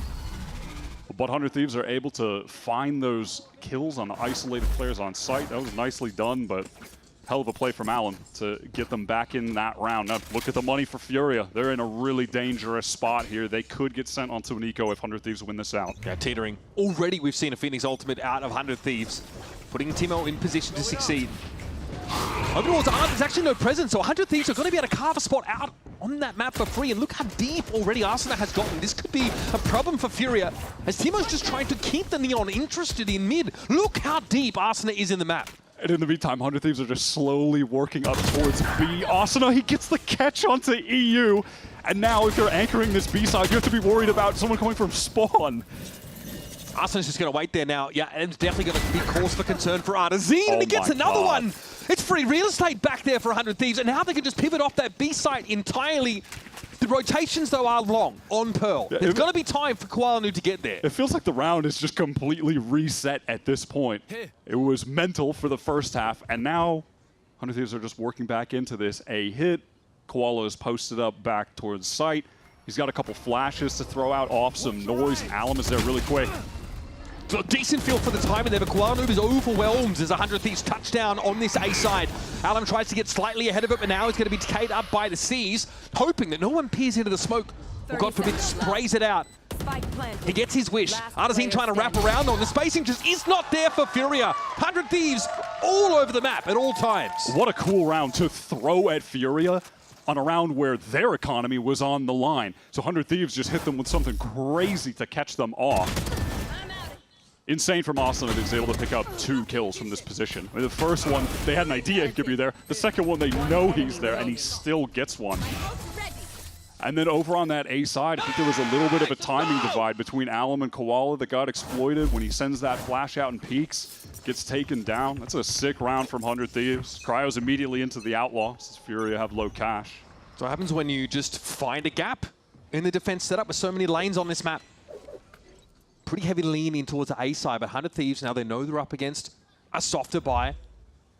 Slowing the pace down a little bit, trying to really exercise that weaponry advantage.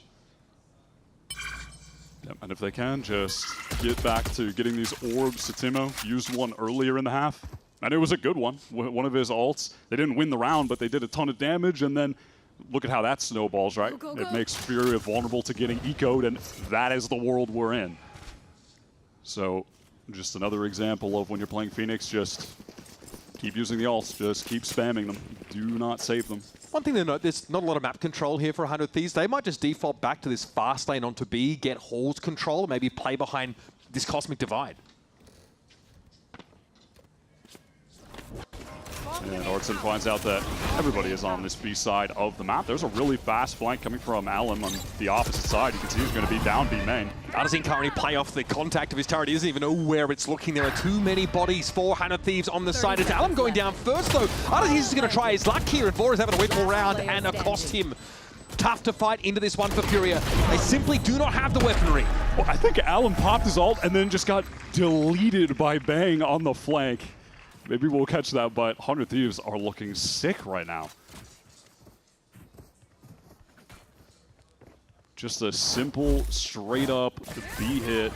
Yeah, he pops it, runs across, and Bang just dumped it. So that was basically the end of the round. It was a good flank timing from Alum. If he gets that one and then everyone's flooding out, 100 Thieves all caught on sight, there could be some real danger, but yeah, Bang just alleviates the danger before it even begins. So all good. Guns brought up yet again, and of course Alum with his signature shotgun. This allows him to play a different economic game to the rest of his team. Yeah, he uses that more than any other Neon in the league right now. I mean, I say that, funny enough, Arsenal has one right now, but it's still true. Okay, well, here it is. Run it back once again for Timotino. 2 ultimates in 6 rounds.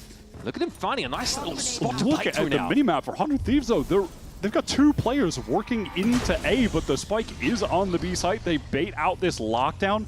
And now are they just going to try to rotate back while they have control of A? Look at their double face here as well. Alum just ran straight into that, probably with his knife out. And now FURIA have no choice but to try and set up an art. 100 Thieves, anything they've ever thought of as a strat, it feels like they are just sending it in the most important games right now to qualify for playoffs. It felt like that against Crew, and now they are just, I don't know, pulling magic out of the hat, man. Importantly, Artazine does know he detained a player over at the B side of the map. They just don't know where Arsenal could be now. They have to be a little bit concerned about EU. Koala's tucking into secret, pops the ult. Can anyone deny him? Cosmic Divide, it's going to be hard to play through. Koala got to be quick, and he is. Gets past, denies the plant. Now looking for a little bit more here. Runner back still active, but Timo's able to bring him down. Still, that's information now for Furia. Artesian able to whip around on Arsenal, who got deep after being detained. And this is a bit awkward now. Spike's out in the open. 200 Thieves players back behind this Nebula. And I wouldn't call them well positioned. Timo's out of util entirely. No, there's just zero time. A nice shot from Koala, and he's going to go for more. Doesn't mind trying to get another kill, get another orb, and yeah, will succeed. 3 kills and had a really high value ult, tucking into secret, then being able to deny the plant. It was just before the Astral Wall was coming in from 100 Thieves. What a crazy round attempt. 3 players with the spike, running it into A.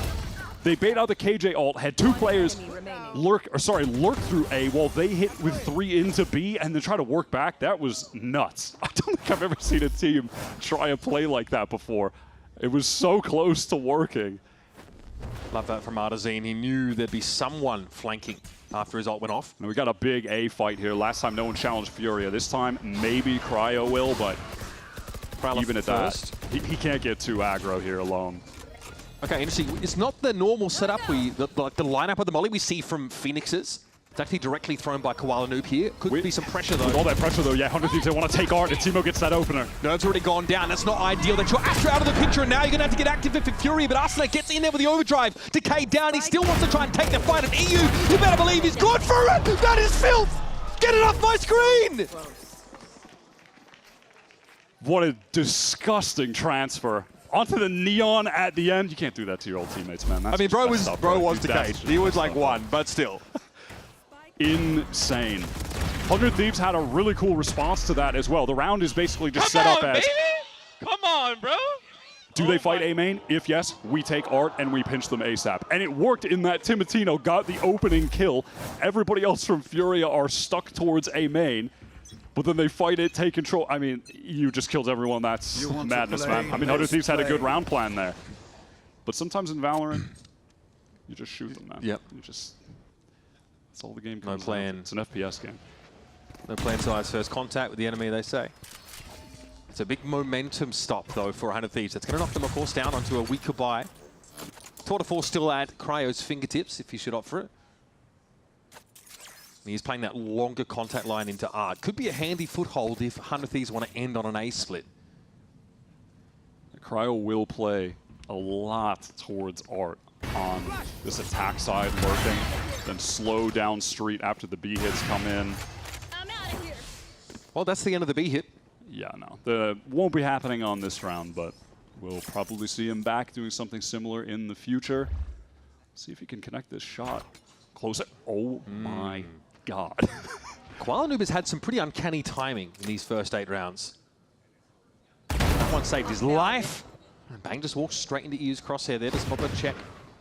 Prowler confirms the presence of more players inside Art. This can be lent on a little bit more, maybe, if you're going to get active, if you're one of the side defenders. As Allen going down to get the open hand, loses out to the Tour de Force. EU goes 1 for 1 there. Cryo out in the middle of the side. This is a lot of pressure to be dealing with now if you're trying to get this spike down, but it's traded yet again. Arsenal is low in a 1v2.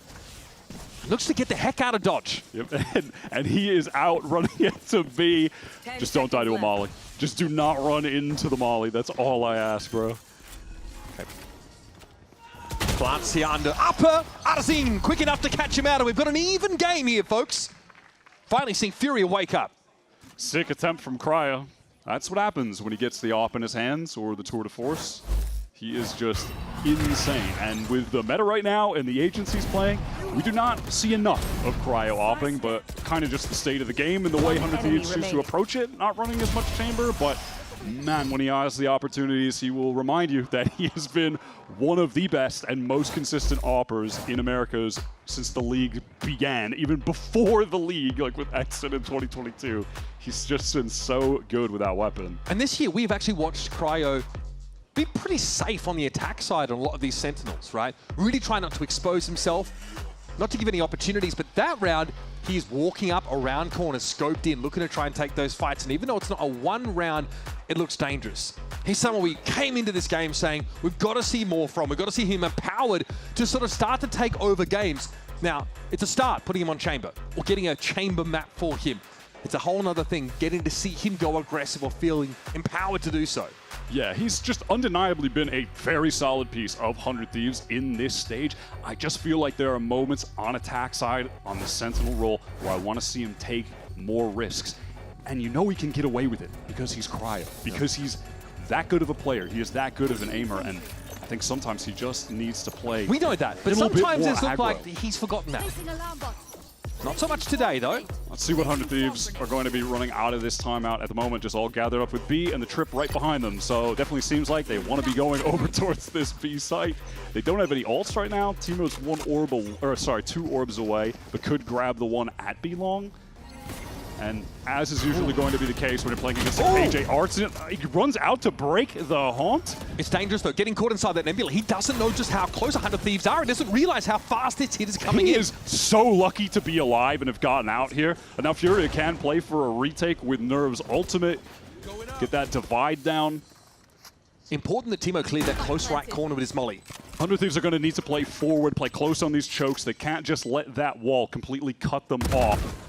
Cryo fighting the reflank. 2 players on him, actually, from FURIA. Honestly, handling it quite well. Trademark also going to slow things down somewhat, and he can get tucked now up into this corner. Still has the rendezvous to play off, but it's not favorably positioned for a flank hit. This is so good from 100 Thieves. They want to fight forward, knowing that there was multiple players showing presence on the flank, and now they peel back as time's getting low. Here's the fast lane. Bang's going to see him come past, but Alan, it's going to be a trade at the very least. Bora's still trying to set up in halls. A lot of presence here for 100 Thieves. You're going to feel like FURIA are running into the meat grinder. No time here to make an impact on this round. And Nerve can't even get away. That was really well done from 100 Thieves. You're looking at the ultimates coming into that retake for FURIA, and you're thinking, okay, they're going to want to go for this Cosmic Divide play, but they had 2 guys flanking, so you don't really want to throw that down in that moment, right? And then 100 Thieves, knowing that there are 2 players flanking, try to take some presence forward. Don't overcommit, come back, time is getting low, and then they're set up into crossfires when FURIA have to just go for a standard ultless retake. That was so well done. So far, one of the most successful ploys for 100 Thieves is that A post-plant setup. Different plan this round, it seems. Yeah, FURIA completely quiet, and they're just hoping to pop out of this with some util. Balnu flashes Molly to slow up. Teemo heard, realizes it's not his own, but it's going to be Alan falling. Asuna ahead of the util. A Koala Noob stuck there. Flash looking like a stun melon, and Asuna ain't done. He makes short work of EU, and FURIA are reeling. This level of pace from 100 Thieves on both sides has been too much. FURIA tried to go for a trap that time, working just as many players as they had on the prior rounds into A main, but in complete silence. Doesn't work out. Asuna able to cross back box, and that one flash from Teemo just completely nullified that play. Cryo is already way ahead of Artsin. And this round is done. Nerve probably just on the save here. And on top of that, look at this. They get Teemo's ult with that orb too. So for the last round, it's 100 Thieves that have some explosive ults. Bora's just one away. I mean, that's not to discount that FURIA do as well. So, you know, last couple rounds of this half, a lot of ults going to be used. I'm super impressed with 100 Thieves right now, though, man. I think they're playing a great attack half. It was a good round again from Asuna, who just accidentally pressed his ult key. Bro, is that a caster curse? It was a good round, and then he accidentally pressed his ult. Yeah, I'm sure right now he's rationalizing we'll check the timing on that one. I don't know if I curse him or... That's tough, though, buddy. That's tough. Unfortunately, there's not much we can do to explain that one away for you. Lad, one is at least he isn't playing Breach. At least he isn't playing, you know, Fade, Sova. So you're suggesting there could be worse the ultimate is less impactful. Yeah. Okay, sure. It could be worse. Glass half full. He is going to have rifles probably for the rest of the half, right? So who needs it? But yeah, this was really nice for 100 Thieves. It's just as simple as getting Asuna crossed, and then even though Teemo's being pressured back by that Molly, getting the one flash out so Asuna can fight them is really nicely done. And took his hands off the keyboard. I want you to know I let go of my keyboard and then... And then what? How does this story We'll end? never know. I mean, it's more what happened before you let go of the keyboard that I'm interested in. All right, round 11. Make no mistakes, this one could be volatile as well. Already Asuna, this is like the pistol. Look how deep into art he's gotten. Honestly, there's so much mid-presence for 100 Thieves. And now 100 Thieves are just on the run back because of all the sound that FURIA have made in A main, grouped up with multiple players, sending out that ult. What is the response from 100 Thieves, though? They haven't fully committed down B, but if they want to go towards A, they have to get control of main back. The map's flipped? Sort of? FURIA back in spawn. Okay. Yeah, he's got to be careful there. If he swung any wider, he was about to get destroyed by FURIA with a double swing. Oh, no. What? You hate to see those. Timotino basically unscathed after that. Able to throw down the molly, and here comes Alim looking for a little bit more. There's no trade opportunity, though, apparently, and the relay bolt's not enough to catch Alim out. It's Artazine, who found 2 at the Guardian. Okay, well, that's a bizarre round. Yeah, FURIA that time, they do not ease up on the A main fight. They just push all the way through. 100 Thieves try to avoid them, but they don't pivot quickly into a B hit. Didn't feel like they were maybe positioned to get in quickly enough. And then because of that, they're just fully exposed on the flank, and I think their reduction in the pace mid-round just got them kind of caught there. Brutally getting in the street. That's nicely done from FURIA. An adjustment in A main, just to fight even harder. Fight all the way through and threaten the flank so heavily. Okay, Artazine, last time we saw him in this position, he was overwhelmed very quickly. Okay, there's the deployment of that smoke. So look at this from FURIA. A little bit of pressure. Look at the map rotates. They are gone on the way towards B. Cryo's just going to be a late flank. Are they going to sell this? Look at them, they're not really committing to the site whatsoever here yet. 100 Thieves a bit more tentative about it. And there's a Nightfall, kind of explains it, doesn't it? Timo's going to be caught out though. Koala Nuke here wants to at least flash out of this smoke, but no follow-up. Awkward. 100 Thieves still feel committed, but Cryo's position is everything right now. Look at him getting to the back, and it's the cat amongst the pigeons. The whole time that exec was happening, there's a mini game over towards Art where Alim thinks Cryo's going to be there. He's right, and then Cryo ends up catching him anyway. He wants to get this A space, has one Nebula to play around. How fast does FURIA go, though? And can Cryo actually find a timing to catch another player if they do accelerate? But at least for FURIA right now, they don't. So jiggles from Artzin. Good patience from Artzin. He can now play off a couple of teammates, but he's got to give that space up, allowing for a plant. Is this FURIA now looking for a retake behind his Cosmic Divide? Yeah, it's got to be used now. Last chance for Nerf to get that ultimate off as 100 Thieves are grouped up backside right now. A couple players towards Art. Four is not in a safe spot, though. He's fairly committed here. There's a decent crossfire look that's being assembled, but now Cryo has to get ahead of this Cosmic Divider. It's going to get broken up. Nova Pulse got to be dodged away from. Cryo got his. Oh, it's Cryo for 3! And he can duck safely back behind the wall and just use Arsena, jump peeking it to get info about the defuse. Now they just have to timing and run through together. But the Haunt, 1 for 1, Cryo on for the ace. He's going to have to do it as well. Ace clutch for Cryo. He's on the table, but Nerf spots him out. It just don't matter. We've been asking for it. Cryo sells. Remembers who he is and delivers a crushing ace at the end of the half. Unbelievable, just a demonic play from Cryo. This first catch as well is what cracks the round completely open after 100 Thieves are stalled out on B. But a play as well that's designed to get Cryo in a position like that. So the intentions of the play itself working, and then Cryo makes the most of it. What a sick, sick round. You get him on Chamber, and it's just absolute magic. Impressive the way 100 Thieves are able to work the map in so many of these attack side rounds. It's honestly the talent of FURIA that keeps this first half interesting. Much more to come from this series and of course from Pearl after this.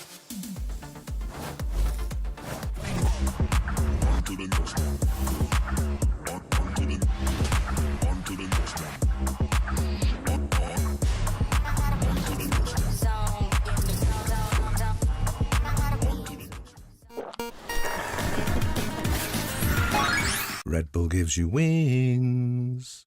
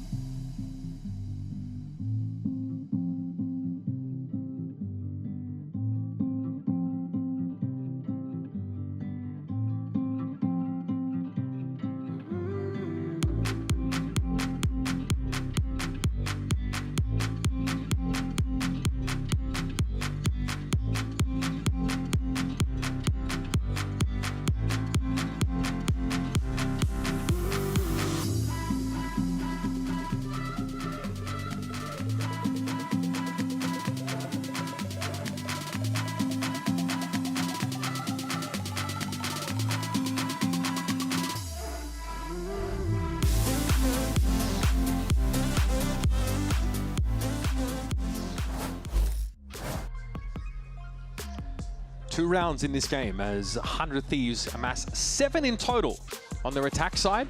And it's Cryo leading the way. In the past, sometimes a duelist controller, if you're talking about Bind, for example. Here, a Sentinel, but one that can really control these long lanes and then trip another one of them. Cryo turning up, looking dominant, just honestly lurking aggressively, taking so much map control. That's on attack side. Now we're on defense, where you would imagine he would thrive even harder. The chamber is so good on Pearl D. Like you're saying, it's just you throw your trip in one of the lanes and you go fight somewhere else. So you're getting info on 2 sides of the map by both just pushing up and existing on one, getting passive info elsewhere, and then the rest of your players get to, you know, go in a death ball. But this looks like a little bait setup, honestly, from 100 Thieves to some extent, where it's like they would love for them to go into B. They would love to think Cryo's here teleporting away. This might have worked. They would love to think that this is a lightly held site. Cryo doesn't have anywhere to fall back to right now. That's the dangerous part. Qualu does get picked up, but Alam's on the site, and he sees the rendezvous right here. Down to 10. Teemo's going to have to bail Cryo out, but Alam finds him again. That's 3.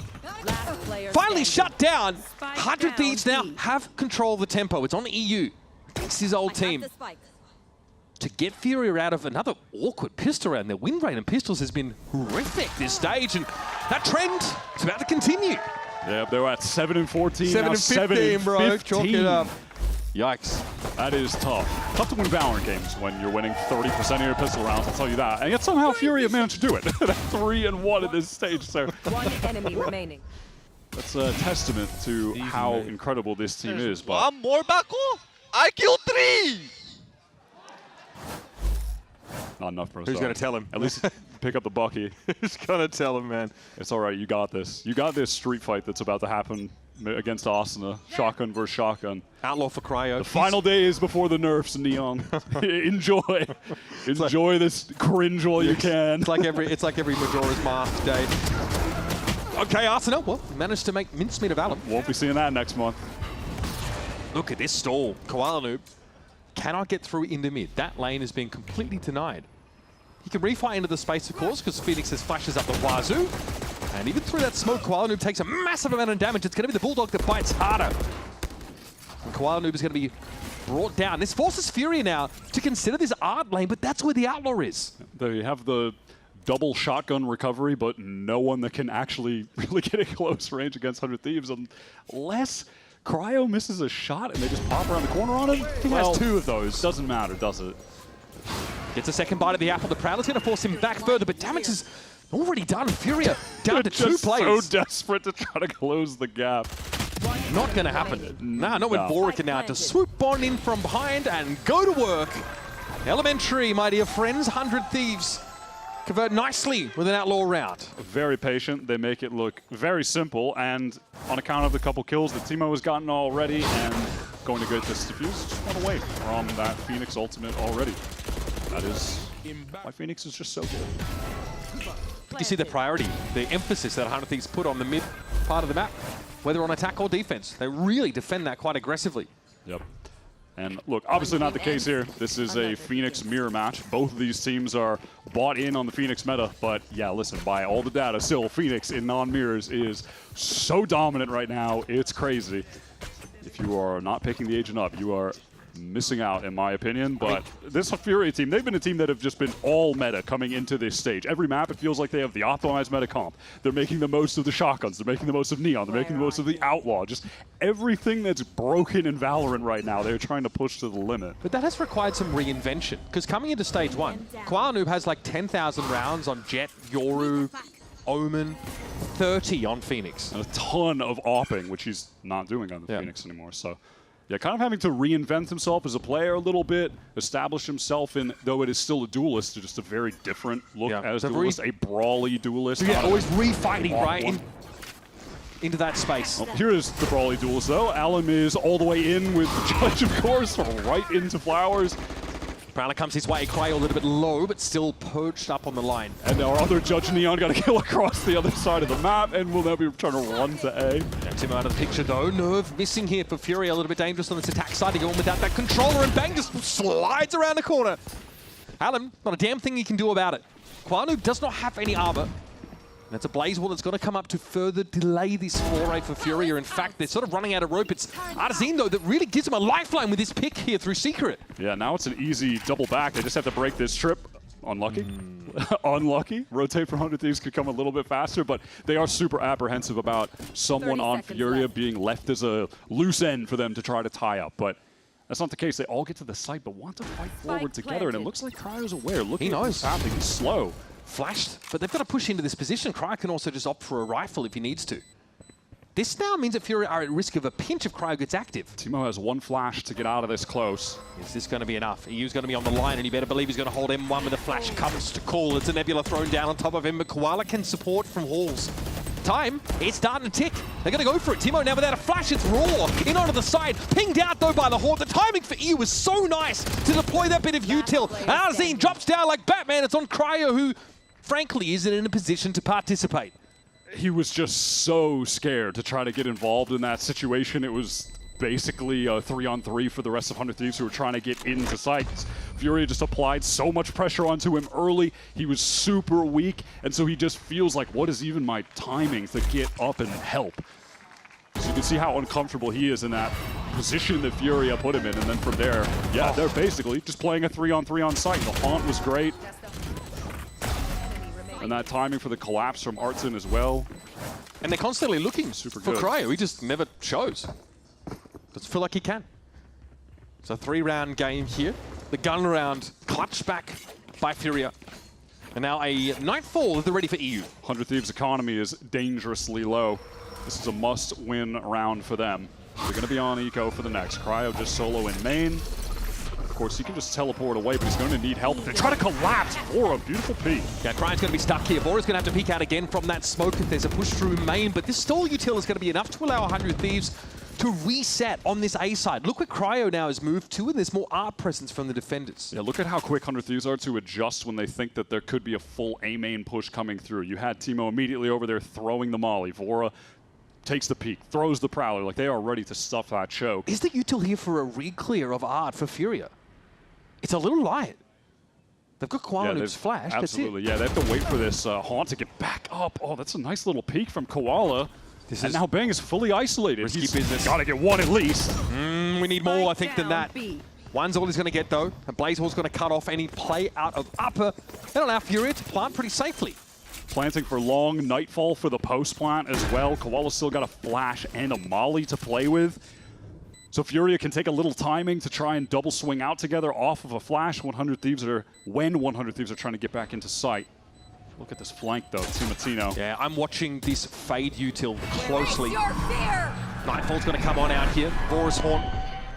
So there's a bit of a ping. Koala who spotted. Oh, Teemo, what a transfer! He doesn't know there's going to be a player though in Halls, and it's going to have to get there. Cryo though deep on the side. They don't know about the chamber. He's got to make use of this timing though.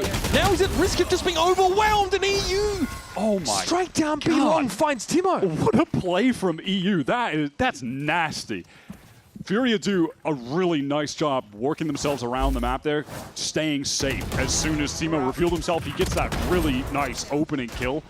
But then the remaining two players just double up back hauls. One enemy remaining. They take that fight, and then EU knows he can just slice the pie to isolate Teemo at long, not be exposed to main. That's being held by his teammate. FURIA, in terms of the fundamentals, are just so top tier. So top tier. And now they get to dictate the pace wide. It feels like we're starting to see a shift in the tides. Especially with 100 Thieves knocked down to this weak buy and an outlaw in hands of EU. And as he's told us many times before on mic, secretly an opper. That's the new him. Yeah. 2026 Says I'm an opper, guys. You better believe. Ops, outlaws. Having Cryo on his team was just, you know, holding him back, if you will. It was dimming his shine. They got a narrative and getting look mixed at him here. go. He was a little susceptible to a random timing from Halls there, which he's checking. Yeah, this one's really going to come down to, do FURIA gamble wrong and hit B? Do we bet on black or red? And just to find out what happens, man. Unless Cryo just, does not get the kill, so. Okay, seen him pushing up on a lot of corners so far this game, but he doesn't really have the weaponry for it. That's just nice timing. I mean, frankly, 100 Thieves know that at least the EU is there. Here's the rotate back over towards this A side as FURIA have gotten in. Koala's Laterly they'll plot. He's asking for the spike so he can get it down. If Asuna gets this fight, we've got a round. Okay, here is that fast lane Asuna looking, trying to find his opponent behind door number A. It was Alim. But Asuna's going to be brought down. Still, 100 Thieves cut down to 3 players with just that outlaw, the notable weapon. And Koanoob's able to use a runner back just to get a free clear. Yeah, not mad at that. He gets the plant down, so he gets that orb, just goes for it immediately. Oh my God! All right. Insane little slide kill for the last one. That ace just kind of came out of nowhere. Thin air. Where did that one come from, man? What? Alim, of course, number 3 for KDs over stage 1 on all Neon players. Number 4 in ACS. Really been putting on a show. And number 1 in judge abuse. Well, you know, it's a subjective stat line, yeah. Oh my God. I think you load that one from Koanoob. Really did not think there was an ace happening there. I'm going to be honest. Like it felt like the game was slowing down for a second. The ult just got used. No, then Alan just killed him. You know, if this is going to be a game to take over, I respect it. Absolutely. Especially as we head through this series. Haven, our next map is going to be another real big Phoenix Neon map. It's where we're going to be looking at our duelist pairs very closely yet again. But so far, Alim and EU especially have been able to kind of undo the damage to some degree that Cryo was wreaking against FURIA on 100 Thieves' attack side. Cryo's been quieter, the economy's been a bit worse. In this timeout though, Cryo's actually brought up an operator. So gonna look to try and again work one of those long lines. He's been taking some weird angles over towards like Art, for example. I think he's gonna go back maybe even towards that mid side of the map again, we'll see. I think he places a really safe trip there for Khan. And just going to go pick up the angle towards B while 100 Thieves go for the A fight. Quick molly over top. And then try to play into that orb if you can. How much do FURIA want to commit to this fight, though? And they say why? Nothing wagered, nothing gained. Yeah, FURIA don't fancy it. That was the Phoenix Molly lineup there. the util for util just keeps everybody scared and hesitant to do anything too proactive.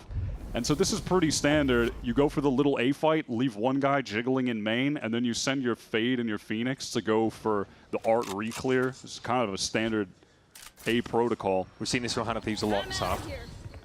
FURIA, do they want to work into this full A hit, though? Yeah, they do. Bang is back sight. He's isolated, just needs to play to live. There's a turret, though, in Plaza that's going to spot this out from 100 Thieves, so they're going to have to make something of this position pretty quickly, because look how deep they're pushing back behind Spawn. It's Alim on a long line. It's going to make it very hard for Timo to be brought back in. Did Artson actually find the timing on this? You can see Vora is so concerned before he sends out that Prowler. Prowler's going to be shot. Alim's still on a deep line. Cryo aware. How can he get involved, though, with that off? Yeah, how they scale into this 100 Thieves to try and stop this hit. Koanoob on the side, flashing, but all of a sudden Asuna appears. I don't think you could tell if that was Alim or Asuna. Confused, perhaps, as the Neons are everywhere all at once, and Alim's looking for another big round by the looks. Overdrive at the ready. Artazine in the perfect position to deal with Vora now. It's done on Cryo and Bang, and Alim still finds yet another one. It's tight, though. It's close. Bang here has to win this out, but time is simply not on his side. And Artazine's going to be able to walk away victorious. Alim is an absolute beast right now. 2 rounds back-to-back, complete takeover. The little swaps between the rifle back to the ult were pretty sick. That second kill he got as well onto Timo was huge. That was just before that divide was getting placed down. And he's able to just work around either side of the wall. Oh my God. Nice, guys, come on! He is insane. We're going to an even game now. FURIA fighting back after losing the second pistol of this map. 100 Thieves are going back for this A fight. Last time they didn't commit, just threw the early util and then go, yeah, and it's right back towards the Art reclear. Same as last round. I mean, this is literally the identical of the last round that they're setting up right now. The difference is, where's the KJ turret? It just hasn't been placed yet for Artson, but FURIA now on the A main re-clear. Unless it got broken, I mean, maybe. I know. Maybe, but could have been like a B-long turret. Either way, that could have allowed 100 Thieves to get into Plaza for free. That actually now has to be physically watched by EU. So A main is being controlled this time by FURIA. Obviously, last round they just pivoted into the full exec, but they're going to try to work the map a little bit. They're going to discover if they try to go prod towards Street or Art that trip is nowhere to be found. It is placed super passively. Yeah. Arzene's just going to have a look, I think. Start jiggling this door. Yep. And so if you're Cryo pushed up it long, you're just relying on Asuna being able to get the info for you, holding on B. And then you need to win a B main fight and retain that space, but it's going to be towards A again. FURIA. Oh no, brother, you are caught way too close. Perfect timing there for Koala yet again. He's got a sixth sense from it. Timo fights back into the space, and that's the Art presence now down for FURIA. Look how quickly Nerve had to do a heel turn and get on out. Arzene wins on out over at the B side, and that has opened the door now for FURIA to get their 10th. Cryo just doesn't have the info on Street when the trip is placed that passively, right? So they're just able to walk all the way down on him. Artson catches him completely unaware. Now Bang and Timo in this 2 versus 3. I like Artson's position here.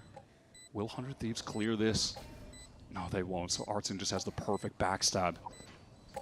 Nerve saw that. He knows 100 Thieves are about to get into. And that's the timing for Arzene. Nerve just had to spot someone pushing and give up the space. And FURIA notch up their 10th. Another L for the weird sort of passive B-side setup here with, you know, the chamber exposed.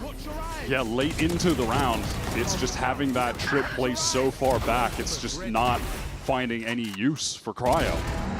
And so he's like, yeah, there could be someone here, but it puts him in such a disadvantageous position to try to take that fight against Art, who's been playing the B-side very well. Production, reduce Koala audio by 20%. The loudest player on any team in the globe. I respect it. Once again, 100 Thieves have posted up on his B-long. They're just going to, okay, multi-swing it. Cryo's going to be brought down yet again. It's just really Sheriffs to work with now, and that Prowler's going to get a lot of info. Timo on the swing out of the smoke, finds one, and Arsena also chimes in. That's the Killjoy down. Vora might be rewarded here for this off-angle forward posting now as he sees Alan run his way and has to change target. Don't worry, buddy. In about a month, you'll never have to deal with that exact jump pattern again. Let's see if 100 Thieves can find success on this 2 versus 3. Austin is pretty fast on this A flank, and he'll have a shot at a 1v1, but Nerve is so ready, so aware. Bang did recover an Outlaw here, but has to walk up on that site with no information. What started as a trickle is threatening to become a flood for FURIA. It's Alan and Arzene lead the way for this FURIA squad to come back in. Yeah, unfortunately, Vora in that position with just the Sheriff. Wants to retain A main control. 100 Thieves, they had a nice little proactive play earlier in the round with a flash out to get the weapons, but they're just not able to work into an actual 3-on-3. FURIA do a nice job picking them apart, and now have an opportunity to get the match point with a couple very strong ultimates. Koala Noob has his ready to go. He's early push out of doors here. That's a cool little flash to get into Art quickly for Alan. What's Alan supposed to do after this relay bolt goes off? He's got some information, but it's dangerous. He's overwhelmed. Still, trying to hold his own. It's going to be EU pushing up. Cryo only finds one with the op. And this is wild. FURIA able to stave off 100 Thieves. Aggressive slant on this round. Look at where these defenders are dying. Look at the X's inside Plaza. That's 100 Thieves just running at them. That's a big Got worried kill. for a second, but with the spike down, 100 Thieves have a chance. How many 2v3s are these guys going to get into? This one is must win, though. So much map control for FURIA on the A side. Yeah, I mean, you can look at Vora and Spawn. He knows someone could be walking through on him. That's exactly the case, but the timing just isn't there. Has to check towards the sewer door. Has Koala right Noob had any bad timing moments this game? Like any? They've all been perfect. Now Bang knows they're going to go back towards this A side. He's dragging his keister. Kept at bay for a moment on account of the wall, but... And this is a safe plant, of course, on the other side of the kiosk. It's a player pretty deep in towards Secret. Bang, takes his 1v1. I tell you what, bro, if you win this. Slowly, some art presence being taken up by Nerve. No real crossfire presence here. Bang just strays into the sights of Koala Noob, who has 2 very impactful frags. The previous one where he finds that timing on Nerve is, or rather, I think it was on EU, is just brutal. This was so nice. Look, I was going to call this out, and then it would have been a caster curse because I was about to talk about how cerebral EU was, and then Bang just shot him in the side of the head. So luckily I didn't absolutely curse it, but EU is just such a cerebral player. This guy is genuinely incredible. They go for that massive play, fighting into Art, and he immediately turns around and is ready to just delete the flank from 100 Thieves, and that cracks the round open. They win it from there. He's genuinely incredible. He's so good. 100 Thieves have just completely lost control of this game. Their map pick wanted to bring something different in, something other than the usual split opener. It may have blown up in their face. Look at this give of Plaza. Play off the bot contact and just take the fights. They come in 1s and 2s, and it's all too easy for FURIA to pluck those heads off. They were just so aware that something aggro from 100 Thieves could be coming down mid, and now Cryo, maybe with an opportunity to be a hero. He was outstanding on that attack half, but it feels like, honestly, no fault of his own, he just hasn't even been able to have an opportunity to play the game much on defense. Nothing really coming his way. That's a beautiful first shot. Certainly gaming now, but this lockdown could be a bit of an issue. It's going to force him to give up hold of the site. 100 Thieves have to now bank in the fact that their flanking duo is unknown. Are they going to fully split up? So they're going to leave one-man Bang on the flank. Isolated fight against Nerve could genuinely decide the round here. Bang in a 1v1 here. Has to win this one out, and Nerve's able to shut him down. Blazewall going to be deployed over to the side for 100 Thieves, maybe to give them a way in. Cryo's already sneaking out ahead of his mark, cheating onto the side. Artesina awaits him on the other side of this wall, though, and he is going to be revealed. There's Timotino trying to fight him with a flash, but it's Cryo down, and Timo is all alone. FURIA surge back into the game, delivering an L to 100 Thieves on their map of choice. They look just incredible on that attack side. The way that they were working the B site with ease, their post-plant setups there, Artson was a massive factor on attack. And then over on B, you had Alim just running a rampant on the Neon. Sick game from him. EU was outstanding on attack as well. I felt like everyone just came to life. That round that EU had won as well, the spray down 3K, like, tactics aside, if you're just looking at the firepower as well, Cryo was hitting. He played an amazing game, but man, on the side swap, everyone on FURIA, I mean, specifically those three, it just felt like they were untouchable. Pretty explosive game. Multiple aces in this first map between 100 Thieves and FURIA. Quite the volatile affair, and we expect no difference as we come back from the break. But first, we're going to check in with our desk to talk all things Pearl.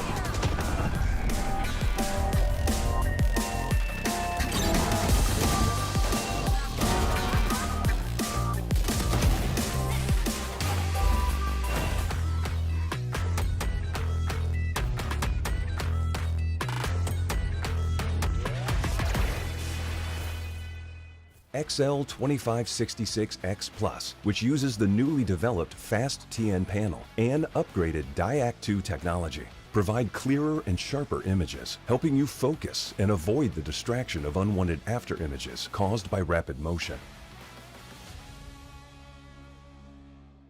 Zowie. Want to find your fastest server every time? Express like a pro and optimize your connection in one tap. Express and game without ISP throttling. Express and shield yourself from DDoS attacks. Express and choose the VPN trusted by gamers everywhere. ExpressVPN. Experience gaming the Express way. Fast, stable, competitive. Outplay the world. It's time to Express. Unlock free cosmetics, including Lightning Kicks Buddy and more. Scan to subscribe.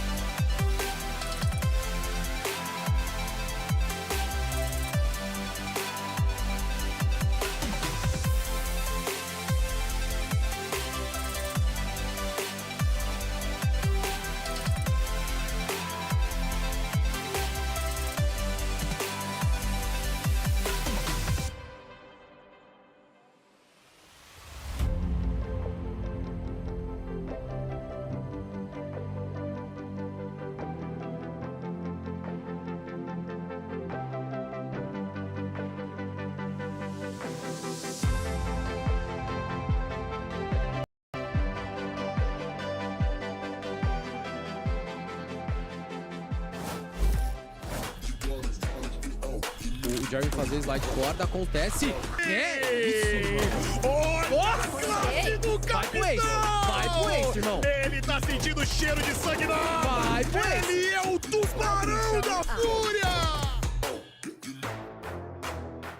And now out into the open, also will fall as well. Cryo lines them up though for 3 onto the round, a Red Bull clutch. Hey guys, FURIA picks up a massive win there after coming back against 100 Thieves. It looked like it was going to be the Thieves' day, but FURIA managed to pop off. What did you guys identify in that series that you were able to build round after round to come back and win this one? First of all, I don't lose for Chamber. This is, I'm not gonna lie, when you play against Chamber, you need to understand how to explore these gaps on the map. And I think we play very well on T side. On defense side, I think we just give this mid for free so many rounds. But we play on attack, we have a lot of control in different positions on the map. And I think this is a huge key for winning this map. Nice. So, Coach, thank you so much for your insight, brother. Appreciate you as always. Back to you. Welcome back, everyone. Yeah, FURIA take the dub here, but that was a close affair. They crawled back into it on the attack side. What else did you guys see that allowed them to actually get back into it and take the dub? I mean, the one thing that I'm struggling with is 100 Thieves, they were looking so good. Their post plans, we were ready to talk about them as well. They won both pistols, but when it comes to the attack side and the post plans for FURIA, they were so aggressive. They were so proactive. And also, it seems like the vibes are great. I feel like we know that about these guys, but even in this match where they're already in playoffs, doesn't matter. Whatever it is, they're trying to get that win. Yeah, they were just hyping each other up, keeping that energy up, especially towards the end with those string of rounds that they were winning.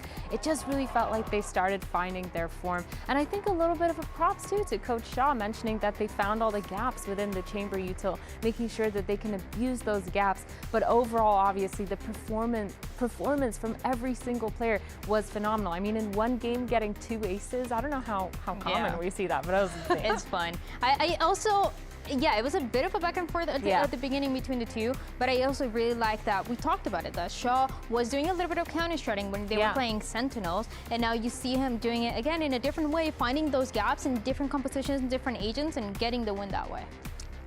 You know what I personally feel really like brought him over the finish line? Is it my guy? Is it a limb? Is it my rookie? It is my rookie. It's my rookie. It's my rookie. I mean, come on. Like, it was criminal what he got away with on that neon. Yeah, I think his performance was phenomenal. His mechanics are absolutely insane. But I also think the biggest thing for Lim was the amount of map control that he was able to get for his team. Especially towards the end of this game, it felt like so many of their post plans were reliant on a Lim just being an absolute nuisance, jumping around the site, getting a lot of those picks, denying them from entering right away, and making sure the choke points are kind of on lock. And I think on top of that, his util was just phenomenal to deny a lot of that too. Something that I really like about FURIA when we started seeing them stage 1 is how good they were at playing those post plans, understanding who were the players that had to get a bit more active, like Alan, for example, on Dominion, and who were the players that had to play back, having the Astra util, having the Artino utility as well to work with. And then you see Alan has a great understanding of this, and they're not only doing that, but they're playing even more aggressive all together. Yeah, and they're enabling it too. Like, everyone is just on the same page with trying to set up a Lim in the best positions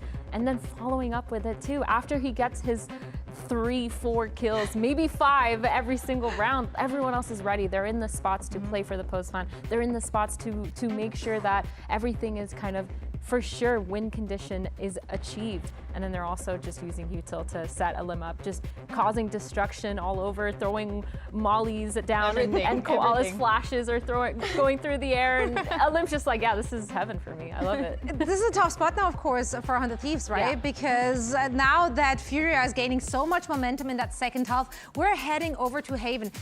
Frankly, this is a map that both haven't looked incredible on. So why it was picked, that still remains a mystery to us. Both teams sporting a 33% win rate.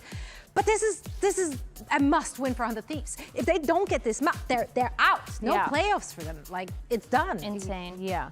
I think we were all thinking they were going to win that first map, especially, again, winning both pistols, that gives you so much of an advantage early on, but then they couldn't get anything else going into that second half. For this map of Haven, they're both playing the same composition, they're both playing this double duelist, and I think the one thing that they have to fix for 100 Thieves is how they're going to be playing around the ultimates for the Neon and for Phoenix. I think Timotino has had some ultimates where he's trying to get a lot of space, he's trying to get a lot of info, but it doesn't seem like it's the right time. It doesn't seem like it is as coordinated as other plays that 100 Thieves has, and that to me is going to be the win condition for them. Yeah, creativity has always been 100 Thieves' thing, and I think those ults sometimes make me question if they've run it through 100%. But I also think on the other side, right, we're gonna see FURIA. I'm hoping that we don't see them play that slow takes on every single extremity, setting up that. Slow? No, listen.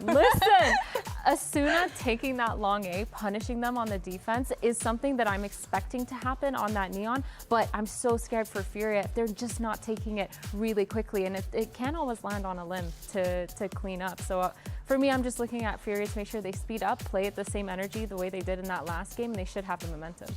Well, let's hear what NBS has to say ahead of map 2. Okay, so here with Coach MBS now. You guys are coming into this one. Stressful game, I know, because it's a big match for you guys. You win this, you're in the playoffs. What were you telling the boys in the back there right before that loss? Because you guys were really close to being able to pull that off on map 1. Honestly, it's just we take one map at a time. Just like I know everyone says that, but that's important. No expectations, no like predictions and stuff. The map 1 was close. I think we could have shown like a little bit of better game, but the map pool for both teams is quite similar. So any map can go any way, and I think the strength of the teams is also kind of similar, like I'm being real. So they showed a good game. Hopefully we're gonna show a better one on Haven. How does 100 Thieves get that win though on Haven? What are you guys looking to do? What are you looking to exploit on the FURIA side? Once again, similar playstyle, similar teams. We have good prep going into that. Hopefully we can remain our composure, have control over the game, and whoever the better Neon Phoenix Chaos Control team is, I think that team will come out ahead. For sure, man. Living the chaos, brother. Am I right? Okay. Thank you, guys. Appreciate it.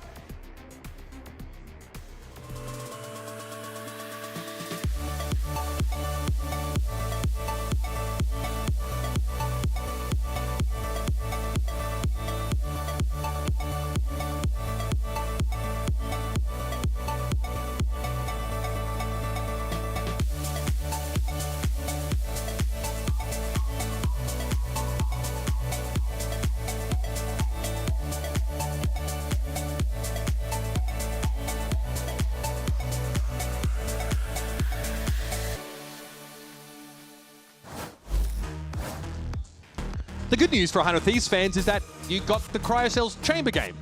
The bad news is that you didn't win their first map. Pearl goes the way of FURIA, and so now 100 Thieves have to lean more on Asuna and Timo. This 1-2 punch, the Neon and the Phoenix. And Timo, especially recently, has said he doesn't want to be known as like a waylay merchant or a one-trick. He wants to be known as a complete duelist. It's time for him to stand up on this Phoenix and really leave his mark on this game. Yeah, that's going to require him to have a monster game right now, because when you compare his Phoenix to the other duelists he's playing in this stage, there is a gulf in the statistics. Asuna has been, and feels like he always is, the lightning rod of criticism for 100 Thieves, just even based on the fact that he's the longest standing member, so if things go wrong, people just associate him as the common denominator. He had one game on Neon, the game against Sen, that was really poor on Haven. But compared to the other times he's played Haven, that was the outlier. The other games, he was playing pretty solid.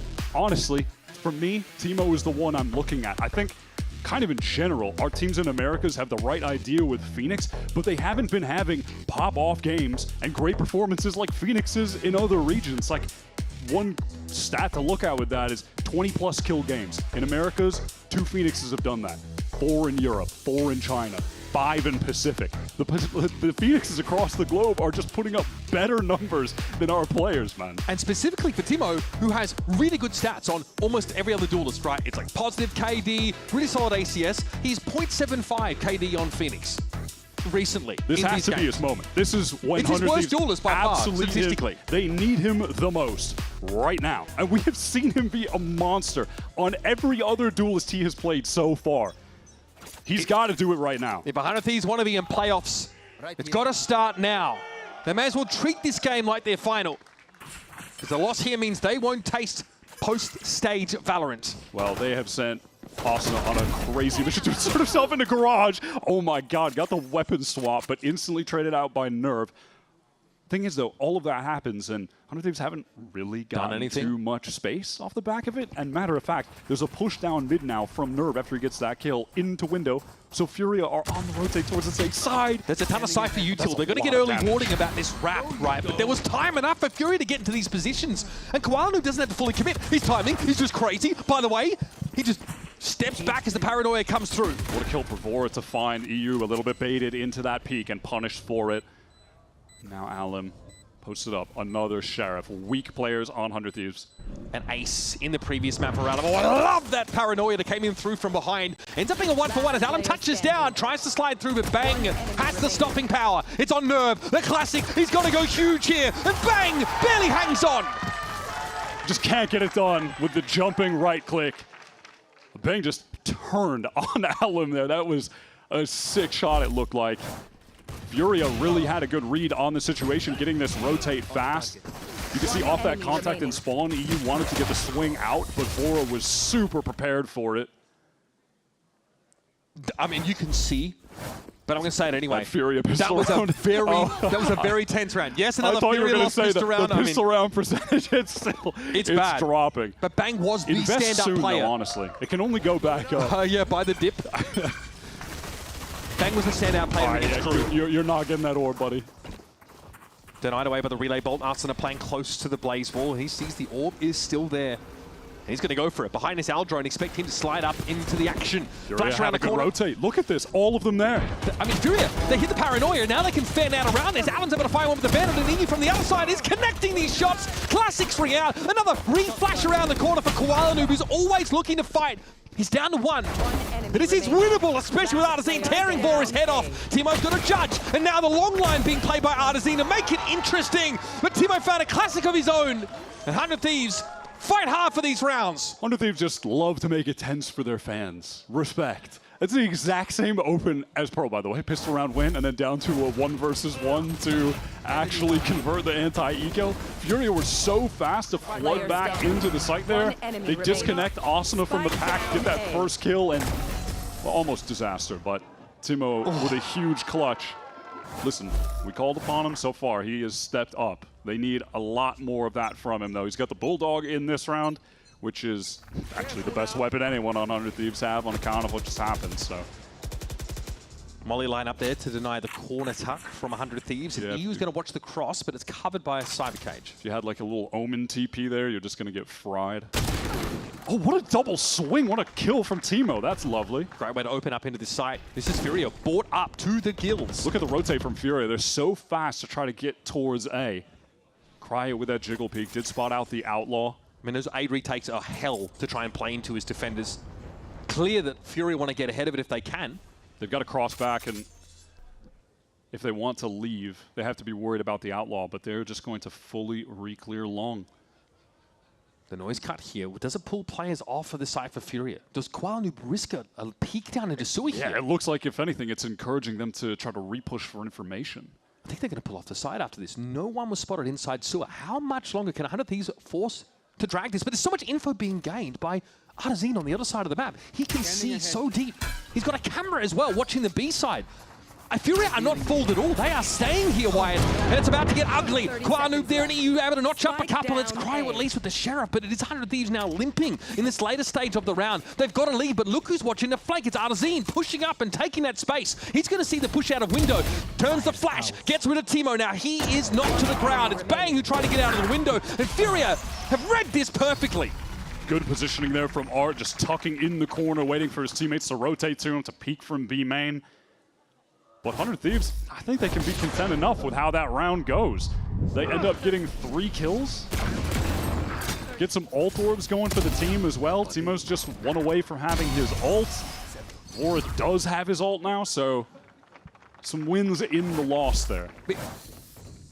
Every lane basically covered there by Artazine. Camera in B.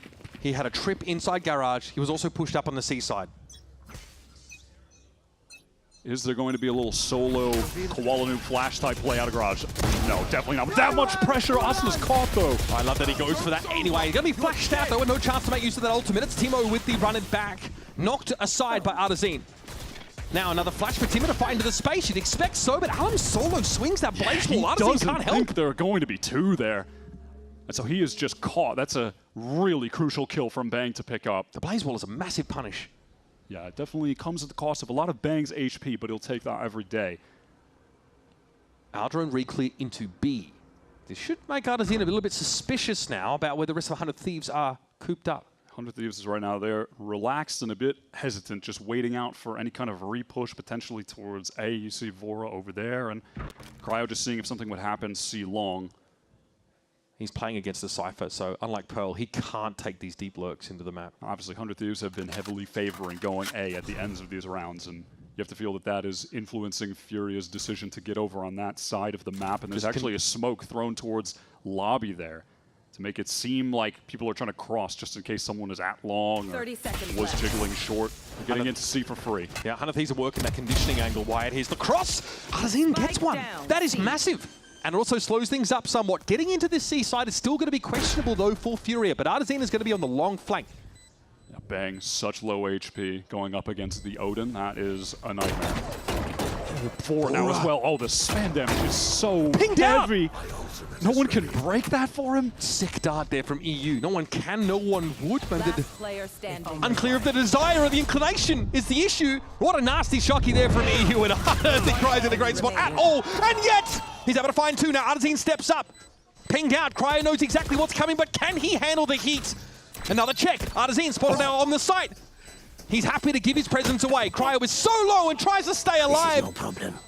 And he may well have done enough. No time.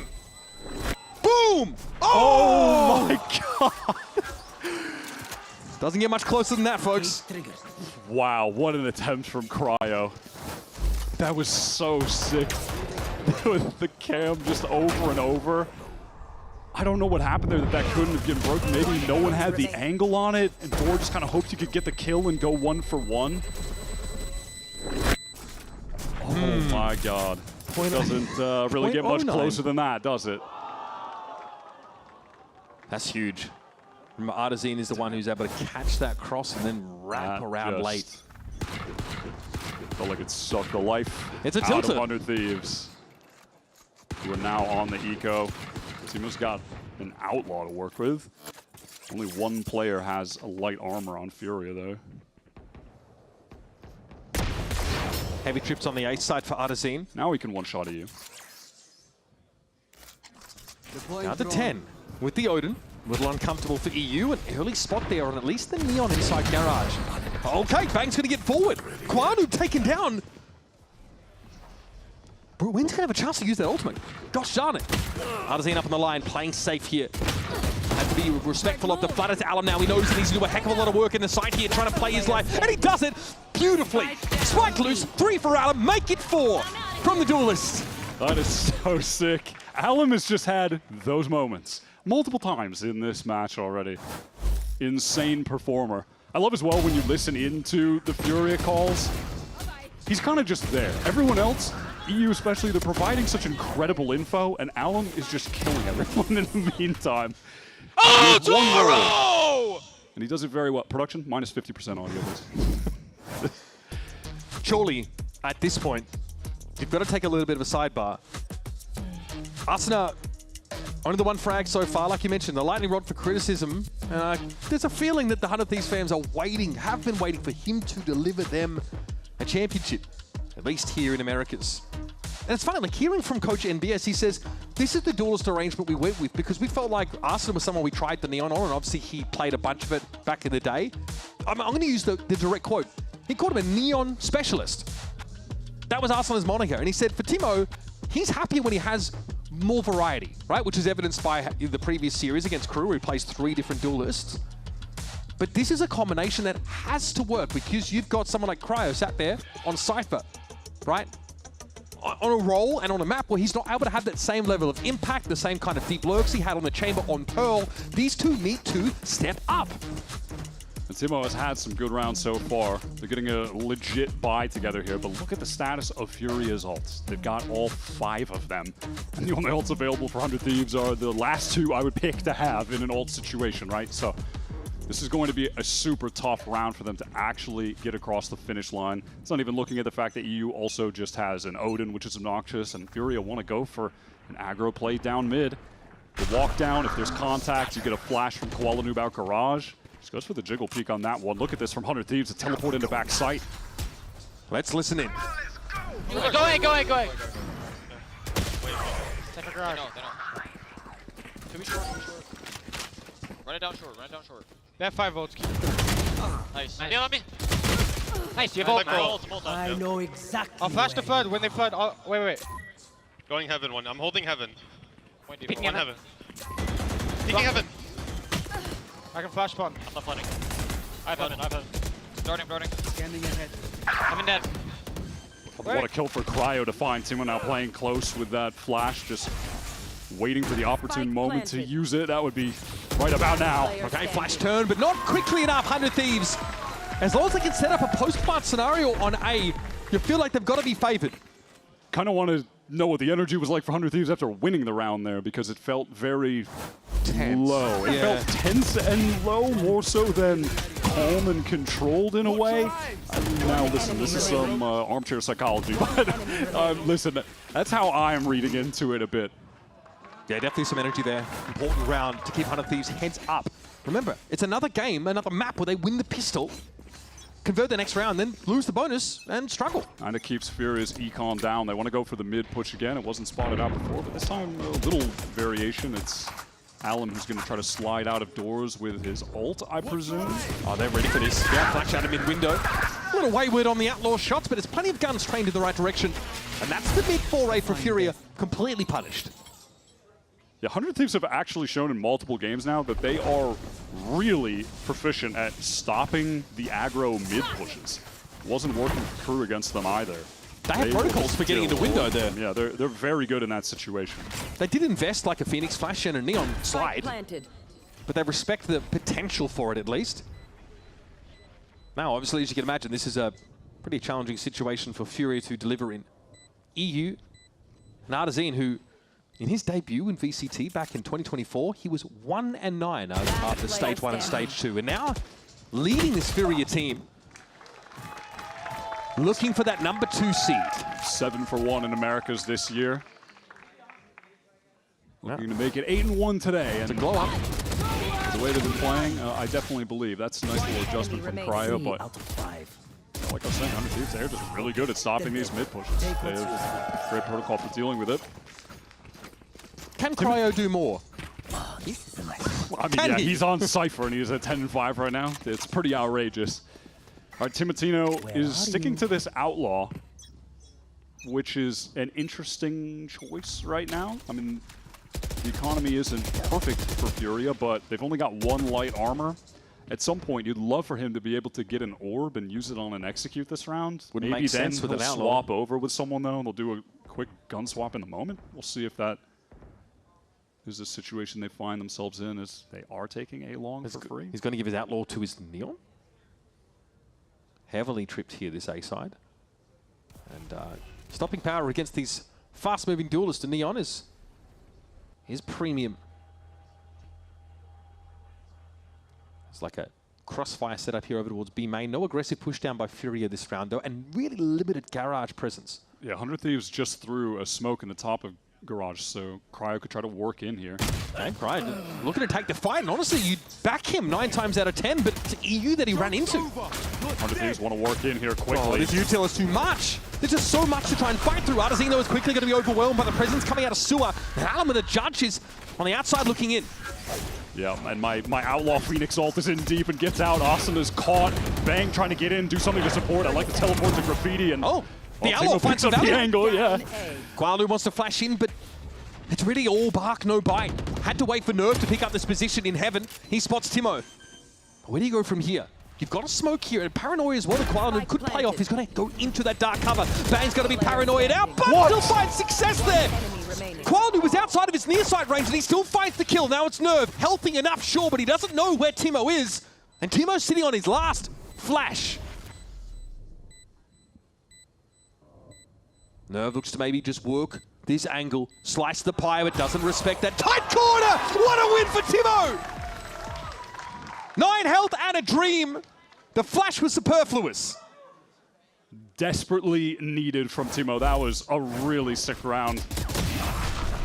Bang with a crucial duel there, by the way. I mean, he was the early hero that got them back into this. I mean, 100 Thieves, enemy remaining. brother, they're executing into that site with the Outlaw Phoenix ult. He's running it down with Austin. Through 2 trips, by the way. Crazy. Yeah, 2 trips, cyber cage. This is crazy, man. But they get away with it. And they've got FURIA back on the eco. Such a crucial round for continuing to build this 100 Thieves momentum on attack. Get their economy rolling. And now they're in a position where they have the advantage in the ult economy as well. This is a good spot for 100 Thieves on a map for both teams that has been challenging at different points for different reasons. I feel like we've seen the most volatility in 100 Thieves gameplay here. Some highs and then some extreme lows in that game they had against Sen. And then for FURIA, they've lost it to EG when Digizine and Superman are dropping 30 bombs on them. It's just been really up and down for both these squads. And it was a pretty swingy game between FURIA and Sentinels last week as well. Haven was the decider, which ended up being pretty clean.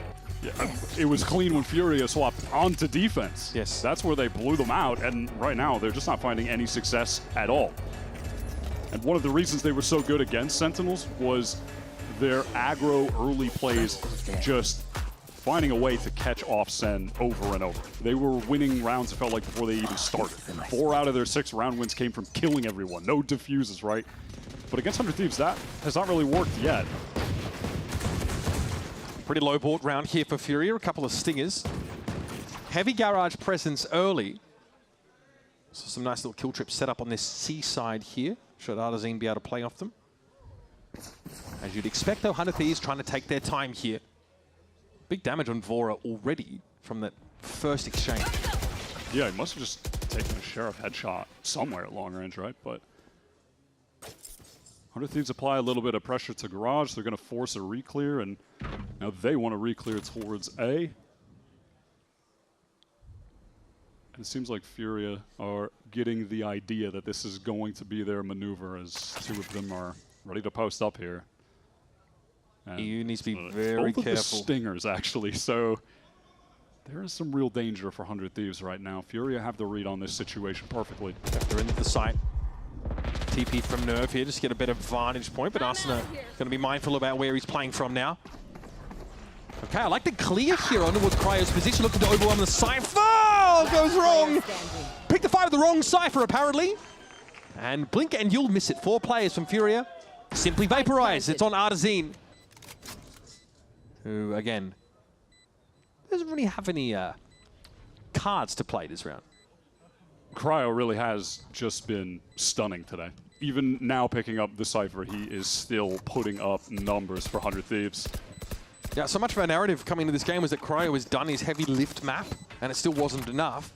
And then he simply decides to do it again. Yeah, just go even harder on an agent where it's less likely you're getting into situations where you can get a lot of kills. It's giving plus ultra, that's for sure. Timo doesn't even need this kill, but he'll get it anyway. He'll just turn on Artsin for the love of the game to get an 11th kill. That's D1 hating, bro.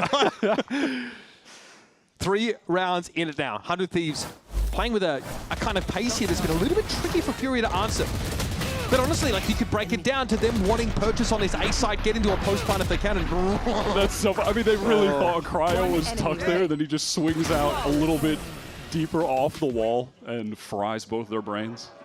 Love that from him. I mean, listen, Cryo, he's been talking about how badly he wants to win one of these international events. It's been a while since 100 Thieves have been able to get to one, and saying how all his friends are going to them and he wishes them well, but he kind of wishes he was a part of it too. Must be tough sitting on the sidelines. It was only Shanghai we've seen these guys at. 100 Thieves are always, feels like they're always so close yet so far. Yeah, every playoffs, but hardly any of the globals. It's a difficult moniker to shake because they're looking at the same fate. If they don't find success here, they won't even get into playoffs.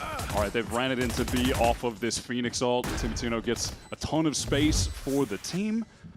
Now in the post plant, they maybe could work with Austin's ult. Cryo on that late flank. He gets just deleted by Allen. Straight into the fetal position for the Cypher. Here's Bang pushing up, finds one through the smoke. Well, you make your own luck, they say. Yeah, Vora great on flank watch, and Bang's paranoia was excellent at just dividing the team up. Timo caught. Maybe that gives FURIA an opening, but realistically the time is so low and the money is so low.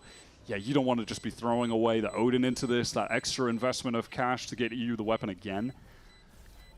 And 100 Thieves are able to get away with this round. Just a quick little B pop, working that Phoenix ult to take the space, and then that additional quick little util layer after. Paranoia just really disrupts FURIA, trying to get in from that C link. You could see Koalanoob was just caught in the site, blinded up, completely exposed. This was the map. Obviously, 100 Thieves lost to Crew last week, but they really seem quite tight on these attack side protocols. Straight fighting in the site. Obviously, Timo gets in that deeper info with that runner back, like you mentioned, but yeah, that flurry of kills saw 100 Thieves come out ahead now. 5 rounds in a row. It's funny, a couple of times on both maps, we've seen Alum have the read on where Cryo has been on these late flanks coming in. He expects it, and that time he does get the catch on him. Last time on Pearl, Cryo got him. Off for Alum, though, posted up on a long, going to get smoked off. And there's that molly with the teleport. It paid off this time. It was a Chekhov's gun when we saw him like round 2 or whatever that was. Yeah, Bang down to 69. Alum now looking into sewer. Cryo looking for a timing off at this time. Paranoia catching on to the Leon as well. Here's the push to into the fast lane, straight out of the Cyber Cage. It's all too easy. Artazine slapping him down. Being rewarded for setting up the Cypher util. And now it's just clean up Crew, folks. Nothing more to it than that. FURIA know they've got to get ahead of these post-plant scenarios, otherwise things could go wrong for them. It's going to be Vora, though, stuck in the 1v2. And a double face setup will account for him. But it's a costly round for FURIA. Orton does a great job holding the site there, varying up the setup just a little bit. And then on top of that, I like the Koalanoob just uses the all-miss moment to basically certify the round win. And it was Bang who had teleported, used his ult to get under heaven, so Koal catches him with that. The double layer of trips on A has been tough for 100 Thieves to deal with. Coming back into this round, though, how does FURIA up for Vora? Arsenal also might be set up to make a fast play behind this overdrive. It's going to be that aggressive push down mid for FURIA. Look at them already. Nose to the barrier. Alum on a walk. And caught straight away. Is there going to be a moment where Koala tries to actually fight out a garage, though? Surely not. That's such a high-risk play to make. I know exactly where. Well, you might have no choice now. You've got to go for the pop here before the North F comes in with Koala. Ooh, he would have been lucky to be alive. At best, he gets caught inside garage. Unseen tries to refight into the space. Apropos of nothing, gets caught out by this Hunter's Fury. It's the 100 Thieves' signature spicy pace that catches FURIA off guard. And Nerve tries to teleport in to beat the timing here, but he's, oh my god, right into the molly, and he's picked up. Oh, yeah, no, you're cooked, bro. You're cooked. That's a great 100 Thieves round. Again, they're proficient at this aggression denial. Allen trying to go down mid, caught immediately. FURIA have a setup that's fully invested towards mid. They had a trip all the way back A. They gave that site completely. 100 Thieves find the advantage, play into Cryo's ult that forces FURIA's hand. They know they have to get aggressive in that moment. And again, 100 Thieves are so good at denying the aggression. They shut them down super fast, C pivot. Brutal round there for FURIA. Once again, shut down on their defense side aggression. We're going to head to a break. We're going to come back to a second half of Haven as 100 Thieves fight for their chance in Stage 1 playoffs. Not much longer now, and I will also take to the skies. Me too. You? No, you will always be a worm. Just wait and see. Red Bull gives you wings.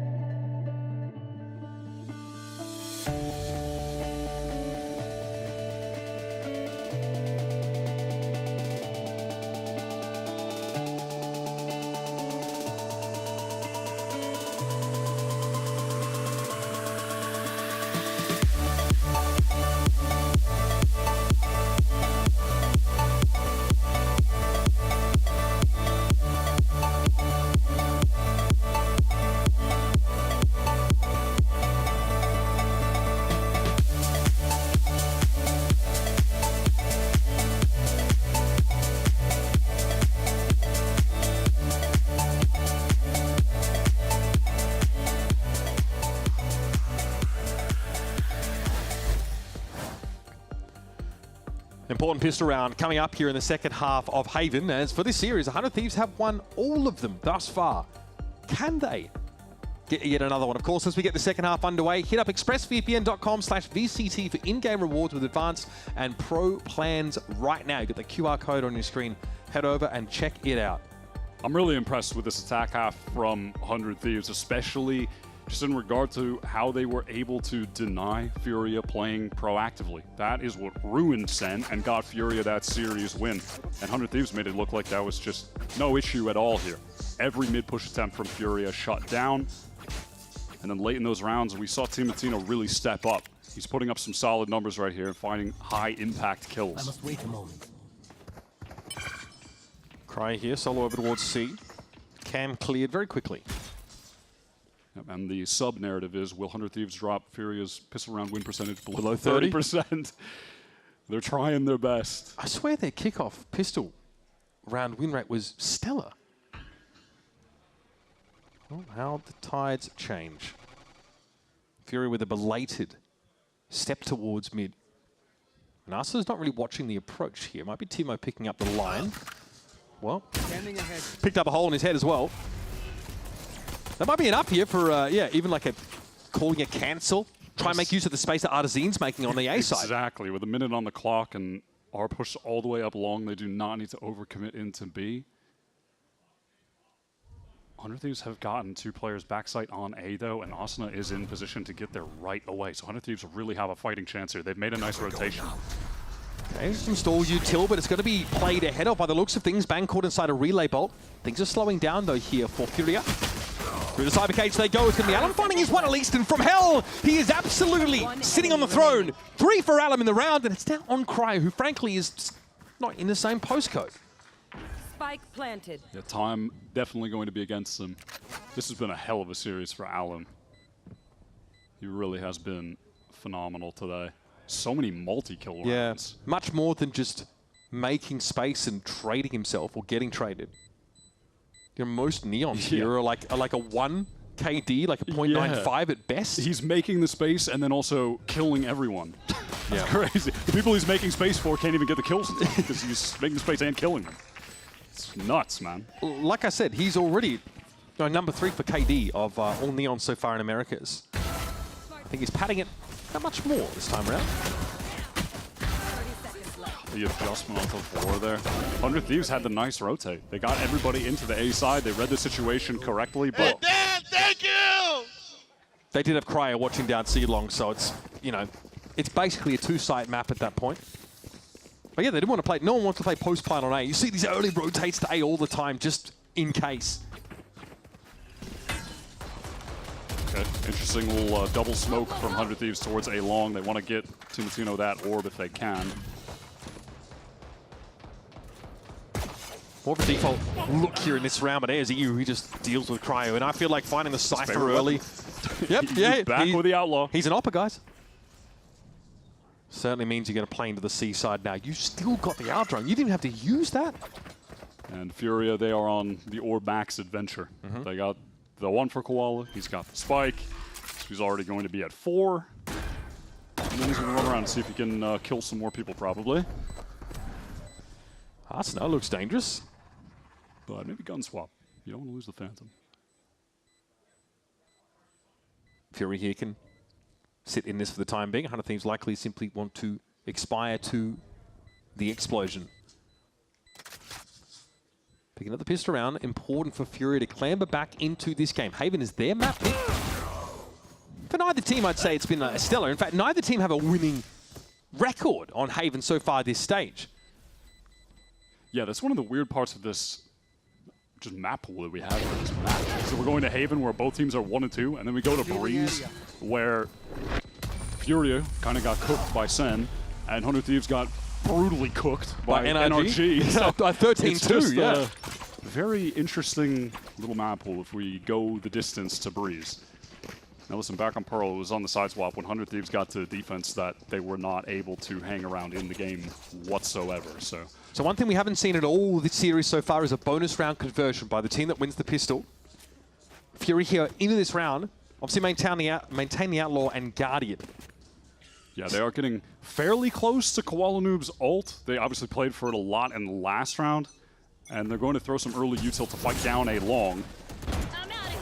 Arsenal fully commits here towards A. Says he really wants to try and assert himself with this orb, but it might have blown up in his face. It's a trade, and that's what Neon does. Make space, get traded. But Arzine's caught again. Cryo on C.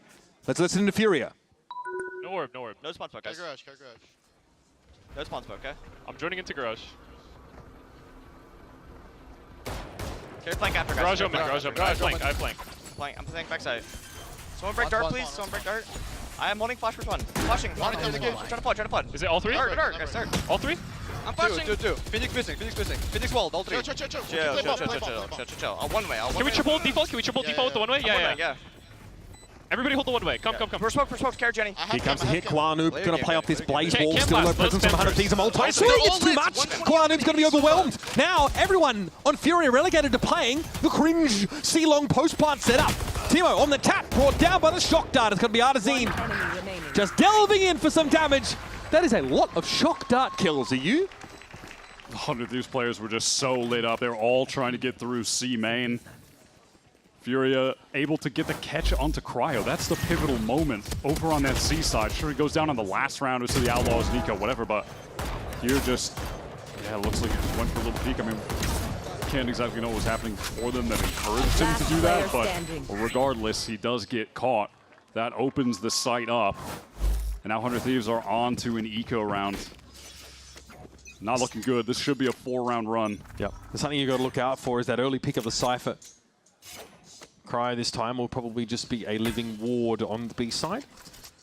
This is pace. Our drone at the front door for EU. Peer over the boxes should reveal Cryo. Spotted out, pinged up. Here's a slide into the site now. 100 Thieves getting serious about defending this B side, but Artazine wins out against Tibertino. That now opens up C as a possibility. This is dragged bang onto the C side itself. He's still able to smoke out in B main. This would slow things up, but Furia already leaning to the left side of the map.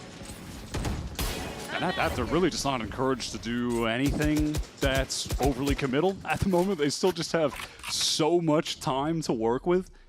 This C site has been really easy for them to navigate. They're winning out the post plants there. Runner back is pretty insane against these low board rounds. Yeah, Koala could just send it in there to be careful. Soak up some Marshall shots, maybe. C's just been left alone. 100 Thieves gambling on a ping across to the A side. They chose wrong. Yeah, Furia, they're content just contacting up as a unit and trading things out. Don't feel like it's dangerous enough of a situation to even warrant the run it back.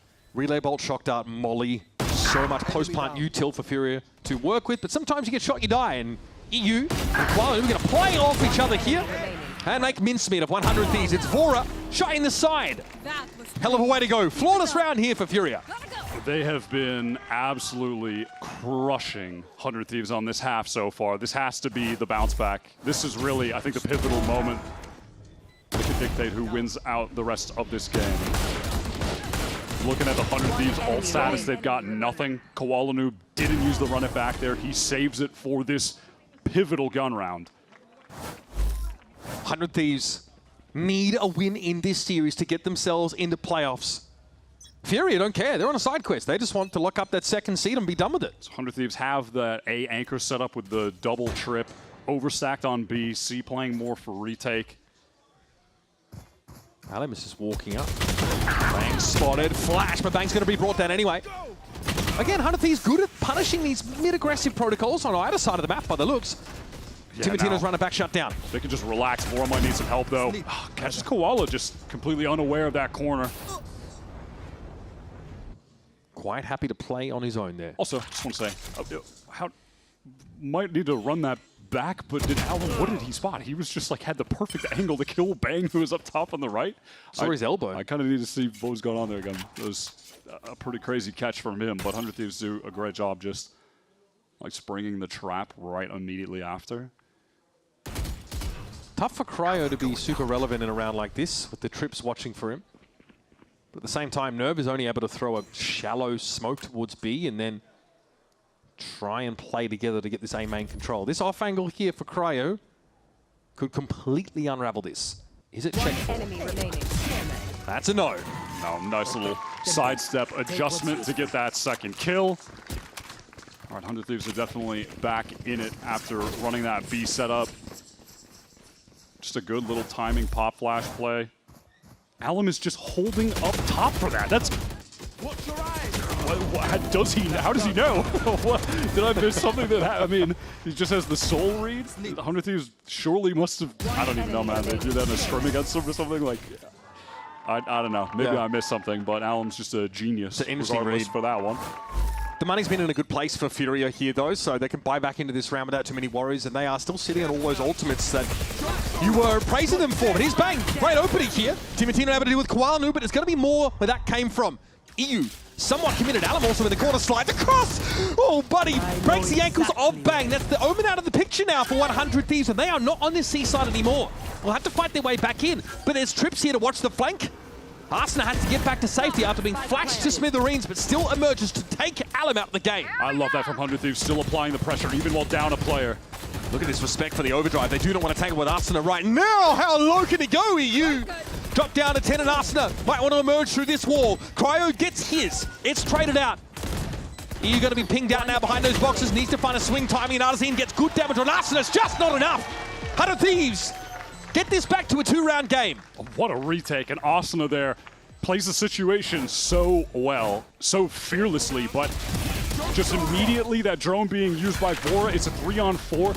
He's going in, he's playing off of it. He gets this first kill onto Alum, that's excellent, and then pops the ult, throws up the fast lane, so when you're these players from FURIA on site, now they could be trying to swing on you from plat as well. It just opens up another lane they have to be concerned about in the fight. Asuna puts them in such a beautiful position to win that round, and they do. They capitalize off of his good work. It matters so much. Vora's turned up right now, by the way. That was a 3-ult round from FURIA that falls in a streaming heap. And now their grip on this game might again be released. 100 Thieves' first round wins for this defense side. Now to build off of it. Oh, that trip in that corner could catch out the Neon, but Alum is going to snip it here at first. That's a spike going loose now. Sure, Hunter's Fury into the back of the side should find some effect. And yes, Cryo is down, but Timo's already done damage. He's ahead of this. Front and center. Brings Koala Noob down. Fury reduce the 2 players now, and Timo eventually finishes the job there. Walk it. Now it's just EU stuck behind the wall. He had the read on the flank, but it's irrelevant when all of his teammates have just gone down on the site. I was sweating while he had the Hunter's Fury out, and it looks like he was maybe get a double kill because Bang cross-map TP'd into the ult, but then TP'd out of it. All good. So all that FURIA money we talked about, that's pretty much gone now. With 100 Thieves poised to take the map. Both of these teams, strong performers on each other's map picks. It says MBS said it in the break. It said, we've got 2 similar teams with 2 similar styles, 2 identical compositions. 100 Thieves able to take it round by round. 30 seconds left. Flood beautifully into the C hold, but EU is far from done. Has to ace clutch to get this round for FURIA. I mean, he has gotten himself into this C site. Spike is loose, it's across the way. Vora still has the full kit, even a drone to use for this situation. Vora and having util for the late round. 10 seconds left. Match made in heaven. Here's that out drone now coming out. This is going to leave EU without time, and Timo can easily play off the drone for his 4th kill of the round. And almost up to another ult, just 1 orb away from Timo getting a run it back. The C-site play has just been so good from 100 Thieves. Timo getting back in there to help. They're just so fast to flood and play together. The teleport cross map from Bang. FURIA try to keep it simple, and 100 Thieves just have an excellent flood set up for that. Timo's improved to 17 and 10 on this defense side. And Vora 18 and 11. The 2 of them have been going insane. Vora really has turned up on this map. Usually not the standout fragging player for 100 Thieves, is definitely just focused on his IGLing duties, but he's pretty insane at the moment. It's going to be a weird buy for FURIA on the next round. I think Alum is going to be able to go into a judge, and there's a couple of rifles that you can sort of share around, but the back may well have been broken here on Haven. 100 Thieves armed to the gills. Timo also 1 orb away from another run it back, so a great opportunity to get in, especially if you're fighting into an angle that Alum's holding with the judge. Can completely defeat that with an ultimate. Yeah, that round loss bonus is going to start kicking in for FURIA though as well, and if they're getting the spike down, even if they lose, they're still getting good buys put together. What was the move from them out of this timeout? It looks like they want to go for that A-long fight again. You can throw this flash that we saw earlier just over the top for anyone that's peeking from 100 Thieves deep A. Quickly get FURIA out into A-long. They're still going to have to contend with these multiple layers of Cypher trips, which we've seen them struggle with. Okay, there's the flash over the top. Nobody watching A-long though. VORA now actually waits for that timing and goes for a slightly later Aldro. This has FURIA looking elsewhere. You still can't know the exact timing with that Aldrin. Someone could have crossed short. FURIA have completely left that side of the map. They're over towards B, where 100 Thieves have gotten a trio kind of stacked up. Timo does not want to fully commit. He can obviously flash out of window, try and refight if there's a player to pick up the crossfire from C, but there's risk of running into EU if you do that. Oh, EU just wins it out. Arsenal just gives him a juicy target. Can't be doing that. Will this be a moment, though, for FURIA to accelerate or just a slow... Oh, my God, the smoke drop. VORA with a sick transfer. You can't let him get away with that. And now Nerv is on his lonesome in B. He doesn't want to commit to trying to get through. Alum tries to take a timing with the judge, but he's caught in the smoke as well. It's brutal. And FURIA try and go up a gear, but 100 Thieves just reach into the car and pull the handbrake on them. He was just wondering how everyone on his team is dead. Dying on the other side of the map when he finds the opening, gets this free C site now. Nerv in a position where he wants to find a kill, try and get the numbers a bit more even, but doesn't have the success. Cryo's on the flank. These FURIA players are going to be completely encircled on the retake. No ults to work with. EU sitting on a trove of util, but just can't use it in this position. Yeah, Nerv just had the one smoke, sends that out. I mean, we need some lucky wall spam, I think, here. Into smoke, maybe? EU just needs to find a freebie to start this off, and hey, that's not too bad. It's going to be VORA. And Cryo can work the opposite angle. EU tries to swing out, but it's just too much to ask of him. And 100 Thieves move to map point. Yeah, those are the most reliable hands you want at the end of the round right now. Cryo's so solid, and VORA is just playing out of his mind. I feel like this is the best map that we've seen from him all stage. Jeez, on the move. Crazy transfer. That was so clean onto Koala. One enemy remaining. And again, 100 Thieves extremely strong in answering that mid-aggression. Even though VORA was playing it very passive that round. Hot dog. What you want to see, though, from 100 Thieves, even if things are going a little bit wrong, they have players that are on fire that are going to step up and win the rounds regardless. We've seen this from Arsenal. Here's the runner back coming through. Alum is actually pinged out there in long, and Timo fancies a little bit of argy-bargy. Runner back active, and he rips Alum's head off. Arsenal able to back him up there as well, and taking Nerv out of the picture is big. No controller left to speak of for FURIA. This round gets harder and harder to win. 100 Thieves completely mix it up now, setting up the site for C and going for that aggro play A. It just works out perfectly, and you have to imagine they're going to close the map out here.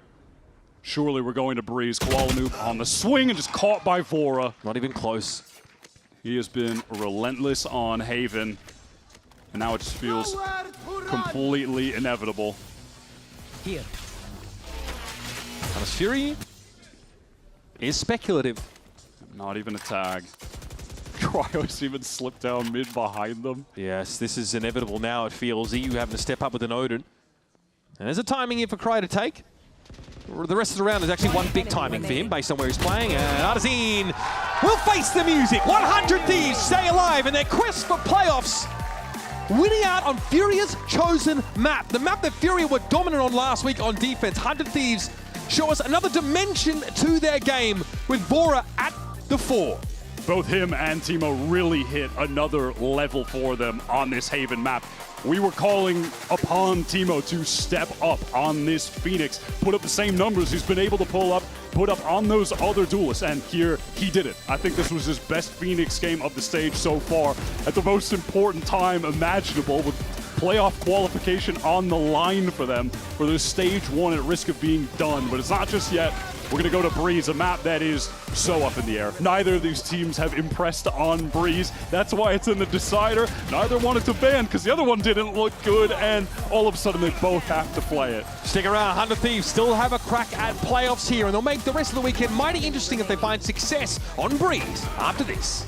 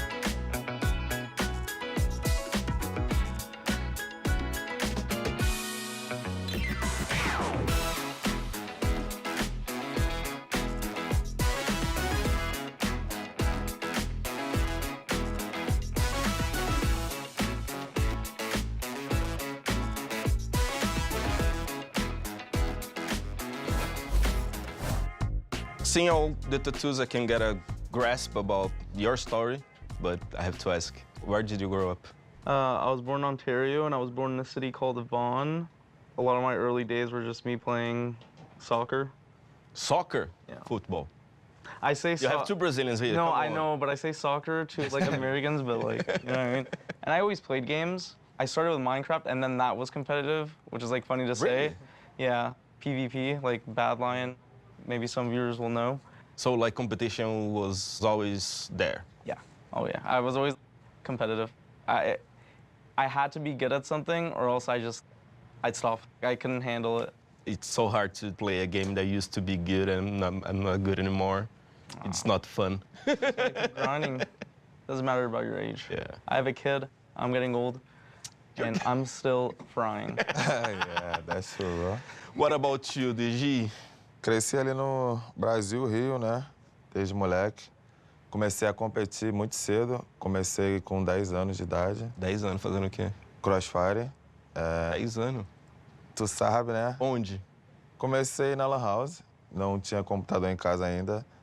O mais engraçado é que meu pai sabia tudo de informática, ele tinha algumas coisas, ele consertava. Seu pai não sabe fazer, mano? Mano, esse cara é surreal. Tipo assim, é um exemplo pra mim, hein? Então, eu fui crescendo, vendo o computador e tal. E na época da escola, mano, desculpa minha mãe, meu pai, ele sempre soube. Eu falei, eu não consigo estudar, é impossível de estudar, entendeu? Eu vou ser bom em alguma coisa. Então, a gente começou a montar algumas coisas na Lan House, clã versus clã, tipo X5 assim. E a gente disputava da Lan House das favelas, que a gente morava lá perto, apostava uma Coca-Cola, apostava um biscoito, entendeu? Aí com 16 a chave virou, o Brunão me mandou, tipo, a oportunidade, entrou em contato com meu pai, porque eu era de menor, né, tinha que assinar um contrato e tal. Assinei, fui pra Merciless, aí da Merciless fiz minha carreira, fui NTZ, 2Kill, aí voltei pra NTZ, aí fui pra 20, campeão mundial, loucura toda. You're a Crossfire World Champ. Yeah. World Champ. What the heck? 2 times, bro. 2 times. 2 times. What's the prize pool? $500 million. 500,000. Yeah. Twice? Yeah. 500,000 twice. Yeah. Bro, that's incredible. And he changed games. That's crazy. And now he's a beast at this one yes. too, which is absurd. Which one was the first FPS that you played? Ooh, CS. CS. Yeah, I switched to CS after Minecraft, and I was pretty decent. And then I went from the Open League, which is the first league, to Advanced, which is the second highest league, into MDL, which is like the highest league before Tier 1. Me and EU, my teammate, we were always competing for number 1 and number 2. But you knew each other? No, we didn't know each other. You didn't play? We played each other sometimes, but like we weren't friends or anything. But like it's funny to look back because me and him were always competing. I'd play a lot more pugs than him, and all of a sudden I'm like number 1 or number 2, and then all of a sudden EU just appears because he plays the minimum games, and I'm like, bro, this EU guy, bro. Like, what is this guy doing, man? Like, sometimes stealing my first place. But I switched to Valorant because I got messaged, yo, do you want to switch to Valorant? It's great opportunities for you. The roster died. Then I'm like, oh gosh, now what do I do? Because I'm still new to like esports and like organizations and stuff. And then I got messaged by a guy named Creed at 4 a.m. to try out for Ghost Gaming. And then they picked me up as a Killjoy player. And I would just Killjoy op. Every round, I would just Killjoy Cypher op. And they're like, okay, this guy's clearly beast with the op. Just put him on Jet.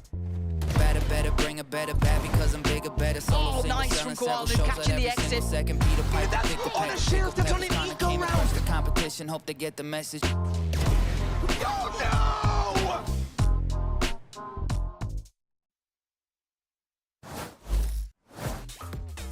Welcome back, everyone. And with this victory from 100 Thieves, the series is tied up 1-1 the score now, so they have another opportunity to fight for a playoff spot.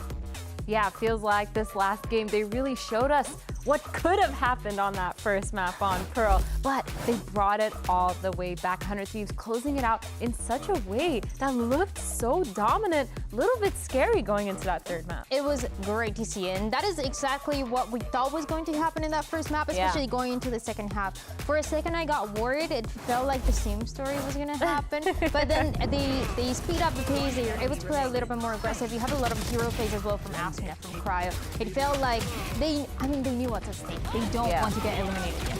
Yeah, and I think speaking of Cryo, these highlights were just one one of the reasons why this team managed to do so well, his lurks were phenomenal. His anchoring on sites, managing to get 1 or 2 every single time they did execute into him, and just being able to get those 2Ks so often that he normally shut down the round. Cryo, really good positioning as well, and I think one of the main reasons they won that out.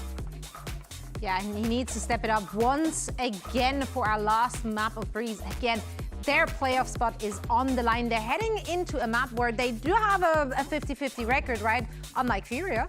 But the teams have played this map last time 100 Thieves played it. It was against Energy, and they lost it 2-13. So this is the map they have to win to stay alive, to make it to playoffs, and it has to be a massive turnaround since last time. They have to win this one. So we can't stress it enough. They have to win this. It all comes down to this one map to decide where 100 Thieves will be eliminated from playoffs contention. Breeze is coming up right after this.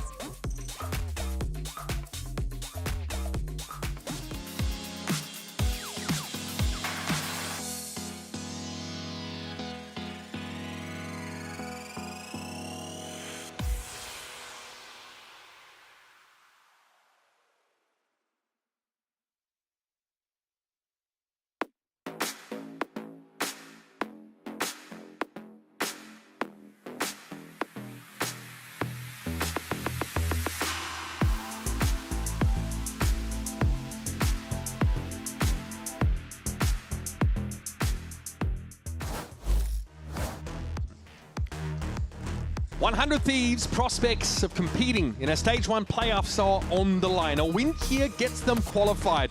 It also turns the Sentinels from NRG match on Sunday from a seeding game to a qualifier, to a do or die between those two. So it ratchets up the stakes in that game.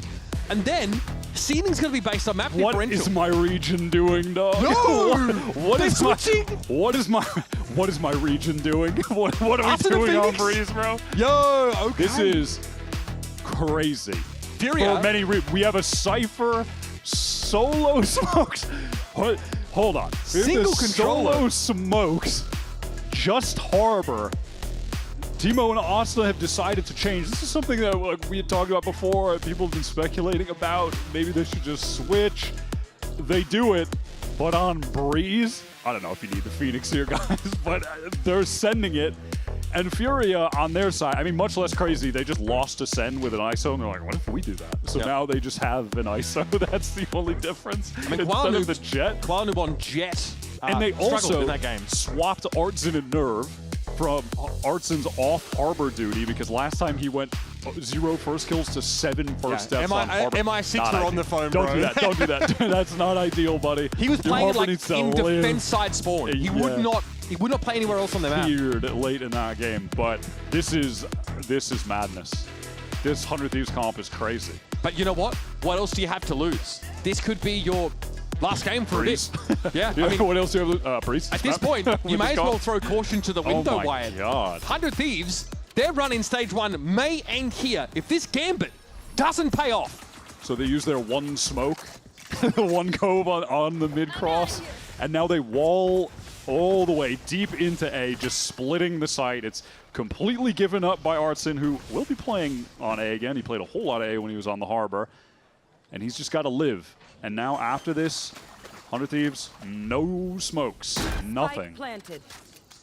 Yeah, really strapped of utility, with the exception of Arsenal and Flash They and don't even Molly. have a cage. They've got nothing to obscure vision. They've got to shoot them. But how do you... Okay, the refresh comes in. All Here's good. a high tide retake wall for FURIA. Can they work this though? Tim is going to creep up pretty close to double door. It's already Alan being brought down by Bang. There's the undercut. Nerve caught out on his own. Still, FURIA able to break their way in. And my goodness, this ISO looks damn good on these pistol rounds. Oh, the double tap! Survives! And Kwaloob able to get through 3. Yeah, he absolutely tears them apart. That ISO is so good in that situation. Timo had a really good stun, but got fully blinded up. What a shot. And then Timo tried to slide and get the kill. Just wasn't able to do it. 100 Thieves feel like they need to collapse together, but Yes! Koala's just looking a little too crazy in that situation. The collapse does not work. FURIA leaning into what they think might be the premier brawling duelist in ISO. Looked very good in a pistol round, to be fair. They saw much more game to be played. Important pistol round for FURIA, though. Keeps them above 30% in win rate. So Bang is going to throw that close cove. 100 Thieves are going to run into it and presumably just pop out with a flash. Sounds good to me. Artson is a little bit close up. Cryo close. Over on the A side, and he's dead. Well, 100 Thieves do not feel a desire to push through that smoke, but they've now lost their player on A. They're going to go in off the fast lane. Yeah, got to go at some point. Timo gets the fast lane off. There is a high tide in play now for 100 Thieves. Adam brought down just as Artazin's trying to set some of these stars up. Now he'll just spray through the wall. Punished for that as well. Timo emerges. Yeah, he just listens to the bullet count drop. It goes to 0. He swings through, gets a free right click. Can't ask so much more than that. Our drone for EU is going to get in. There are players on their way through now. Bang very low, being torn to shreds by those classic shots. Koala has a judge, so has to rely on his secondary on the approach. Oh, the timing, what? Bang out in the open, pretty big for EU, and he'll take yet another one. The Outlaw, very well apportioned on rounds such as these. And I'm already seeing a kill contract for Koala. Take the judge into it, come on, bro. Do it. You won't. Do it. No, I mean, listen, you're 100 Thieves there. You're happy with getting 2 kills and the spike down, especially getting into this B site, even with the weak weapons. Where are they supposed to position in the post plant for the retake? There's just nowhere good to play at all. This B site is pretty hard to hold. And definitely when you have 2 classics, and they've also got the flank coming. Like, I'm really curious about good enough for 100 Thieves. I'm curious about the stall util for 100 Thieves on defense with only 1 controller, but for now, looks like they're getting enough out of Harbor's kit to get them in. You know, also, fast lane's kind of a wall, you know. Is it just kill contract time? This is going to be a crazy A fight with the potentially. I mean, one-way cove is up. Koala on the cross. Doesn't want to test it right now. Undercut. That's a good way to slow things down until this cove expires. Now what do you have to get in with? Double tap active. Oh, we are doing it. Time for a duel, Arsenal. Who has the better weapon? And Koala could have held that ultimate for a later round. He only had the Guardian to work with. That might have given a way in. FURIA just got stuffed at the choke as well. They couldn't provide any follow-up to Koala. So it ends up just being an honest 1v1 with no nonsense out of the kill contract. 100 Thieves are so fast on the pivot to B. Cryo just on the slow mid-lurk. Very Cryo of Cryo to be on the site for mid-lurk. And it's a free kill. Nicely done. That's going to pull Nerve back away from the B side, which is where he's most needed right now. Not that he knows it. Artazine, I'm sure that was going to make that clear to him. Nerve wins out the lurk fight, but is in no position to actually further his team's game plan. Still a stunning shot onto Bang, though. From here, though, it's a long climb. At this point, the Thieves just don't want to lose any more guns. Their economy is just starting to build with this round win. Nerve here's going to walk into a held line and fall. Now, this is controversial. The single controller Harbor look on this map. It's more than controversial, it's crazy. I mean, you're molding. It's nuts. I'll put it out there. I mean, hey, if it works, respect. It's crazy, though. Huge kill from Asuna in that kill contract, and then he gets the ult, just sends it into B. That'd be good exec. Timo's doing a good job so far on the Neon. I guess the issue for 100 Thieves is they don't have layers of controller util, but for their first hit, they do. They have one smoke. I mean, they have one smoke that refreshes every 30 seconds. It's very fast, so they'll be able to use that a lot, but they don't have an Astra. Here's 100 Thieves really fast up mid, though. They flash out of that fast lane. They are just running it into B. They are just sending it, it seems like. Well, EU, fear. And I get it. Not so much, though, because, yeah, they get some mid-control. They were in elbow already. But EU doesn't give them anything for free. He doesn't really venture past or into the no man's land or the middle of the map against this Neon comp. The FURIA have the triple push out of A. This is just a straight B hit again, though, and there's real danger for Artson. He is committed to holding back sight. So if this is just a straight 5-man from 100 Thieves, they have to fight an Astra and a Sova. They could just run these guys over. Artazine's not getting out. He knows it. He's pinged out already. Timo low on the approach, though, and also revealed by a recon, so a swing up this for EU. He's able to find success. Artazine, really has to dig deep, and I think going 1-for-1 there as the two side anchors is the best you can hope for. Yeah, I think that went better than I thought it would have, honestly. Oh, what a shot from Asuna. Alan just flubs that line, and Asuna slaps him down. And they actually get the map flip as well. They plant a little bit more back sight, so now they're the ones who control half wall, Cryo in, arches. Here we go. This is a good 100 Thieves setup. I think they can close this out for sure. Okay, the high tide, though, is going to break the map up somewhat. Double tap's about to expire, though, and Kwanu gets lit. Bora, no incentive to try and take this fight at all. Kwan audaciously is able to get up, but is blinded here by some of this Harbor util. Harbor util, by the way, looks pretty good. Here's Nerve! Springs forward through the wall. It's going to be a 1 versus 1. FURIA and Nerve. Nemesis going back to challenges in 2025. It was FURIA that kept Nerve out of Ascension, and he keeps him out of the round now. The full 5-man execs are going to be good with this 100 Thieves comp. A little 2-man hold like this, again, I think it's great that they got 2 and brought that to a 3-on-3 because the positions of those 2 FURIA players, they should have been gone completely flattened by this 100 Thieves exec. Kind of like light anchored holds like that are not going to hold up when 100 Thieves are running it down on you with the Neon Phoenix, Harbor Wall cutting everything off. It's just not going to happen. FURIA, they're sent on to an eco. Triple push close towards A again. They're loving this. Might have been a peek there.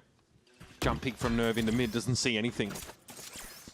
Yeah, you're right. FURIA really quite invested on these multiplayer pushes into A, or at least this heavy A main presence, but 100 Thieves haven't really tested it.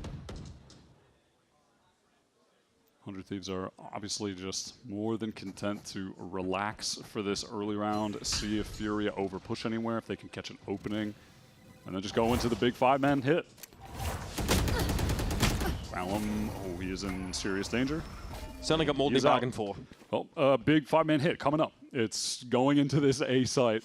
Can FURIA with the bad weaponry do anything? I do think the undercut could be highly disruptive here if Koala can find a it is great against 5-man execs, that's for sure. Slows the Neon down, everyone's vulnerable. All right. Alum hit by that one. Tons of stall being thrown by FURIA. Well, they do have 2 controllers. Hit is going to come through in a moment. Alum might get killed by a wall. Oh, yep. Oh, he's done. Stuck in the corner. Now he's going to need Timotino descending on better weapons. Win here. Nerve able to find Timo, but that's about it. Hardest Fury comes through.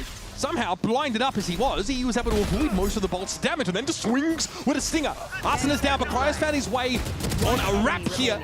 And as good as Nerve has been, we're still going to see Artisan left on his own with a Bucky in double hit door. him with the Reckoning close up there.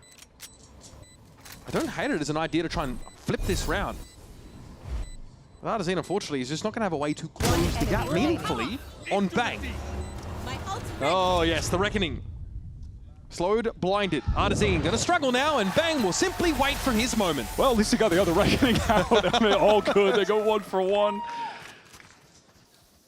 100 Thieves a little bit telegraphed on what they want to do in that round because that's kind of just how they need to play the game. So all of FURIA are able to rotate, but it's low buy, so ultimately it's still not going to be enough. Yeah, there were like no fakes being sold by the 100 Thieves attack side. No, you can't, no. I mean, they are slamming your site. Oh, boys. I kind of like that. It's honest VALORANT. There's no sleight of hand here. I like the round, you know, they went for some mid control and then it's into the B slam. There's the pretense of trying to work the map. But this one is a little crazy. Look at this, Simo all the way up mid, but it doesn't matter because FURIA are on the aggro B with their duelist. Yeah, this time they're playing ahead of it. They don't have like a weak anchoring duo set up in the side, but it's going to be Arsena fighting for his life. Crazy kill. Important one to find there as well. Koala is dropped very low. That's a real Arsena kill from Arsena, honestly, to find that one. Got a kill and big damage on the ISO.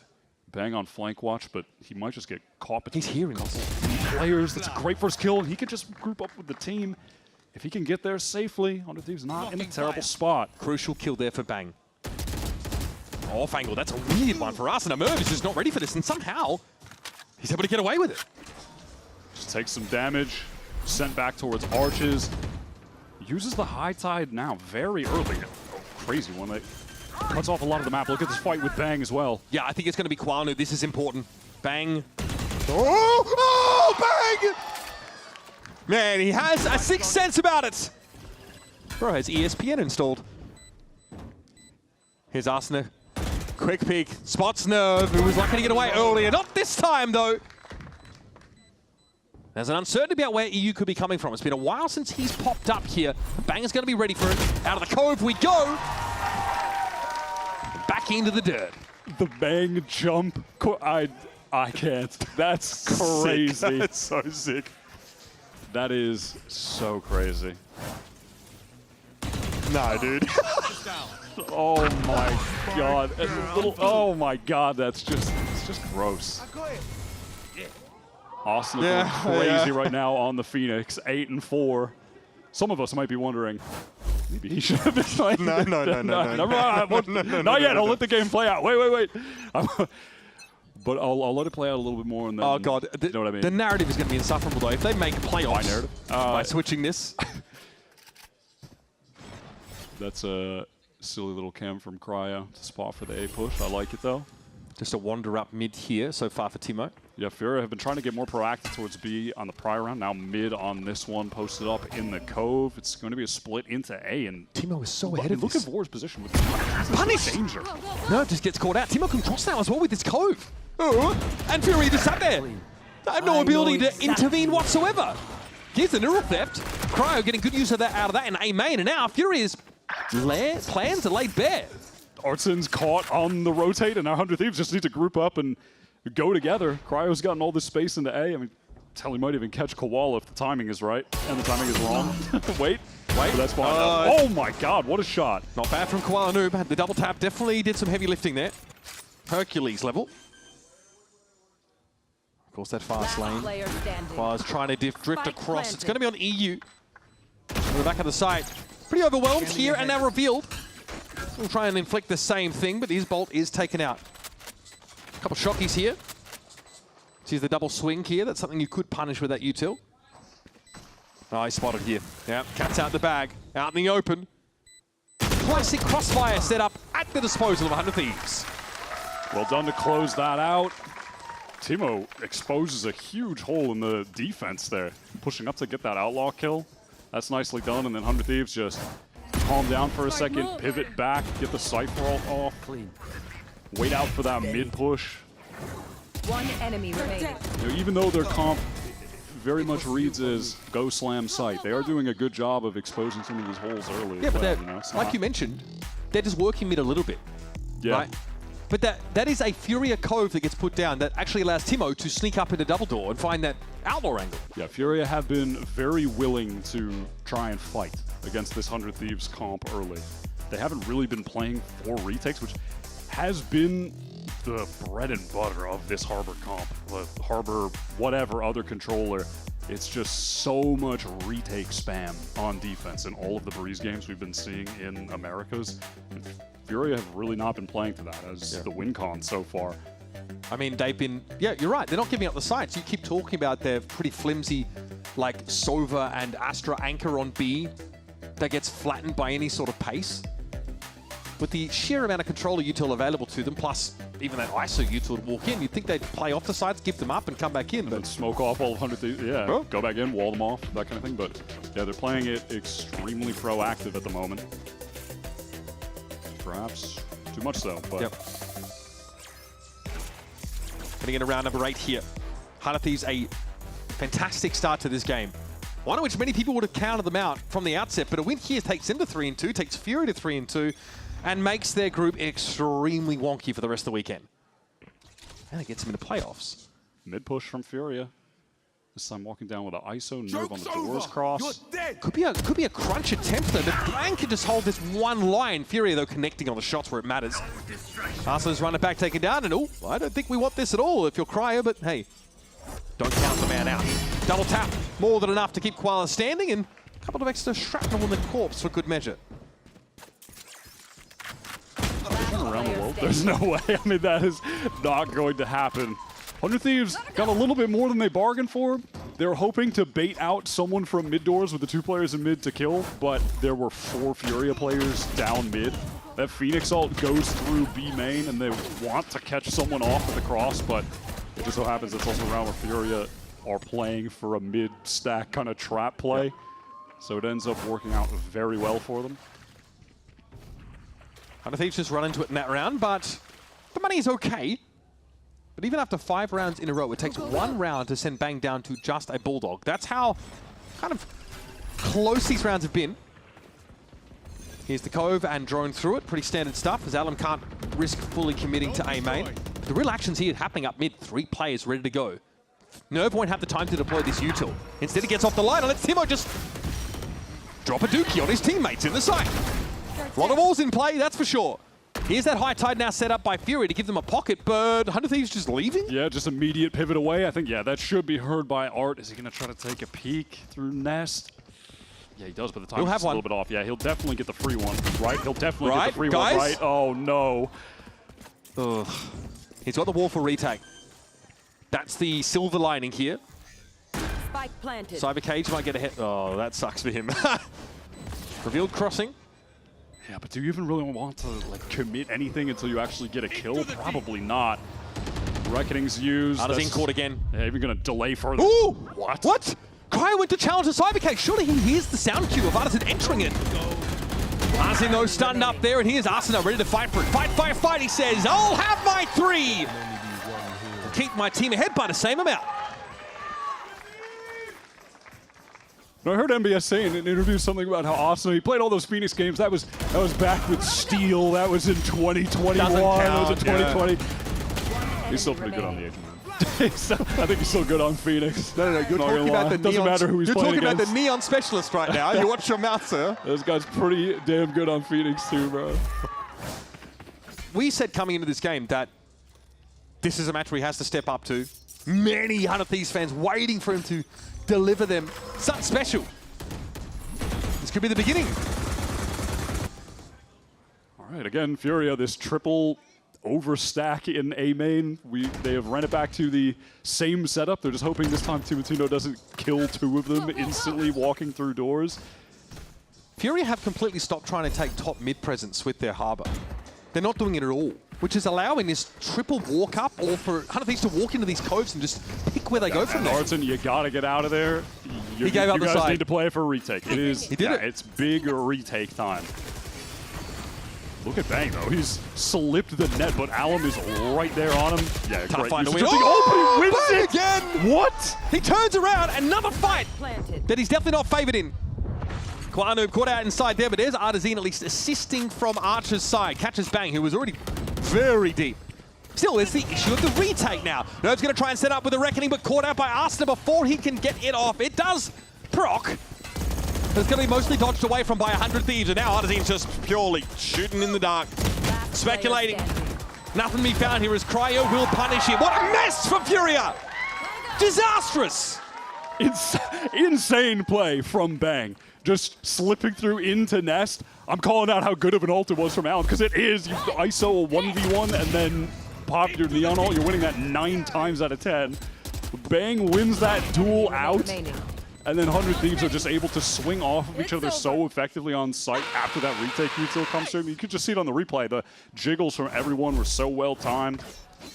Dude, there's a couple of these duels that Bang has won this game, which 9 times out of 10, no business winning those. Absolutely none. No, he's been really lights out. And he was the best performing player against Crew last week as well. Another must-win game for 100 Thieves.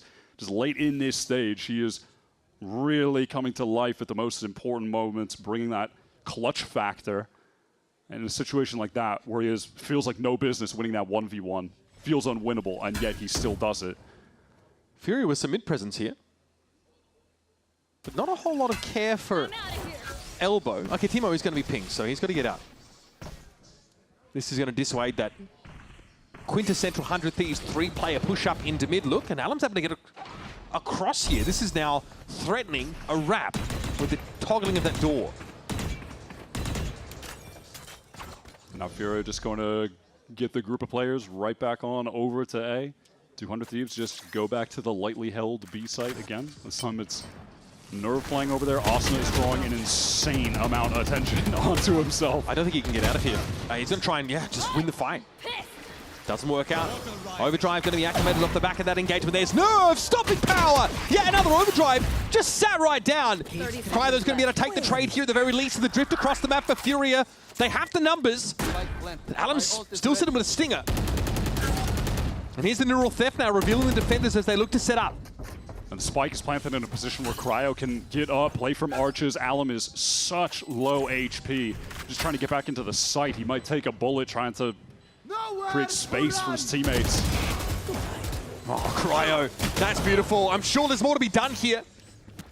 Traded out by EU, but look how low these FURIA players are in this retake attempt. It's bang!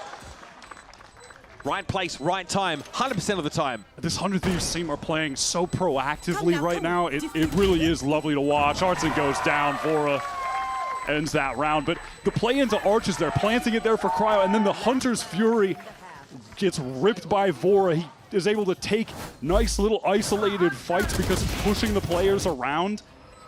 Felt like he was going to get both. He doesn't. That's fine. The other guy is on such low HP, and then Bang is already on the wrap for the backstab, which is excellent. I mean, I feel like we haven't seen enough teams trying to wrap players for backstabs in these post plants in this really retake-heavy Breeze meta. So there's even kind of that contingency with Bang coming in from tunnel late. Last round of the half here. Hunter's Fury at the disposal of EU. Yeah, it looks like EU wants to send the recon dart. Yeah, he wants a peek. Down mid off a peak. As far as FURIA, they've gone for a lot of mid pushes, but they haven't gone for any of like the wall out deep recon dart, try to ping people up and like shoot them through your fast lane that you're sending out mid doors. Like, it's all been very dry, just kind of walking around contact fighting, not a lot of like synced up util plays catching people out. It's just very contacty, which again, they're just contacting now into elbow, but the exec is going to come over onto A. It's going to be a full retake. Yeah, they've got a Hunter's Fury and a Cosmic Divide for FURIA to play with, so it feels like the perfect round to play retake. Except Arzin's committed to the left side of the site. Okay, well. And he's got the kill. EU's there to support with the ult, so I guess it's all good. Good response for the Hunter's Fury. Wyatt will take that, but still it's going to be dicey either way. Arsena under run it back, able to find one on Alum, gets dropped to 2-10. So low, or is able to finish the job. It's back and forth start now, leaves Arsena in the 1 versus 2. Have to try and isolate, but EU steps up and gives FURIA a much needed round win. They had me sweating there with Artson recommitting to the site, but the flood came in just fast enough for FURIA to get a last second round on the board. 100 Thieves so far with this crazy look on Breeze. They've come in and they played a nice attack half. I think any little mistakes that FURIA were making were exploited. When they tried to anchor sites lightly, they were just devoured. And I like the post-plant setups that 100 Thieves had a lot over towards B. I feel like they were getting so much more proactive and taking forward space than we've seen other teams really been able to do. However, we're going to now see 100 Thieves go to the defense side with a single controller setup. Do they have the stall capacity to hold FURIA at bay? We're going to find out when we return. 100 Thieves fighting for their playoff spot. It's all on the line here in this last map.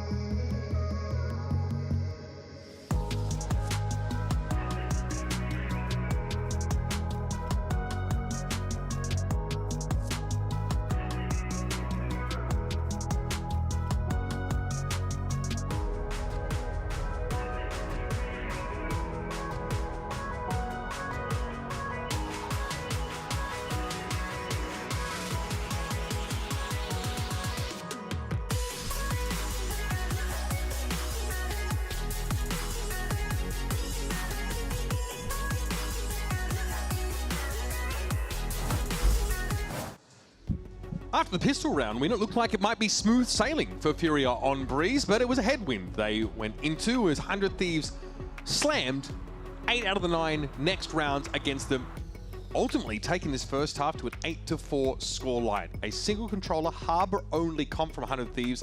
They ran it down. It's one thing to be able to successfully hit a site with this comp, but what really impressed me with 100 Thieves is how good they were in the post plants with this comp. I think they were really just getting into some great setups that we have not seen other teams in Breeze really been able to manage to activate. But now it is on defense. It is with this solo harbor. Really the Cypher, that can help a little bit for sure. But what is the game plan going to be here?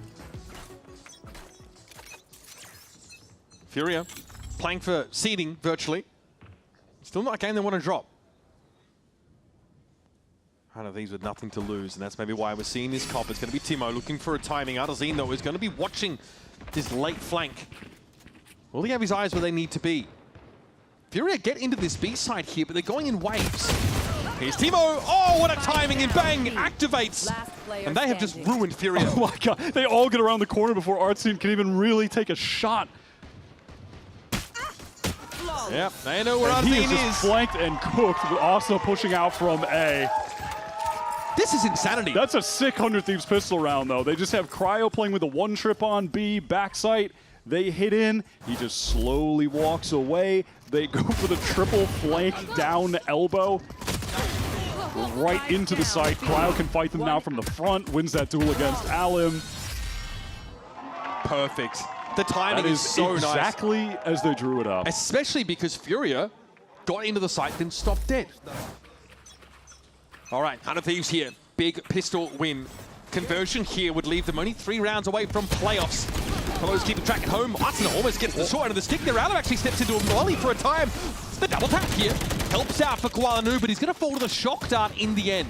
Alim is such low HP. Asuna, bro, really thought he was a Neon for a second there. Way he was jumping around the corner. He was looking like the Nerf Neon jumping around the corner with that one. Lost that airspeed, right? Yeah, get used to it, buddy. EU pretty weak as well. All of 100 Thieves have essentially rotated to this side of the map, and they are going to deep fry FURIA, who are just walking out of A main with no haste. Yeah. Not a lot of urgency about it, is there? Artine looking to walk off. Okay. I mean, again, if you feel like you've got a couple of dicks, you know, that classic don't do squats at that distance, friend. And there you have it. 100 Thieves do convert. Now it's the bonus. It's the bonus. And 100 Thieves, this stage, think of their stage comp on Split. They have been cooking up some crazy rounds with the comps that they're running. Some gimmicky stuff. Will they have it here for their bonus? Ah! This game is just a collection of jump scares, to be fair. I'm out of here. All right, what do we got here? Yeah, for a bonus conversion. Anything special? It's the same Molly flash to send Alan back, and he does get damaged again. There was an Outlaw down mid, so Koala and Timo exchanged a ton of damage.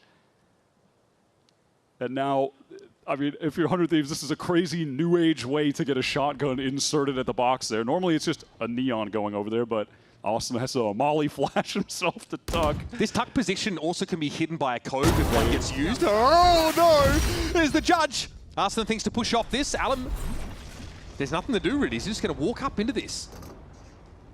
Well, he heard that. He knows now. Through the blaze while he goes. He gets better of Asuna. Sometimes you just got to run for it. Alim knows what his job is. It's to hold W for the boys. In the meantime, the other guys on FURIA, they are just around the B area generally, now rotating back to help Alim. So how's that first gun round for you going, FURIA? So far, it's looking a bit haggard. Bang, just one job, live. Keep the high tide intact for the retake. Alim slips through. Timo unaware that there was no coverage of A main at the time. So Nerv's going to be able to get this plant down in the default spot. Nuke, 10 health, no problem. It's about the best you can do with it. Try to get into an off angle, catch someone off. This, though, could still be a problem. Nerve, for now, is solo at this site, and he's going to have to watch 2 lines. That crosshair wasn't there where it needed to be. Now Koala with 10 health. This is 100 Thieves looking to convert their bonus round. This would be a back-breaking blow to FURIA. And Koala with a sliver of health has to fight 1v2, brought down behind the wall. And the dreams of a crack at playoffs starting to manifest for real for 100 Thieves. Yeah, I don't know what was happening on B that round, but the A stuff was just hilarious. It's so common in the meta right now to just, you one-way the box, you get your Neon in the corner with the judge, but with this one you have Austin doing the Molly flash combo, tucks into the corner with the judge, and then they do the bait setup, and it works. Asuna, 16 and 10. It's silly, but it's creative, and it's working, and that sums up a lot of 100 Thieves games for me at the moment. It's silly, it's creative, but it's working. That's how they beat Crew last week on the split attack. Just weird wall plays, boosting people up. And they've come into Breeze with, I think, the craziest comp I've seen any team run on Breeze so far in this stage, honestly. And to say nothing about the question of whether this is a comp that further down the line is going to find success. All that matters is that it gets 100 Thieves across the line in this game. It might just be a glass cannon, but it's going to get them into playoffs, and they need that desperately. So they can just throw the fire idea it off. We're talking about the team that banned their own split because they said, no, we're going to try and throw a curveball here. And my God, it's worked. They're 7 rounds ahead. They just converted on their bonus, knocking FURIA back down to a bit of an awkward buy. I'd say things are looking pretty good, especially with Asuna firing, runner back at the ready. Timo with a checks notes. Odin? Yeah, I'd say we're back. Yeah, over on the A side. I'm curious to see what 100 Thieves do, though, with actually trying to anchor these sites. If they just try to lock them down, it looks like that's what Cryo wants to do. His trips are to hold back site, so I'm assuming they want to hold it, and then Austin maybe try to quick rotate to help, maybe ult to help. Play off like some of the info from his Sova. Because again, so much of this meta right now on this map is run away, play for the retake. But with the Cypher, with the trips like this, that doesn't seem like the objective. Okay, Austin just, I mean, yeah, the timing right. Free Aldrone. Big information for us there in mid. Sees 3 players inside elbow, which is annoying for FURIA.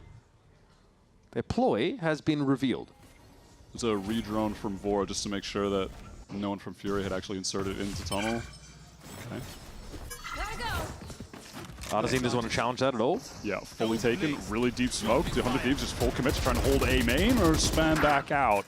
Nasty Asuna. Gets taken down there in mid. The cross is fine. Timo was healthy enough with the Odin, can span through this. The map somewhat flipped on. This is Bang now really under pressure. I mean, he's won some stupid situations so far this series. I think that was asking a bit too much of him.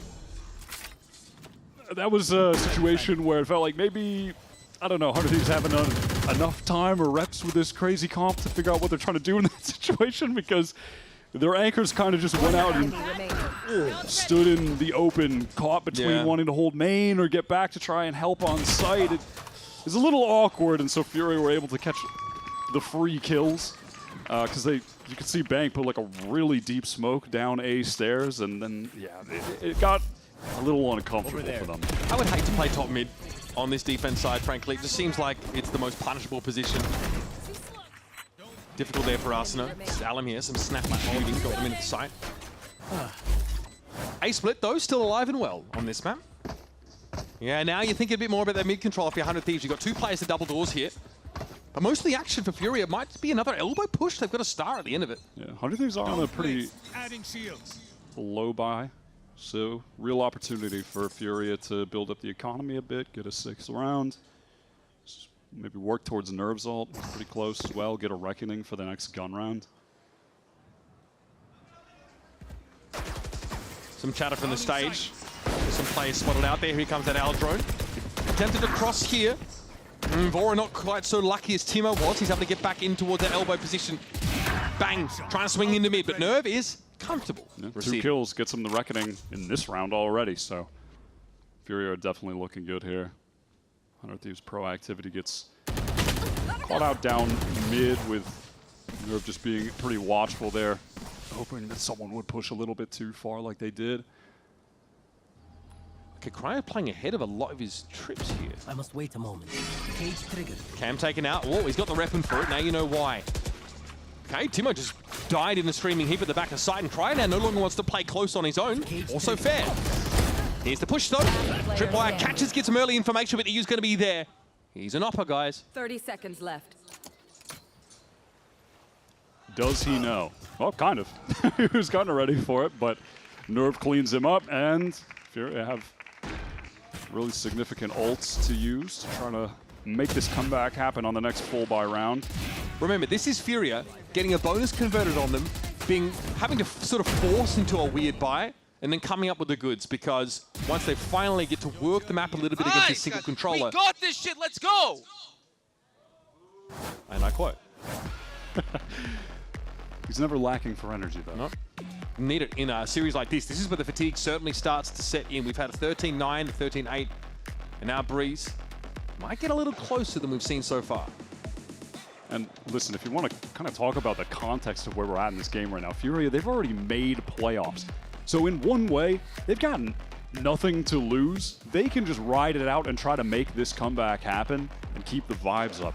100 Thieves, they are 2 rounds away. They are so close from actually being able to make it into the playoffs with everything on the line. Yeah. They beat Crew, who were 3-0 at the time last week when they got into that match. Now against FURIA, the kickoff winners. They've only lost 1 game to an Americas team this year. They are 2 rounds away. There is a pressure difference when you're looking at both of these teams right now. Even though 100 Thieves are so close, if that gets to them, that could be the door for FURIA to walk through to actually make this comeback a reality. You've got a younger team this year. You've got, Vora stepping up into IGLing at this level. Timotino thrust into the spotlight. They're asking a lot from this squad.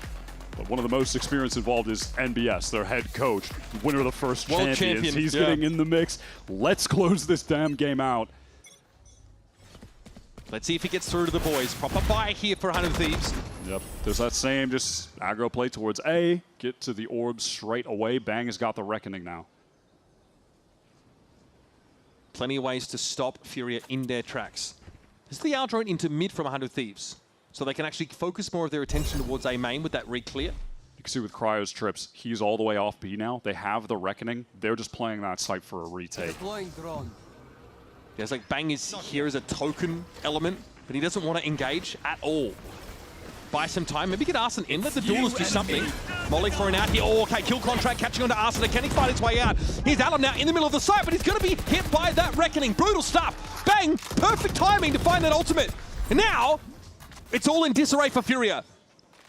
That was some really fantastic harbor decision-making from Bang. Getting that wall up in time so they can be able to fight front sight, isolate someone. He hits the one player in with the Reckoning and is then able to capitalize off of his own ult for the kill. That was beautiful. Koala Noob lost his 2nd kill contract of this game. And because of both of those things happening, it's a 5-on-3 for 100 Thieves. Late in the round, FURIA are trying to get into B. There's some trips up there. And they've already rotated. What is going on with Timo before is able to capitalize? EU's got to do the unthinkable here to keep FURIA in their winning ways, but the spike is on the wrong side of a smoke in B main, and all 100 Thieves are pulled off until this round would expire. Money not so much an issue here for FURIA, but EU is just going to have a lack of opportunity to find purchase for this weapon. So tuck in the corner and wait for one last gasp in this series. 100 Thieves are just 1 round away from locking up that playoff spot, putting a hell of a lot of pressure on NRG and Sen later this weekend too, who will be fighting for that one remaining spot if they get this over the finish line. They thought they were playing for seeding. That was the assumption. Could not have been more wrong. Timo just jumping around, distracting, easy kills for Vora to clean up, who's quietly just having another really solid map here, sat at 15 for 9, IGLing, but individually today really stepped up for the team in the most important match of their stage so far. Vora, tough spot to play, especially when their middle part of this map is teaming with FURIA bodies. They are trying to be proactive, negotiate from a position of power, but Timo ready for their contact. The smoke, though, presents a wrinkle in that plan, but he'll get ahead of it as only he can. What a flick on a Koala Noob. Taking down the one player that could really stuff an Oppa. Timotino really can take over a game when he gets the AWP in his hands, but he's down. Isn't able to connect that one. Leg shot or through the wall. Oh my god, through the molly. He's so weak. Asuna fighting for his life, fighting like a mad animal, and here's Vora chiming in. It's all done, but they're crying now. Artisan is brought down. 100 Thieves deliver yet another playoff berth for their franchise against the odds. First, it's Crew. 3-0 coming into the game. 100 Thieves find success, and now up against FURIA. They hand them their 2nd loss in an unlikely game where they ban one of their best maps and give us a hell of a series. Huge respect to Vora, who on those last 2 maps individually was incredible. Closing it out with a Hunter's Fury as well, just kind of in style, right? But on Haven was phenomenal. And then Asuna gets to play the Phoenix on Breeze. They debut this ridiculous comp, and FURIA just could not come up with the answers today. The proactivity from 100 Thieves, the crazy main fights on defense were pretty sick to watch.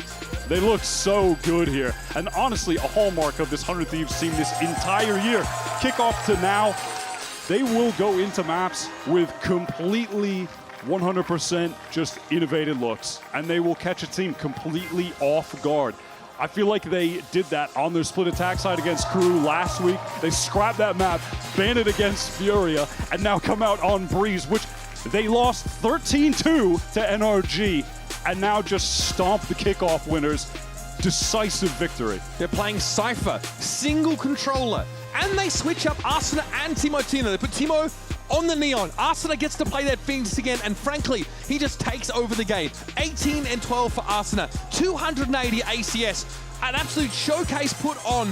You might not just be dealing with one duelist who's aiming to be the whole package. You may well have two of them cooking here for this 100 Thieves squad. And now with victories against the two best teams in their group, frankly, for this franchise in playoffs, the sky's the limit. No, and listen, it wouldn't be a 100 Thieves run, it wouldn't be a 100 Thieves win if they didn't make their fans sweat the entire way there. But it also wouldn't be a VCT Americas playoffs without them, Mitch. So they are back. This was a sick game to watch. I mean, listen, I love this Breeze look. I want to see it again. I want to see how much is it a one and done? You don't like the pro. I mean, it's mental, but is it a one and done? Is there more to it? I'm curious. I want to see. Yeah, bizarre in his current meta to go down on a controller and bring a Sentinel in. When Cryocell's often said he struggles to keep up with the pace of the game, playing Senti, often overrun by shotguns, by Neon, all the rest. He's able to have a fantastic showing on Haven to keep his team in it after a really good chamber showing that wasn't enough to win that first map of Pell. These two teams win their opposite map picks. Yep. And hey, whether this comp is optimal, if it's on paper good or bad, doesn't matter. Don't care, it's fun. And you know what, that's what I'm also here for. That was just a really entertaining game. One goal for 100 Thieves when they came into today's games, secure a spot in playoffs. That has been done, and now, Sunday, Sentinels versus NRG is a game to do or die. Only one of those teams can now make it into the playoffs. Let's stand down to Golden Boy at the stage for our Verizon post-match interview with Timo. That's right, here with Timo. Well done, man, and congratulations. Guys, give it up here in the crowd for Timo. Brother, hard-fought game. You love to see it. You love to see good matchups. Want to get your thoughts on just the situation, because something I was talking to Dryad in the back, she had informed me, back in the day, you and Nerve actually faced off against each other in a very similar situation, and the results were very similar as well. Does it feel like a lightning striking twice type of situation, or you feel a little bit bad for sending your boy home? I mean, it feels really good to win, but I remember when I was in trying to qualify for Ascension. I was already qualified, and Alim, it was his game to qualify. It was exactly the same scenario, and he told me, he was like, "Yo, please, do me nice. Do me a solid, bro. You already qualified. You're good." and it just felt like the exact same scenario, and I remember thinking about it. It's just such a funny, such a funny moment. No, I mean, listen, you guys are always going to run against each other, right? That's the league, that's the game, that's just the nature of it. But you guys have had one hell of a road here, right? We were talking about it in the back. 100 Thieves looks like a great team on paper and in the server, and you're seeing it. And even though the results are a little middle, like 3-2, I think, do you feel like this is the type of situation, the type of team that you guys could easily have picked up those wins and be sitting in an undefeated situation? Oh, 100%. I just feel like at the beginning of the stage, we kind of weren't playing like ourselves. We did a lot of silly mistakes, and we weren't playing good at all. And it wasn't a very good showing of our skill level. I feel like in the last two games, we were able to, with the pressure, get better and just really show what we're capable of. And I'm very happy that we're going to playoffs having beat arguably the two best teams of our group. And that makes me very happy, very confident. What was the conversations that you guys were having? Was it just the pressure of the moment and that was enough to fuel what we saw here today? Or were there actual hard conversations that needed to happen amongst the team so you guys can repair those situations, repair those issues, come back better for the next match? Yeah, I mean, after we lost to Sen, we just realized, watching back the VOD, how nervous we looked. In a lot of very advantageous scenarios, we just went too fast or went too slow. And it's just we couldn't find the in-between, the perfect in-between to actually close out the important rounds. And we really focused on that after that Sen loss. And I feel like it really showed today. Hey, it's like Mr. Miyagi says, it's all about balance. That's a little bit ahead of you, though, I have to say. I kind of dated myself there, you know what I mean? In any case, though, that's going to do it for us here, guys. Give it up one more time for Timo. We send it over to match point. We got Bang and Cryo standing by. We do indeed. Thank you so much, Alex. Hello and welcome to Matchpoint. We, of course, have Cryo and Bang as well as Dryad with us. Out of the gate, I want to congratulate you, but also, what possessed you playing this comp on that last map? Like, we saw that and we're like, getting mildly worried. Talk me through it. Give me like the win conditions of this comp, especially in this current meta. Honestly, I feel like we were on the Neon Phoenix on a decent amount of maps already, and we know that it's a high win rate comp, and just in general, it might not make too much sense on that map specifically, but we were just like, we need to switch things up because the things that we were trying weren't working for us, so that was basically like the thought process going into it. I know there's a lot of people also talking about the Harbor recently and how good he is or is not in this map in specific, and how do you feel playing it in this? Where do you find the value compared to other controllers that you have played in the past? I have a lot of fun playing it, I can't lie. I've been playing Omen Viper for so long that I'm just like so bored playing those agents by now. Yeah, I think Harbor is super good. I think a lot of his value comes in like the post plant. It's just like wall after wall. It's just really annoying to play against. But yeah, I think overall just his Cove is really good and just, yeah. Well, what about you, Cryo? Also because when we went into this year kickoff and also now you have been playing a bit more of Viper, a bit more of the lurker role, and that is maybe not something that we expected in the previous years, but you have been incredible and it seems like you're always finding great timings. So what is the communication like with your team, with the IGL as well, to make sure that you are finding those spaces to do that? I think whenever I'm lurking, I'm just making sure that the team knows that like they can come back to me at any point if they get like stuffed when they try to go out or anything like that. But just making sure to have good like cross-map communications are like the most important between a lurker and the pack. So just making sure that I'm focusing on that and making sure that I'm also listening to what they're saying. So the information that they're getting isn't like enabling my lurks per se. So yeah. In general, looking at the comps that your team has been playing this stage and this year, it feels very innovative. You know, it's very creative. Some of the comps might be a bit glass cannon. It might be just a one and done. Who's cooking these up and like? Are there veto processes where it can be like, no, that's like a little too crazy, we can't go there? Honestly, I have to give a lot of credit to our coaches. They have like, they come to us with these insane comps, with these insane ideas, Yeah. and we're like, whoa, I've never even like considered this comp for this map, but they find a way to make it work. And at first we're like, are you sure this could be it? But honestly, it works out every time. I can't lie, they have a really good read on like the current meta right now. Yeah, because I remember kickoff, when you guys started playing a little bit more of the stage on Split, Timotino was also talking about how he was a bit hesitant, and then he was like, wait, now I get it. Yeah. And that was also because the coaches were pushing it. But for example, when it comes to maybe not too much of the compositions, but what everybody is going to be playing, why do you guys swap the duel list on this last map with the Phoenix and the Neon? Honestly, it's just that that's like an outlaw op kind of map, and Timotino is our main outlaw opper, so that is kind of the thought, basically the only thought process going into that swap. And in general, how does it feel for you guys to make playoffs? Going against a FURIA that I feel like we're a little bit favorite going into today, but Cryo, it just felt like you had the better read in general. The team just had and understood really well the win conditions to win today. And I mean, because it was a 50-50. The whole stage came down to this one game. Yeah, I think overall this stage, the only loss that I'm like really sad about was against Sentinels. I feel like we like completely threw that series. But overall, just looking back at this entire stage, I'm pretty happy with how we played throughout. I do like really believe that we can beat a lot of the top teams in the region, and yeah, we just want to make sure that we can make it competitive. What's your biggest takeaway from this stage, Bang? We have to realize that we're just playing a video game. We don't let the stress get to us. We play our own game, and if we have fun, I think we just win every series. Every series we've had a lot of fun, we've won. Obviously that sounds too, like, seems like it's gonna happen anyway, but if we have fun, we're gonna have a good series, I think. Yeah, and if you're winning, you're having more fun, so you know, the gift that keeps on giving. Let's take a look at the standings, because obviously, as we already mentioned several times, you have clutched your playoff spot with this victory. It was a win and in scenario. Are you guys at all surprising at how both of these groups shake off? Not really, I don't think. Any positive surprises, any teams that overperformed or like, I don't know, that you didn't expect to see in the top?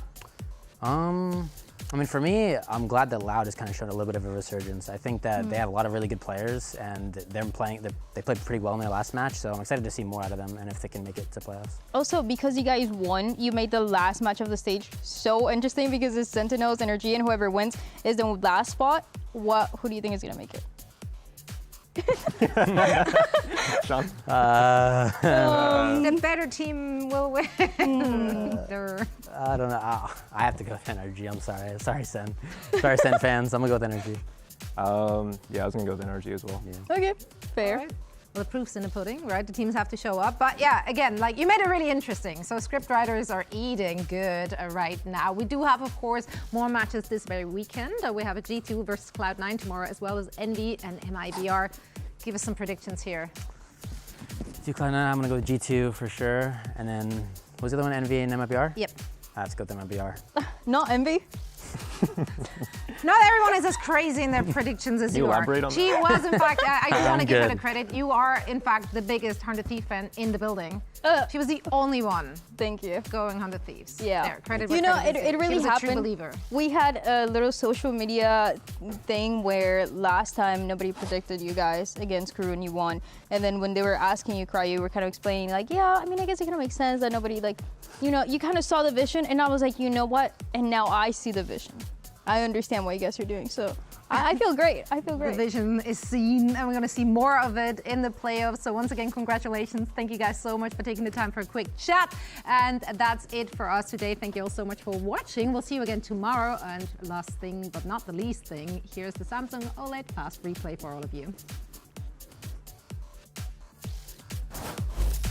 Basically on Crew's shoulders is the pressure here. They get first seed out of this in their group, but it's against Evil Geniuses who's looking to repair, looking to get themselves back. Such a difficult angle. Drona with the cleanup though, and EG does come out on top, want to get aggressive, but all of them are staying in sight, and EG start to take advantage of it. 3 for Drona. 2v2 this round, and EG looks like they want to stop Crew. Oh no. Just fighting in it. Default on the side of the box, but Digi hits it from Garage. He's forced for another one, and he goes to the quick scope, and Superman locks it down. EG take Haven. Yeah, it's going to be too late. There's 10 seconds left. No way, right? Has to stick it. One, has to stick it. MW's there. It's up to him, but it comes up and sits Crew down. They ate that. Sadak just walks into the pit. There's no way. They're still trying to recover the site, but Sadak's going to take a third one. Still around here for Digizine, but it's looking grim. We're going to bind as Crew takes down EG on Lotus. Serona runs through, realizing there was something amiss in the situation, and it's just going to be a scatter here on the A side. Silence is going to get the last one on that one. They're trying to create their own path that Crew can only walk into, and Dante somehow still finds his way to the back line. Bow, orbital strike, and he's ready for the close quarters combat, but it's not going to be enough. Little moments of peeking are trying to keep it safe. The defuse to half. He knows the push is coming through. There's plenty of time. Wait a second. MW's there is still looking. Crew take down Evil Geniuses 2-1. FURIA are eyeing off another opportunity to represent their region at an international in their way for the first time in 2026 to 100 Thieves. Cryo's position is everything right now. Look at him getting to the back. Nova Pulse got to be dodged away from Cryo. Got his. Oh, it's Cryo for 3. Run through together, but the Haunt 1 for 1. Ace clutch for Cryo. He's on the table, but no spots him out. It just don't matter. Cryo sells. Remembers who he is. Gamble wrong. Hit B. That fast lane Arsenal looking, trying to find his opponent behind door number A. It was Alim. Yeah, not mad at that. He gets the plan down, so he gets that orb, just goes for it immediately. Oh my God! All right. FURIA surge back into the game. There's just so much to try and fight through. Artesino is quickly going to be overwhelmed by the presence coming out of sewer. Bane's going to be paranoid out, but still finds success there. Nerve looks to maybe just work this angle. Doesn't respect that. What a win for Timo! That's a spike going loose now. Sure, Hunter's Fury into the back of the side should find some effect. And yes, Cryo is down, but Timo's already done damage. He's ahead of this. This is going to leave EU without time, and Timo can easily pay off the drone for his 4th kill of the round. 100 Thieves stay alive in their quest for playoffs. Cryo went to challenge the Cybercage. Arsenal stunned up there, and here's Arsenal ready to fight for it. Fight, fight, fight, he says. I'll have my 3. Keep my team ahead by the same amount. Through the molly, he's so weak. Arsenal fighting for his life, fighting like a mad animal, and here's Vora chiming in. It's all done, but they're crying now. Arsenal is brought down. 100 Thieves deliver yet another playoff berth.